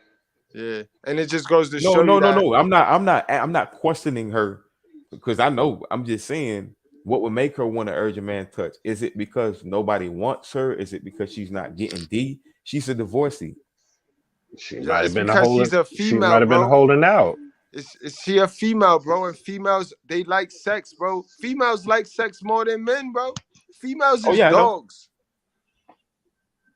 I know that. We got more testosterone, so we have a higher sex drive. But I know what you're saying. Hell yeah, we can't out-sex no female, bro. I tried that shit. I mean, almost died. man, I'm gonna tell you this right now. As far as females wanting and yearning for a touch, I guarantee you, there's more females that would turn gay in a female penitentiary than men turn gay in a men penitentiary. That's a fact. That's a fact. But you got to remember, it all goes with the way they're programming. They're programmed off the fairy tale. They're programmed off the do nothing and get everything. Okay. So they feel entitled to this shit. They feel entitled. Okay, so Lessons of a Housewife says, unbelievable. She should have stayed with her husband. Then I want y'all to respond to that, and I want to start with the Bell. Well, you don't know what I mean. You never know what the situation is, because like somebody, one of y'all said earlier, would you want your daughter to stay with a Pookie? Exactly. Now, if she was in you said that, Lessons. I think I was talking about that when I was talking about No, Future and not Russell. you, not you, Good Bread. I'm saying Lessons of a Housewife, the one that said that she said something about Pookie. Let me see. This is what she said. I'm gonna pull it up for you guys right now. Oh, right here. She said, I thought was to never get pregnant. Get pregnant by Pookies. Right. Yeah, And but see that, but that ain't got nothing to do with what Bread said. He said, would you want your daughter to stay in a failed relationship and stick it out with a Pookie? Right. That was more. That's how the red pill dudes. Remember, that's how the red pill niggas be talking now. The red pill niggas be coming at Sierra because they cause why they be coming at Sierra? Can you answer me that? Why do they come at Sierra? Yeah, I mean, I ain't talking about that fairy tale relationship. We're talking about some real life shit. You know what I mean? Sierra and Russell Wilson's relationship is something that we ain't never gonna have, as far as, you know, two rich motherfuckers in the mainstream. You know what I'm saying? Just highlighted their relationship. But if you remove the money though, the bell. If you remove the money, I know, they got a virtuous relationship. Right, but he's not a Pookie. He's not a Pookie, and he's not a beta male. Okay, so hold on, guys. We got Lessons of a Housewife. She jumped on the channel. How you doing? Hi, can y'all hear me? We can hear you. Yes, indeed. Hi, okay, Brad. Okay, Brad. Sorry. Hi, okay, let's go. Brad. We the dynamic duo. Nice to meet you, Bell. Absolutely. How you doing? What you got to say, man? I know you got something to say. Go ahead. I'm trying to figure this all out. I apologize for not coming to see y'all in a minute, but okay, so this woman, she is divorced, and Mr. Goodbread, I guess you was explaining that you don't want a father shouldn't want their daughters with a Pookie, which no man wants their daughters with a Pookie. But I thought the thing that the fathers were supposed to do for the daughters and make them a preventative lifestyle for even having to be involved with a Pookie. If a woman winds up with a Pookie and is in that relationship to where she gets a divorce, I mean, that's still on her, because you can look at the modern women today and see that they're not really vetting men enough to know if they are Pookies or not, you know, and we have more women with these types of men than we do with the good men.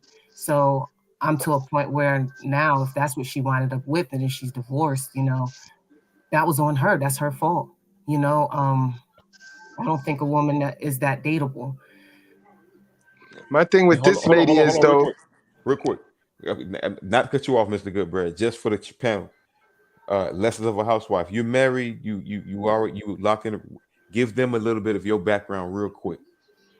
Oh, yeah, I've been married. I always say 10 years, but it's been actually officially 8. And I am a stepmother to 2 boys that I've actually helped raise.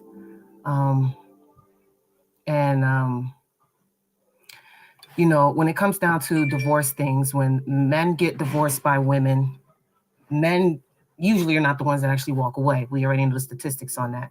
So I never looked at a man that actually had children already or had been married already as someone to not really consider, even though I was childless.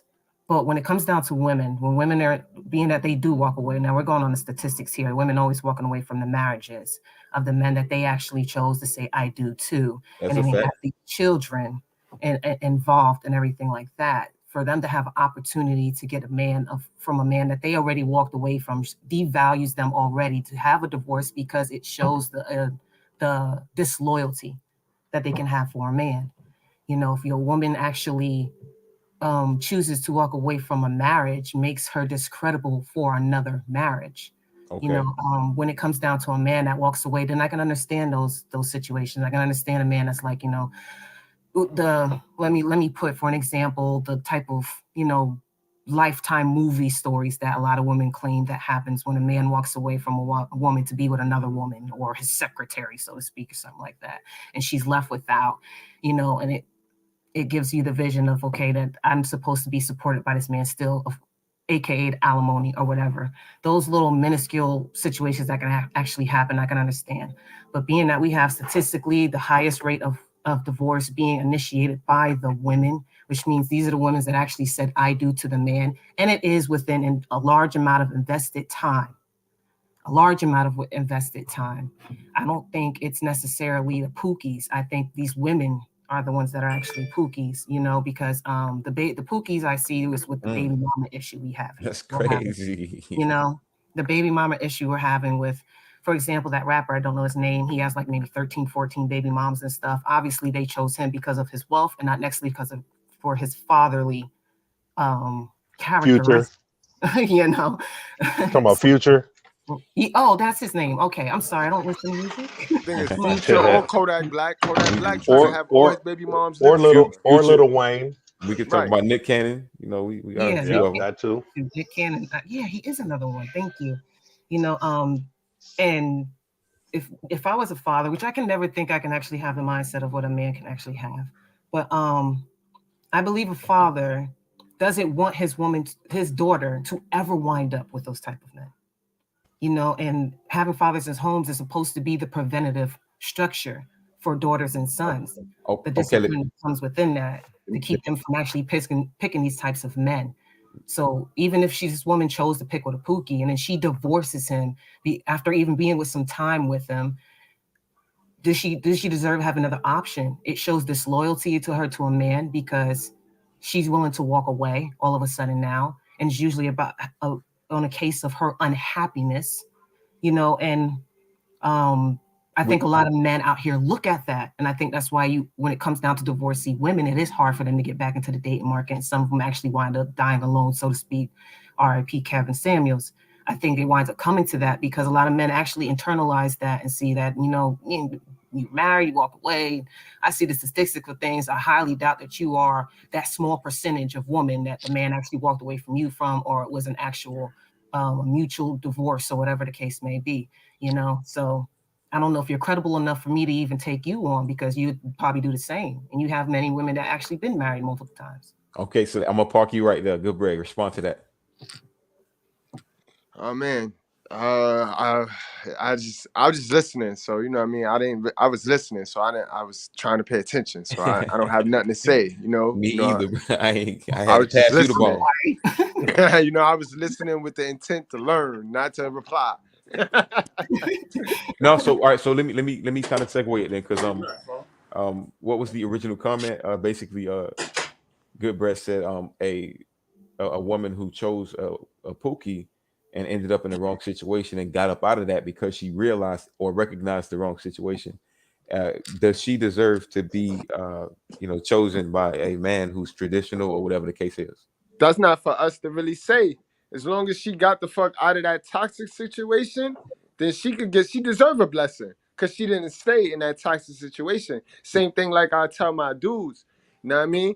You get out of a toxic situation because you got involved with a situation with a toxic chick, meaning when you get out of that situation, you don't deserve a virtuous chick? Fuck out of here. Nah. You know what I mean? Nah.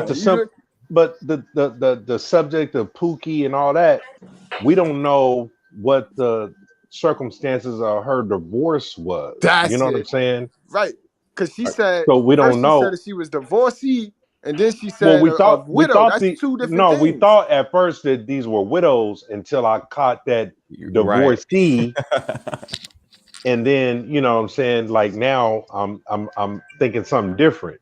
But like but even with a divorcee, I mean, life still goes on. Yeah, but you got to think about it. Did he die? Wait, did you divorce him? Who knows? Did he divorce him? Regardless whether if it's a divorce or he died, whatever. The marriage is over. Whether or not he died, but we could give her more leeway if he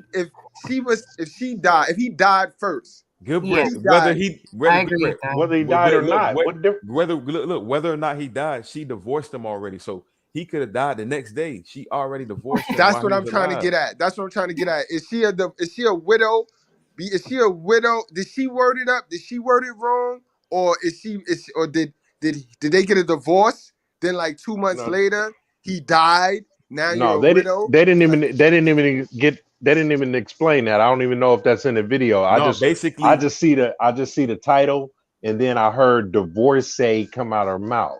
The 304 that had the headphones on, that's her website, or that's her talk show, and she's like a widow, but she gives advice on women who want to go through their whole stage after, becoming a widow. Like, not necessarily only becoming a widow, but like, let's say Or a after divorcee. marriage. Yeah. I got divorced in maybe 3 years, and I want to get back on the market. So she kind of gives them advice on what to do and how to maneuver. Or she probably talked to them, shit like that. You know what I'm saying? Yo, can I ask y'all a question? Can I ask the Bell and Lessons a question? Go ahead. Now we talking about these two ladies right here who's not celebrities. Let's throw a name out there. Let's throw a celebrity out there. Kobe wife. Okay. Oh, shit. Can she, if she was to re-enter the dating market, is she getting bashed? Is she wrong? Good No. question. Is she getting bashed by who? That's a good question. I mean, the world, like the census. No, Is the who would census the gonna- only? Go ahead. I'm like gonna no, answer. is the people what would the people say? What are they gonna say? What you gonna say? What do you think the people gonna say? And what is your take on that? That's on y'all. I'm out of this one. You want to go first? Are you asking me? Yeah, you want to go first?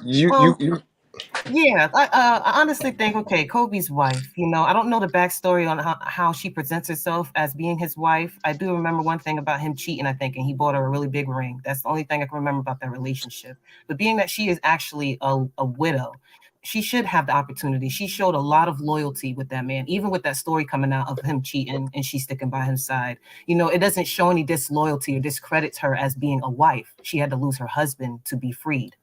So when it comes down to actually widows, I always could see that people have an opportunity, but I always thought divorce was like a big flag for any man to take on a divorcee. And I noticed there's different things that can happen in a divorce. Like, she didn't mention how long she was even married to the guy, and I'm going off of her looks being that she is very over the wall, damn near 6 feet under, that she's probably in marriage for a minute, so being that she's been in a marriage for a minute, and let's say he is a pookie, she's been in a marriage for a minute, that means there was a lot of good that outweighed the bad, which means there was no reason for her to really divorce the man. Because if he was able to stay with him that long, why all of a sudden you want to walk away? So you can have this freedom, this modernized freedom that everybody's showing you, to where you have to go on a show now to a woman to tell you to free yourself and your body, because that's what you feel like doing, because you see that's what everybody else is doing. Bingo.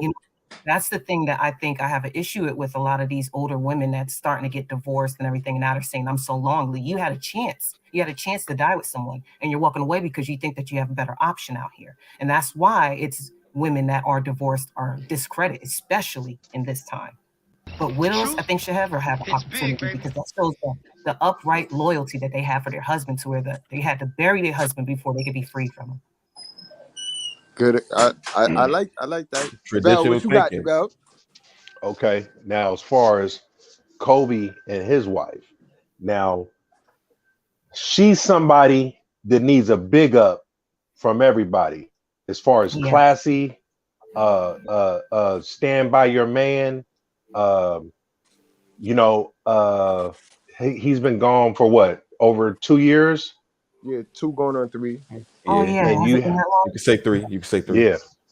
And you haven't heard of her stepping out. You haven't seen no blogs. You haven't seen no TMZs. You haven't heard absolutely nothing. And if you do see something, to be brutally honest, it's going to be from black women. Right, because I haven't heard nothing. Yes. And the only thing I did hear from her was about her daughter. She had a stalker. You know what I mean? The daughter was having a stalker, black boy, stalking the daughter and shit, because she got like over 2 million followers and shit, so, on the internet and shit. That's the dangers of the internet, because you don't control who follow you. You don't know your 2 million. Thanks for cutting me off, Bread. My bad, bro. I thought you was finished. You know what I wasn't finished. I mean, you thought I was finished. Suspicious. My bad, Jabel. It be the isms, because the bell take a little pause. The bell take a pause and shit. No, you start talking. That's why I paused. But the thing, but as far as as far as Vanessa is concerned, right? Like, because when you in the public eye and you the greatest basketball player on the planet Earth, and you have, your wife, and you guys did this at an early age. You got married at an early age, and she I don't know the situation with her father, but I know she was going through some things with her mom at the time of his death. And I think her mom tried to sue her for some money or something like that. But with Kobe's parents, well, his mom was totally against his marriage. So at a young age, they had to, you know what I'm saying? They had to do this shit without the support of Kobe's family. And I remember Kobe's mom had sold his memorabilia, his high school memorabilia, for like $500,000 or something like that without his knowledge. Damn. And so that fucked off him and his mom's relationship. Not only that, but the fact that his mom didn't accept his marriage with Vanessa. You know what I'm saying? And with his dad, I think he was just kind of in the middle. He had a better relationship with his dad than with his mom. Yeah, what didn't Kobe spend some time in Paris? Ain't he like from Paris or something like that? Yep. Yeah, because his dad played overseas. His dad played for Philadelphia and the Clippers, and then he finished his career overseas. I'm sorry, I didn't mean to cut you. Go ahead. Go ahead. I just wanted to ask a question. You said so. This is Kobe Bryant and his mother had conflict because of the decision he made with his wife. And for her selling his memorabilia to buy a house or something. I mean, I forgot what she did with the money, but she sold a lot of his high school memorabilia and trophies and stuff like that, and a lot of heirlooms. Was this after his passing? No, Before. this is before. No, this is before. This is like when he first got into the league. This is right after he dated. Because he went. He went pro out of high school. Right, and he had Brandy. He dated Brandy. This is right. Yeah, that was just they just went to prom. I mean, that wasn't nothing major. Okay, So, Jabel be having a drop. What was Kobe's response to that? How was his reaction to what his he wife was hurt. He cut his mom's talking off. about what his mother did? How did Kobe respond to his wife selling the stuff? Kobe was upset about. No, Kobe's mother did it, not his wife. Oh, his mother sold his stuff. Yeah. Oh, okay. Okay. And you ain't see her sitting in no front row games after that shit. No, you didn't even see her sitting front row at the funeral. That's a fact. She took it to the grave though, but that's how hell of a mothers are. Hell of a mothers will always let you know you have a good woman, because if she like your girlfriend, that's a sign that your chick is toxic. If she hates your girlfriend, then that's a sign that you got the virtuous woman, because Lilith hate the virtuous woman. I always think on that I don't think mothers should even be involved in their sons' relationships or marriages like that. Have any type of influence on it. Don't let your son be a man, and if that's and that relationship's working out, then you supposed to be happy about that. I don't know if it was being overprotective or something going on. Somebody got some background. That might be me. I'm outside, but I'm mute down now.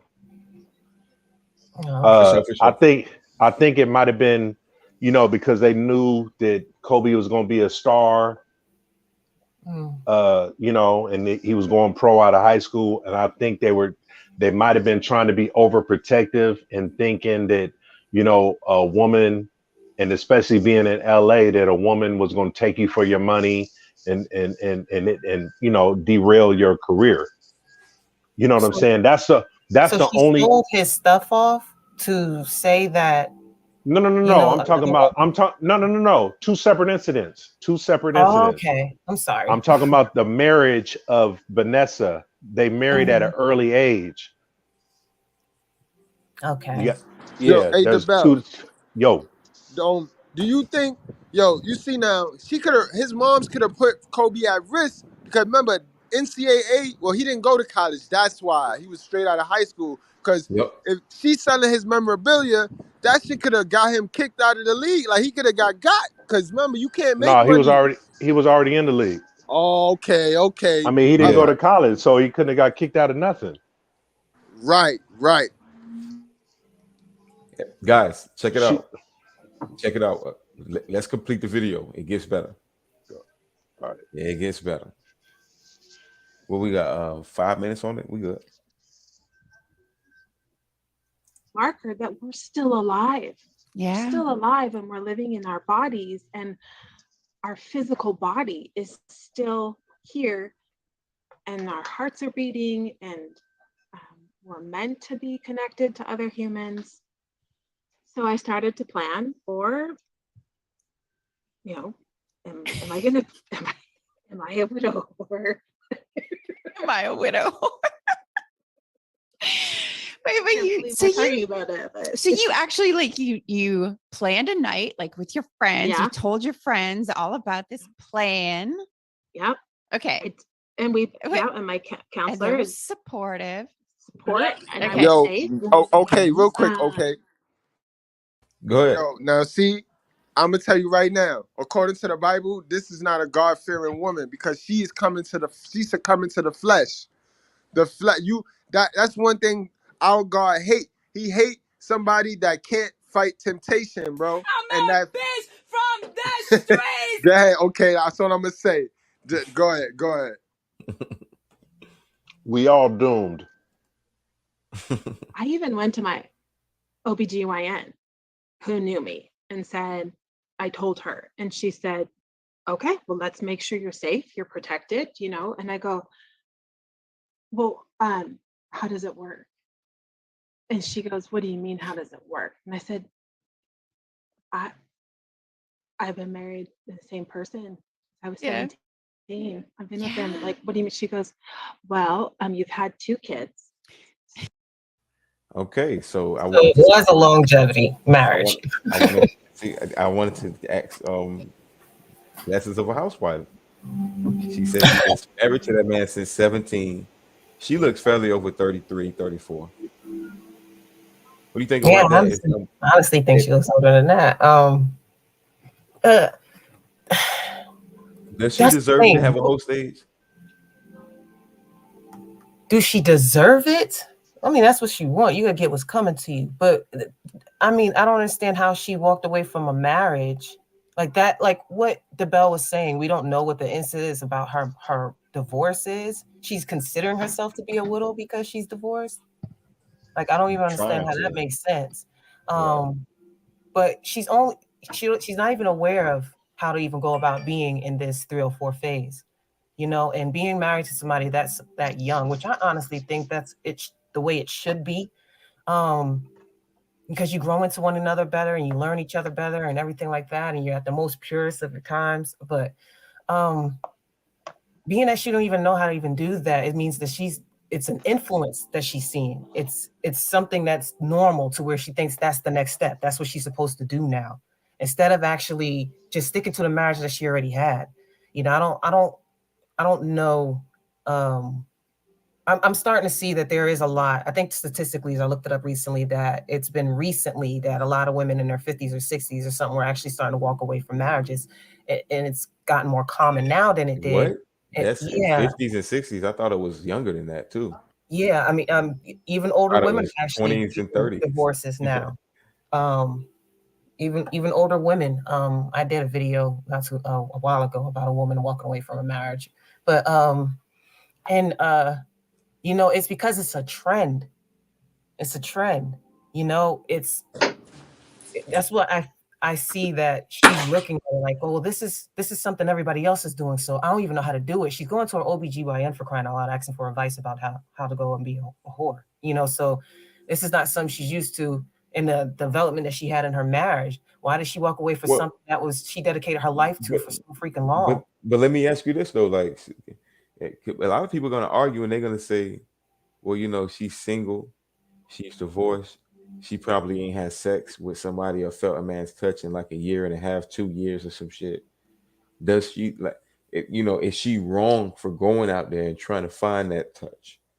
She wrong, bro, because this is the herd mindset. You got to remember what Lessons just said is a fact, bro. These women, they normalize this and they look on social media. You got to remember Taraji, she had a good relationship. Her first 2 guys were real, but she was looking on social media at women in her status sitting in front seat at the game. So she got rid of them dudes and got with a basketball player, a football player, and then it's like they live in themes. And I mean, modern women live in themes, and they live for the experience. So for all we know, this woman could have wanted the experience of getting married. Once she got married, she sat there for 7 years, longing to be out of the fucking relationship.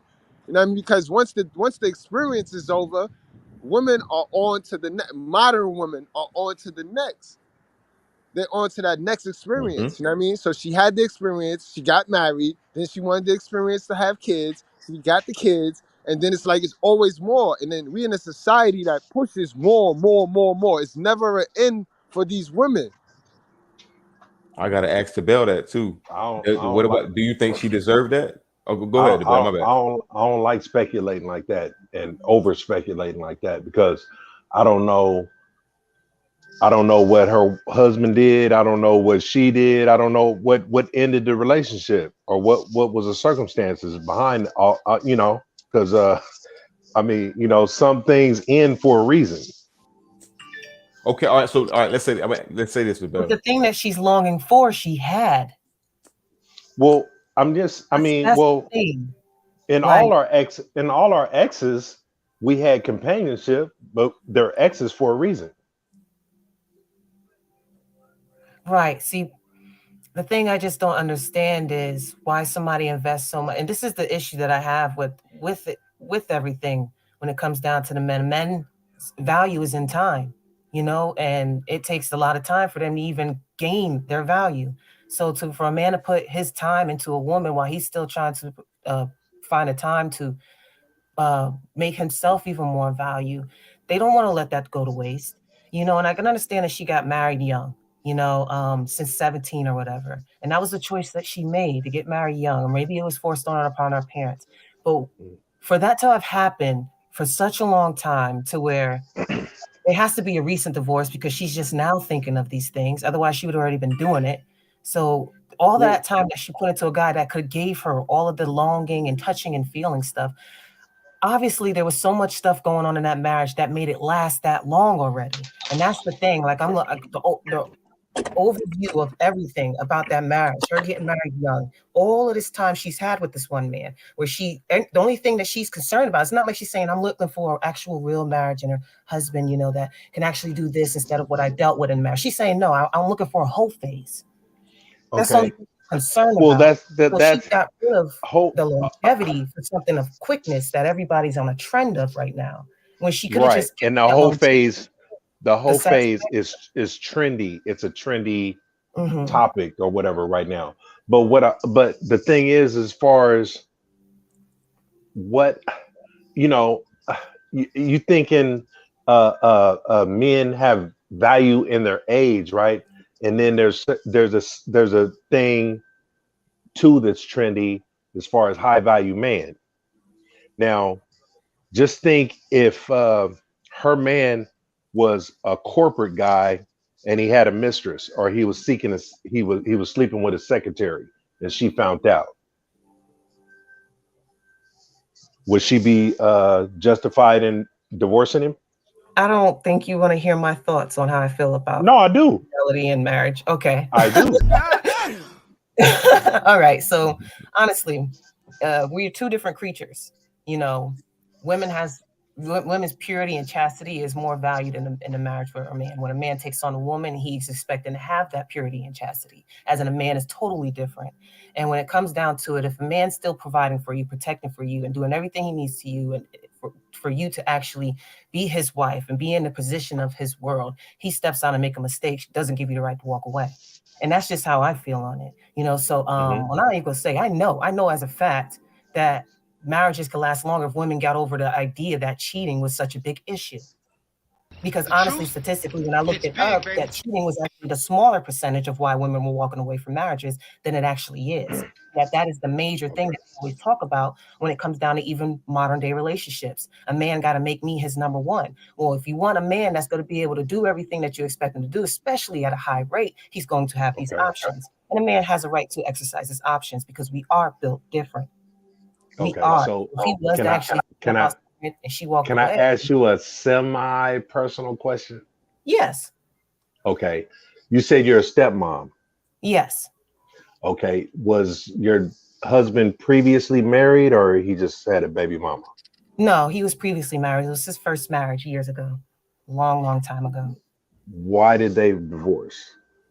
That's the thing. Being that it wasn't my relationship. Did he initiate it or did she? Well, I honestly, it was on, of course, the woman, but I don't ever want to speak on right. a relationship that I wasn't involved in. I was even asked that on one of my lives. That's his prior relationship, but I've been in his life for a really long time now. And you know, some women actually ruin a lot of relationships that could have worked, you know, because they have let everything else tell them what they are supposed to expect from men and not actually know men, not actually learn men, and actually understand what a man actually is, you know, and that's why a lot of relationships are messed up. And honestly, if you really want to know personally, if my husband was ever to even go out there and soil his royal oats, so to speak, while he's away on business and stuff like that, and it's not taken too far as in it's not restricting from my position in his life, I don't see it being a problem. I'm not going to walk away from the marriage because of that. Bingo. So I mean, but would it would bother you though, right? Or would it not? It would only bother me if it came to me. If the woman actually had to call me and tell me about everything about the husband, I kind of would laugh at her, of course. But if it would have came down to a point, it becomes publicly and it starts messing up with his business and everything that's going to it, to where she's actually, you know, trying to destroy his purpose. Yep. Then I'll be like, okay, you let this get so too he would far. have to maintain his affair. Yes. Yo, yes. Can I jump in this? Can I jump in this? Housewives, I'm glad you said it, yo, because I'm damn sure gonna have Ms. Goodbread reiterate what you just said, because people take too much with this sex shit, bro. People sex is like a drug. Smoke it and be done. You know what I mean? And you're right. You're right. If I'm providing, if I'm doing everything, I want the same clause that my grandpa had. Grandpa had, do not get no bitch pregnant and do not bring no AIDS. Other than that, do your thing. I'm gonna do my thing, not sexually. They're gonna do their thing as far as taking care of the house. But you out in the street you do your thing, I do my thing in the house, and don't bring no disease and don't bring no other little bastards in this house. Period. How does a woman learn that? Because that's not something that a female grows up naturally. They gotta have a dad. They gotta have a father. Only females with a father who was raised with a masculine father gonna understand that. I know some jealous women with fathers. And they father a simp. They father a whole simp. Cause they father ain't have that conversation with them. Cause I know my daughters, I got 2 daughters right now, and they get that concept. They both get that concept.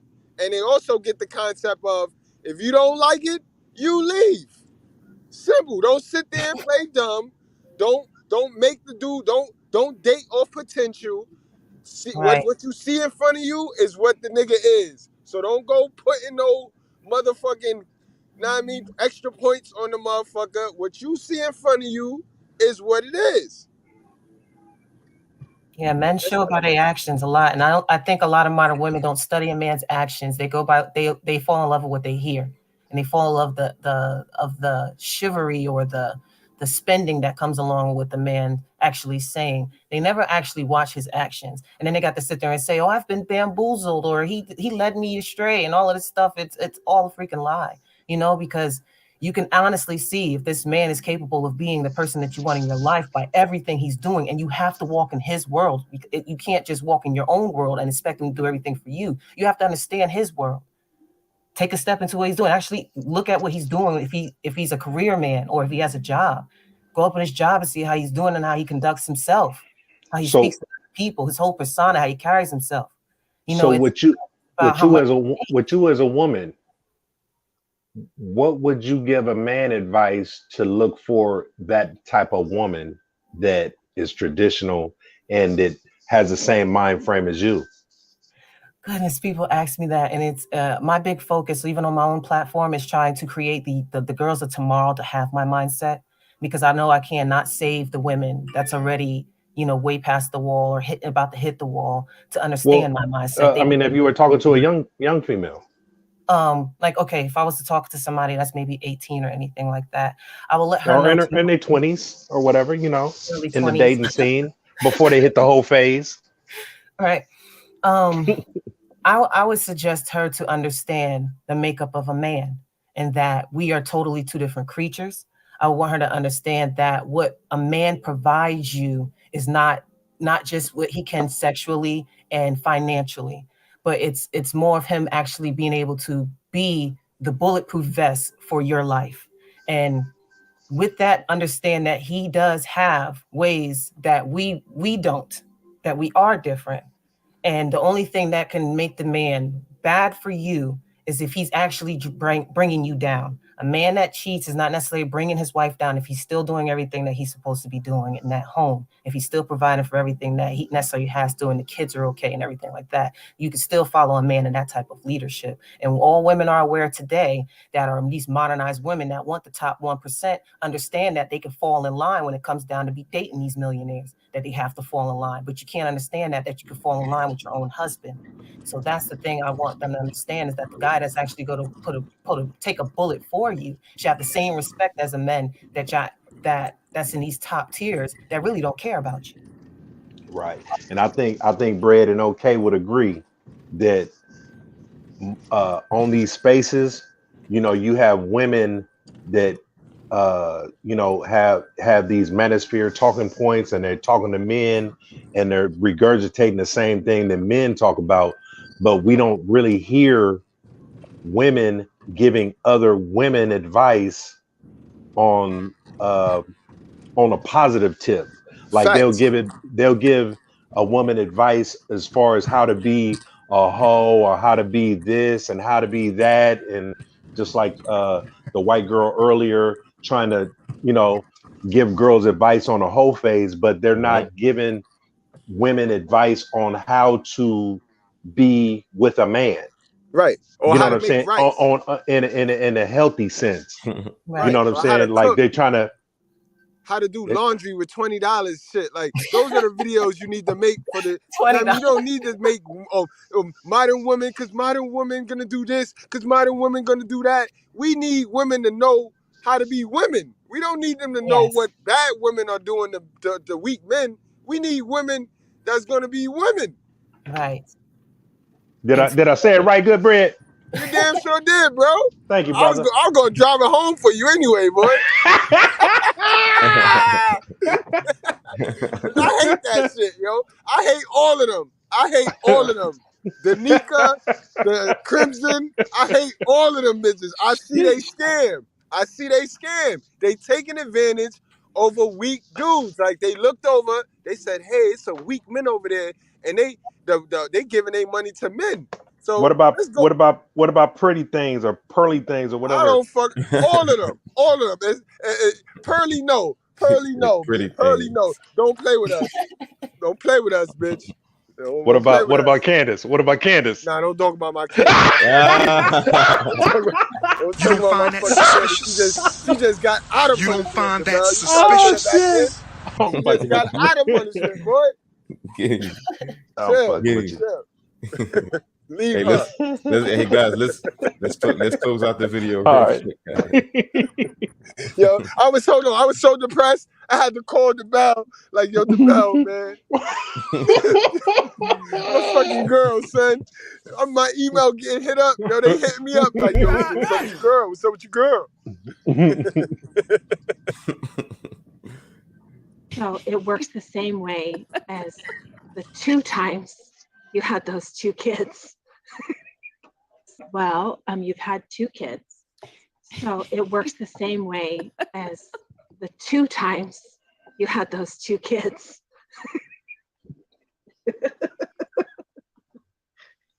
How does it work? What's so funny? They goofy, yo. Some goofy chicks. Oh, so it's the same way. And I mean, I was like a 17-year-old. Like, I was mortified, but I was so curious. Yeah. And she said, "No, you're an adult. You're an adult. Let's be responsible. Let's take care of yourself. Make sure you're safe." And so, yeah, then I did the same thing with my girlfriends and said, "Okay, this is what I like to do." And went out. She been out the game. Karaoke. And I'm not a go out girl. I have friends who are, but I'm I'd rather be at home sewing or hiking.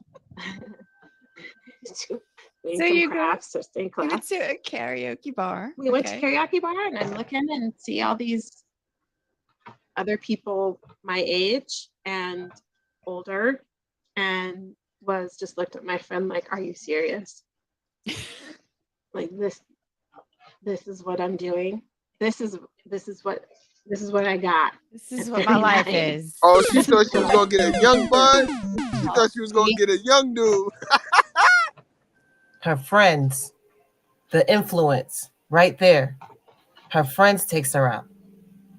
That's the problem. We were so quick to follow women. We won't follow a man. Yep.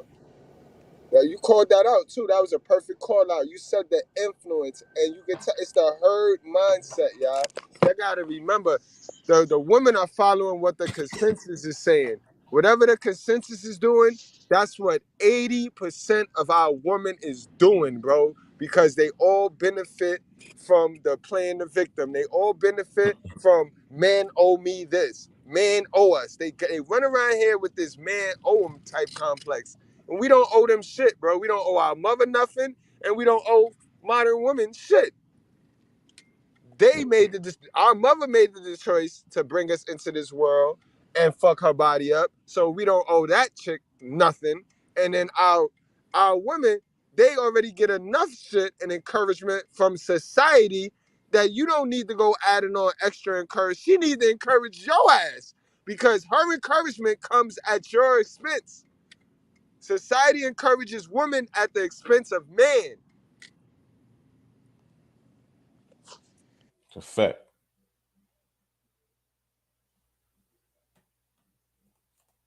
This is what my life is. This is my life. This is it. And she goes, "Well, we had to start you kind of at the bottom. You got to lower your expectations." I was like, "Okay, well, now I don't have any. Now I'm done. I don't want to be a widow whore." Right. Like, I think that was fun. I don't have it in me. Like, the thought was better than the actual reality of it. Right? Yeah.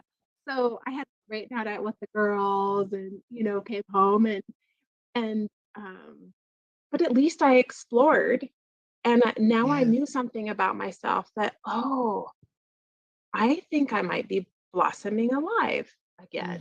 Like, I think I do have a life ahead of me. The lie detector determined that was a lie. That's called the wall, guys. That's called the wall. Let's go hitting the wall. She hit the wall. I forgot about that. Well, you see how she was hesitant to do it because she spent all that time with one man. She was hesitant to do it. And that's the purpose of actually having the chastity of and purity until you get married, and then having those longevity marriages. Because if, so to speak, her getting out of one, it's hard for you to try to jump into something that you know, everybody else is conditioned to, because you've had your own conditioning. She was in a marriage for a very long time. She's conditioned to certain things in that marriage, you know, so the hesitancy is a good sign because she's actually been kept from that type of indoctrination, being under the covenant of a man for that long. That's a fact. And see, that's the reverse of these hoes. Once you start hoeing and you make $1 from hoeing, that shit is over. You're not going back. You're not going back to being no virtuous woman. So you can miss me with that bullshit. Facts. You have a life ahead of me. Where you get that from, Brett? Huh? Where you get that from, fam? Where I get what from? What I just said? Once you get a taste of blood, she ain't going back. Man, listen, I listen and watch. I done did a couple shows too, sir. Man, listen. I'm not one of them niggas that's gonna be around greatness and not learn nothing. Fuck, I look like them. No, Stop it. No.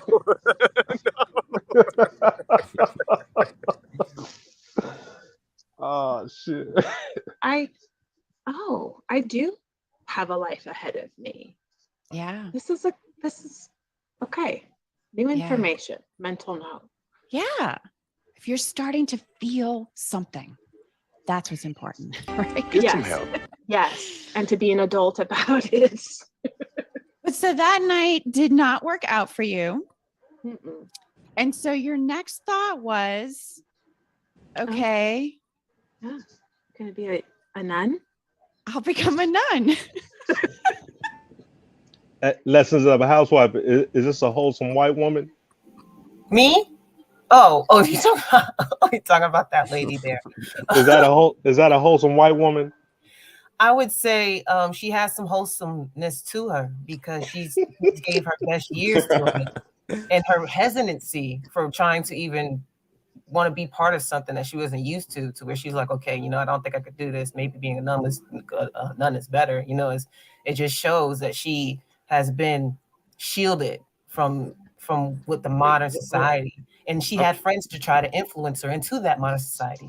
But all of those years that she had into that marriage showed in her decision, and that's what we're supposed to be doing for our daughters. That's what the whole 2-parent home thing is. We're trying to guideline them and marge them into where they have that hesitancy when it comes down to somebody on the outside telling them, "Oh, try this," you know. So, but don't a nun got to be a virgin though? Well, wholesome. A nun, don't she have to be a virgin? Oh, to be a nun? Yeah. Good, bro. No. You're the religious guy. No, I know. No. Hey, oh no, I ain't talking about. Hey, I'm finna throw all y'all off right now. You ready? Uh-oh. Now, in that whole video, she never bad talked that man. Yes. Yes. I was gonna Now- say that, DeBell. It couldn't be no black bitch. Because the black bitch would have did the whole phase. She'd have did the whole phase and she would have loved it. She was like, it's all his fault. I can't lie. Yeah. And the black chick would have did the whole phase. She would have went through with that shit. And she already has a group of friends that was telling her in the marriage. She'd have had a baby during the whole phase. Bitch, All right, be y'all. having babies during whole phases. Like Now, now if you that know was- you on the whole phase. And why would you drop a baby? Or why would you receive a baby knowing you was on the whole phase? You called this whole phase. I'm a bitch from the streets. Now, if that was 2 black women, don't you know that man would have been bashed for about 30 minutes? Yes. Facts. Good call, DeBell. Good call. DeBell, You don't the find that motherfucker. suspicious? Yo, DeBell is a Sigma for real. Like, he pulled that one out of left field because that's a damn sure fact, boy. A damn fact. And for the simple fact that they didn't bash the man, you see how a white woman could portray herself as innocent and wholesome versus, I mean, you know, with that femininity versus the black woman. Yes. Yes. Yeah. That's And different. and DeBell. and Damn, don't Right, that's DeBell, what you I shut wanted it to down show with today that one. too. and don't you know, like, say, like with her influencer friends, let's do some innocent karaoke and you'll find a guy and whatever. But that black woman would have took her where? Miami. You know what I'm saying? Blew it out. It would have been a whole different scene. It would have been, you know what I'm saying? It would So have been a whole phase. yeah. I'm gonna tell him, shut the fuck up. I don't want your conversation. Get in my line. Girl, that's the whole spirit. Oh. That's why you get married young.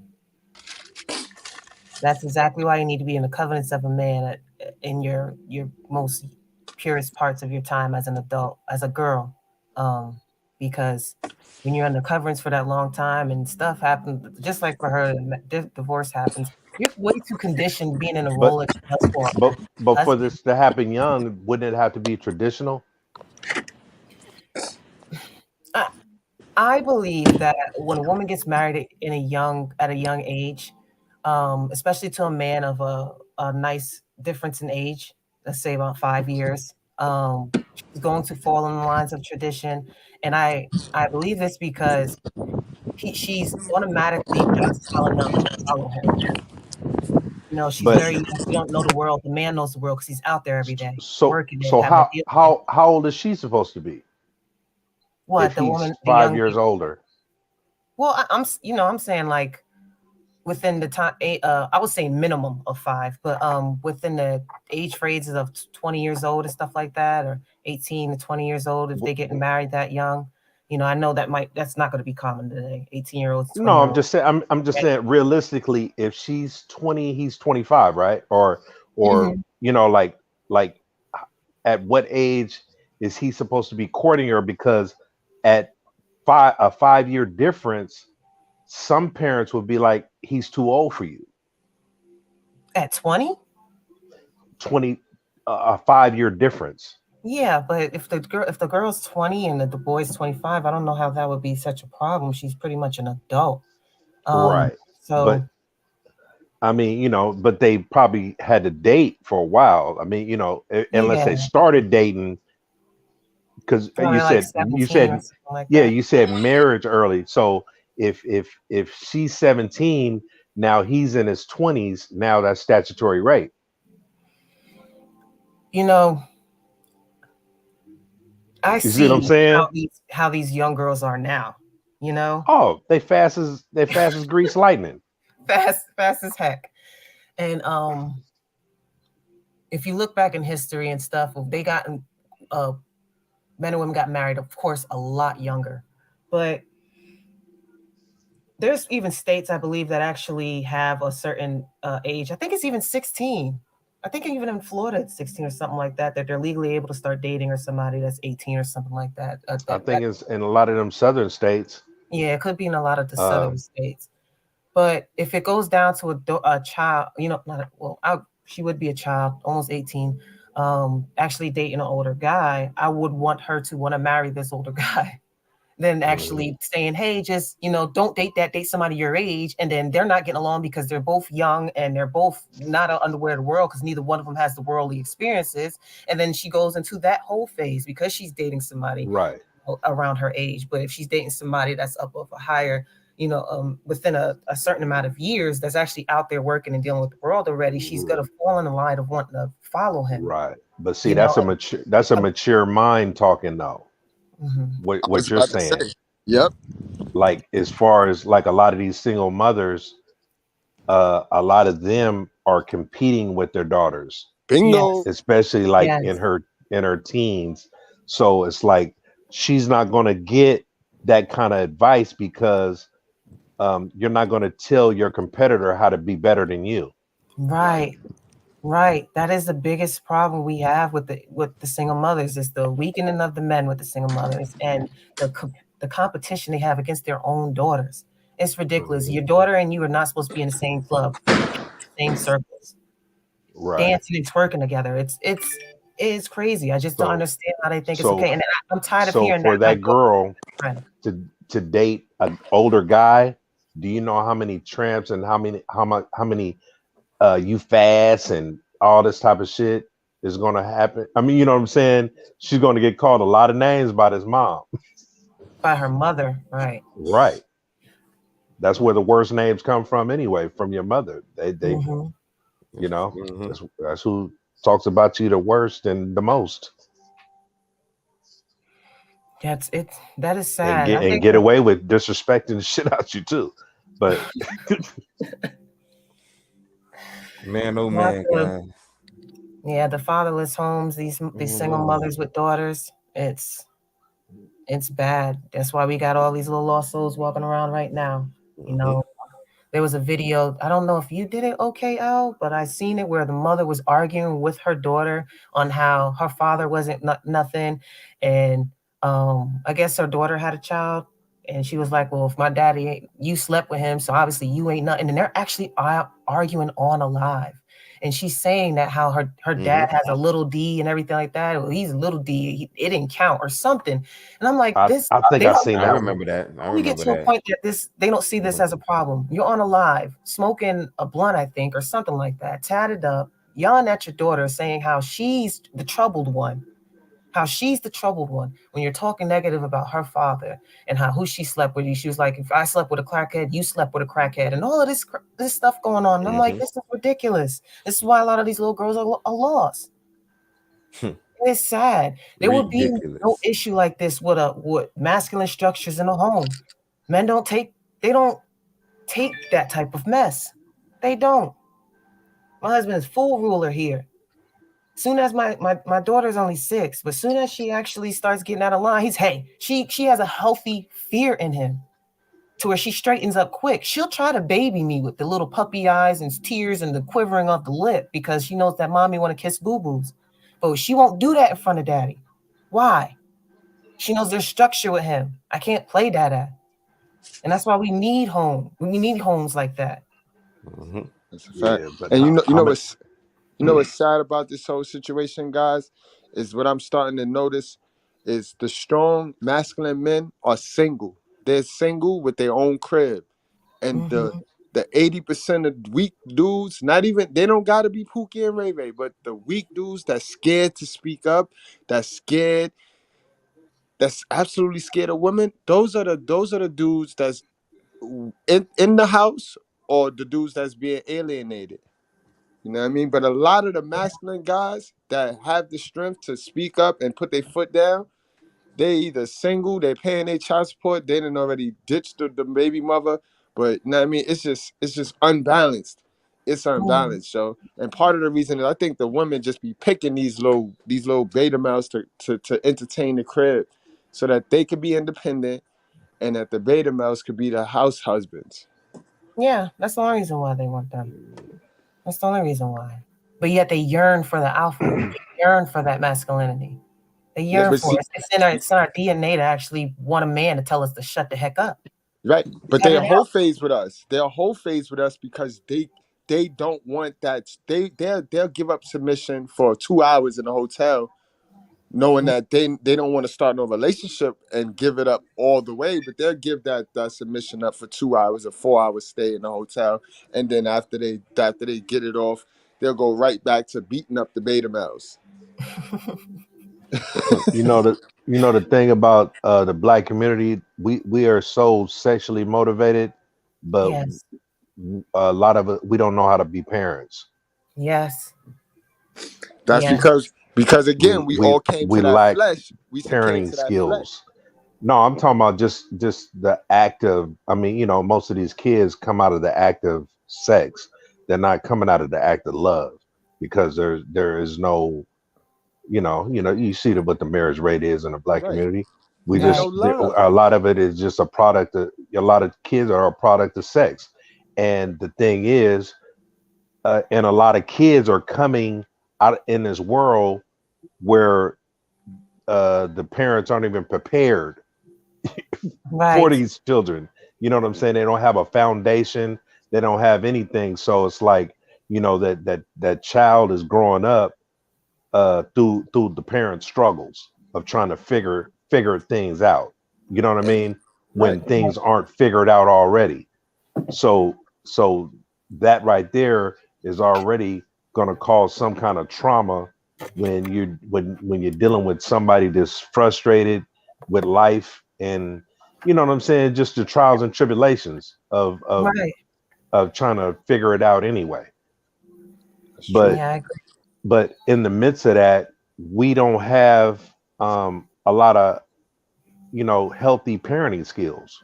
Like when you just mentioned what you and your husband, you know, with the teamwork of two parents and the way you guys exist, you know what I'm saying?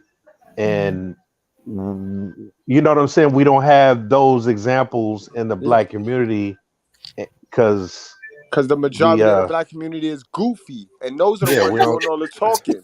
Those the ones do all the talking. Me, my couple, and my relationship and her relationship, we don't get no shine. We can't talk because we the minority. So remember, we in a democracy where it don't got to be a great idea. If it's the majority's idea, then that's what they running with. So because the majority is stupid and the majority is programmed to the matrix, then it brings down everybody. Yeah. Guys, we have officially hit the 5-hour mark. Damn. Classic, boy. Yo, no, I believe you too, okay? Because I came on, left, they came back like, oh, okay, still on? Yeah, man. I was trying to get off, but this is one of them. Nah, I'm this is a sorry good for one. catching it late. No, man. Let's go ahead and go around. Give y'all a little spiel. Keep it brief, because I'm trying to get up out of here. Got you, okay. So I jump in there first. Man, guys, like I said earlier, you guys get a whole phase too. And I mean, maybe that's what it is. Maybe you guys need to endure your whole phase so that you won't have to, look at women who doing their biology and doing their net. That's what they do naturally. Women are promiscuous. I know we live in a society that tells us that men are dogs, men got their tongue out. But by now, it's 2023. You should see that all of the stuff that they painted man really goes for the woman, goes for that other gender. Know what I mean? So just protect yourself, brothers. Protect yourself. That's a fact. The bell or lessons, whichever one want to go. I just want to say I agree with him that a guy needs to have a whole face, so to speak. I always say that a man should actually, as they're building their purpose, experience women, so that way they can learn what women are, learn the nature of them. And then by the time they're done actually building up themselves on their purpose, they know exactly what type of woman they need to marry. And they haven't lost out within the process. Protect yourselves out here with these women. Y'all are well aware now of what's going on. They reveal themselves every day. Just check TikTok. So you can always have a good understanding of the types of women you need to be away from. Know that they are willing to give you an experience, and that's all. And then use your time wisely to build your purpose. And when you're ready to actually share your purpose with someone, you already know who to search for, and you'll choose the right one. Great excerpt. The bell, what you got to say? I think we need to break a lot of molds. You know what I'm saying? We need to break this traditional bullshit mold that we're in, and we need to start doing shit that works, because a lot of this shit that's going on is not working. We big up some of the dumbest shit, right, in the black community. Our culture is like one of the most destructive cultures that you can think of on earth. So in the end game is we're just going to stay at 12% of the population, and you know what I'm saying? It's kind of like we eat each other up and we stay at this 12%, 13%, and we're just not going to grow if we don't know how to live healthy and be healthy mentally, and as far as our relationships and how we see each other, because we see each other with a lot of violence, and we got a lot of us versus them, but it's really just us versus us, because we do the most detriment to each other. And right. You know what I'm saying? And it goes ignored for some reason, because we always looking at or talking about they, but it's always us that's hurting us. And as far as this relationship stuff goes, I mean, you know, I said before, man, the reason why we talk about this gender war, whatever, is because nobody wants to be vulnerable and nobody wants to be hurt. And we got a defense mechanism that's set up, and we react certain different ways, but I think it's really just a defense mechanism. Well said. I think so too. That's great. It's a fact. But we're gonna have to break that mold, man, if we're gonna do, I mean, you know, expect something different and do something different. And it's gonna start with unhooking from a hell of a mother, guys. Don't you find it weird that Tupac made a whole lot of money perpetuating the stereotype that get a lot of y'all triggered? He told us that he had a hell of a mother. He made millions telling us he had a hell of a mother and did nothing to help his hell of a mother. And then he took the high road like if he was a real dude, like he was a whole hell of a son. So, you know what I mean? Black people, we got to stop being stupid, bro. We'll sit here. Hey, on the same token, Eminem made a whole lot of money saying his mama wasn't shit. Yeah. So we know what the problem is. Our community and our society know who the problem is. I know what it is. That being said, guys, we have reached the conclusion of the Whole Face Part 13. I appreciate everybody on the panel, man. I appreciate y'all for joining us live. We'll be binge watching. I will be binge watching. Yeah, I'm be clipping some of this, yo. I'm be clipping some of this. All right, it was a pleasure, y'all. No doubt, y'all. Definitely. Always. Appreciate you, Lessons of a Housewife, jumping on the panel as well, man. I know we ain't seen you in a while. Happy New Year. Blessings to your family. Hope the best for y'all. Yes, Happy New Year to you all too, and thank you so much. Absolutely. Good bread, man. You know what time it is, man. Y'all wrap Happy up. New Year to you all too, and thank you so much. Yes, ma'am. So y'all drink responsibly, guys. Y'all wrap up, strap up. Do not play with your life. We do it for the culture, guys. It's the righteous fear, and we undefeated. Stay tuned for more, guys.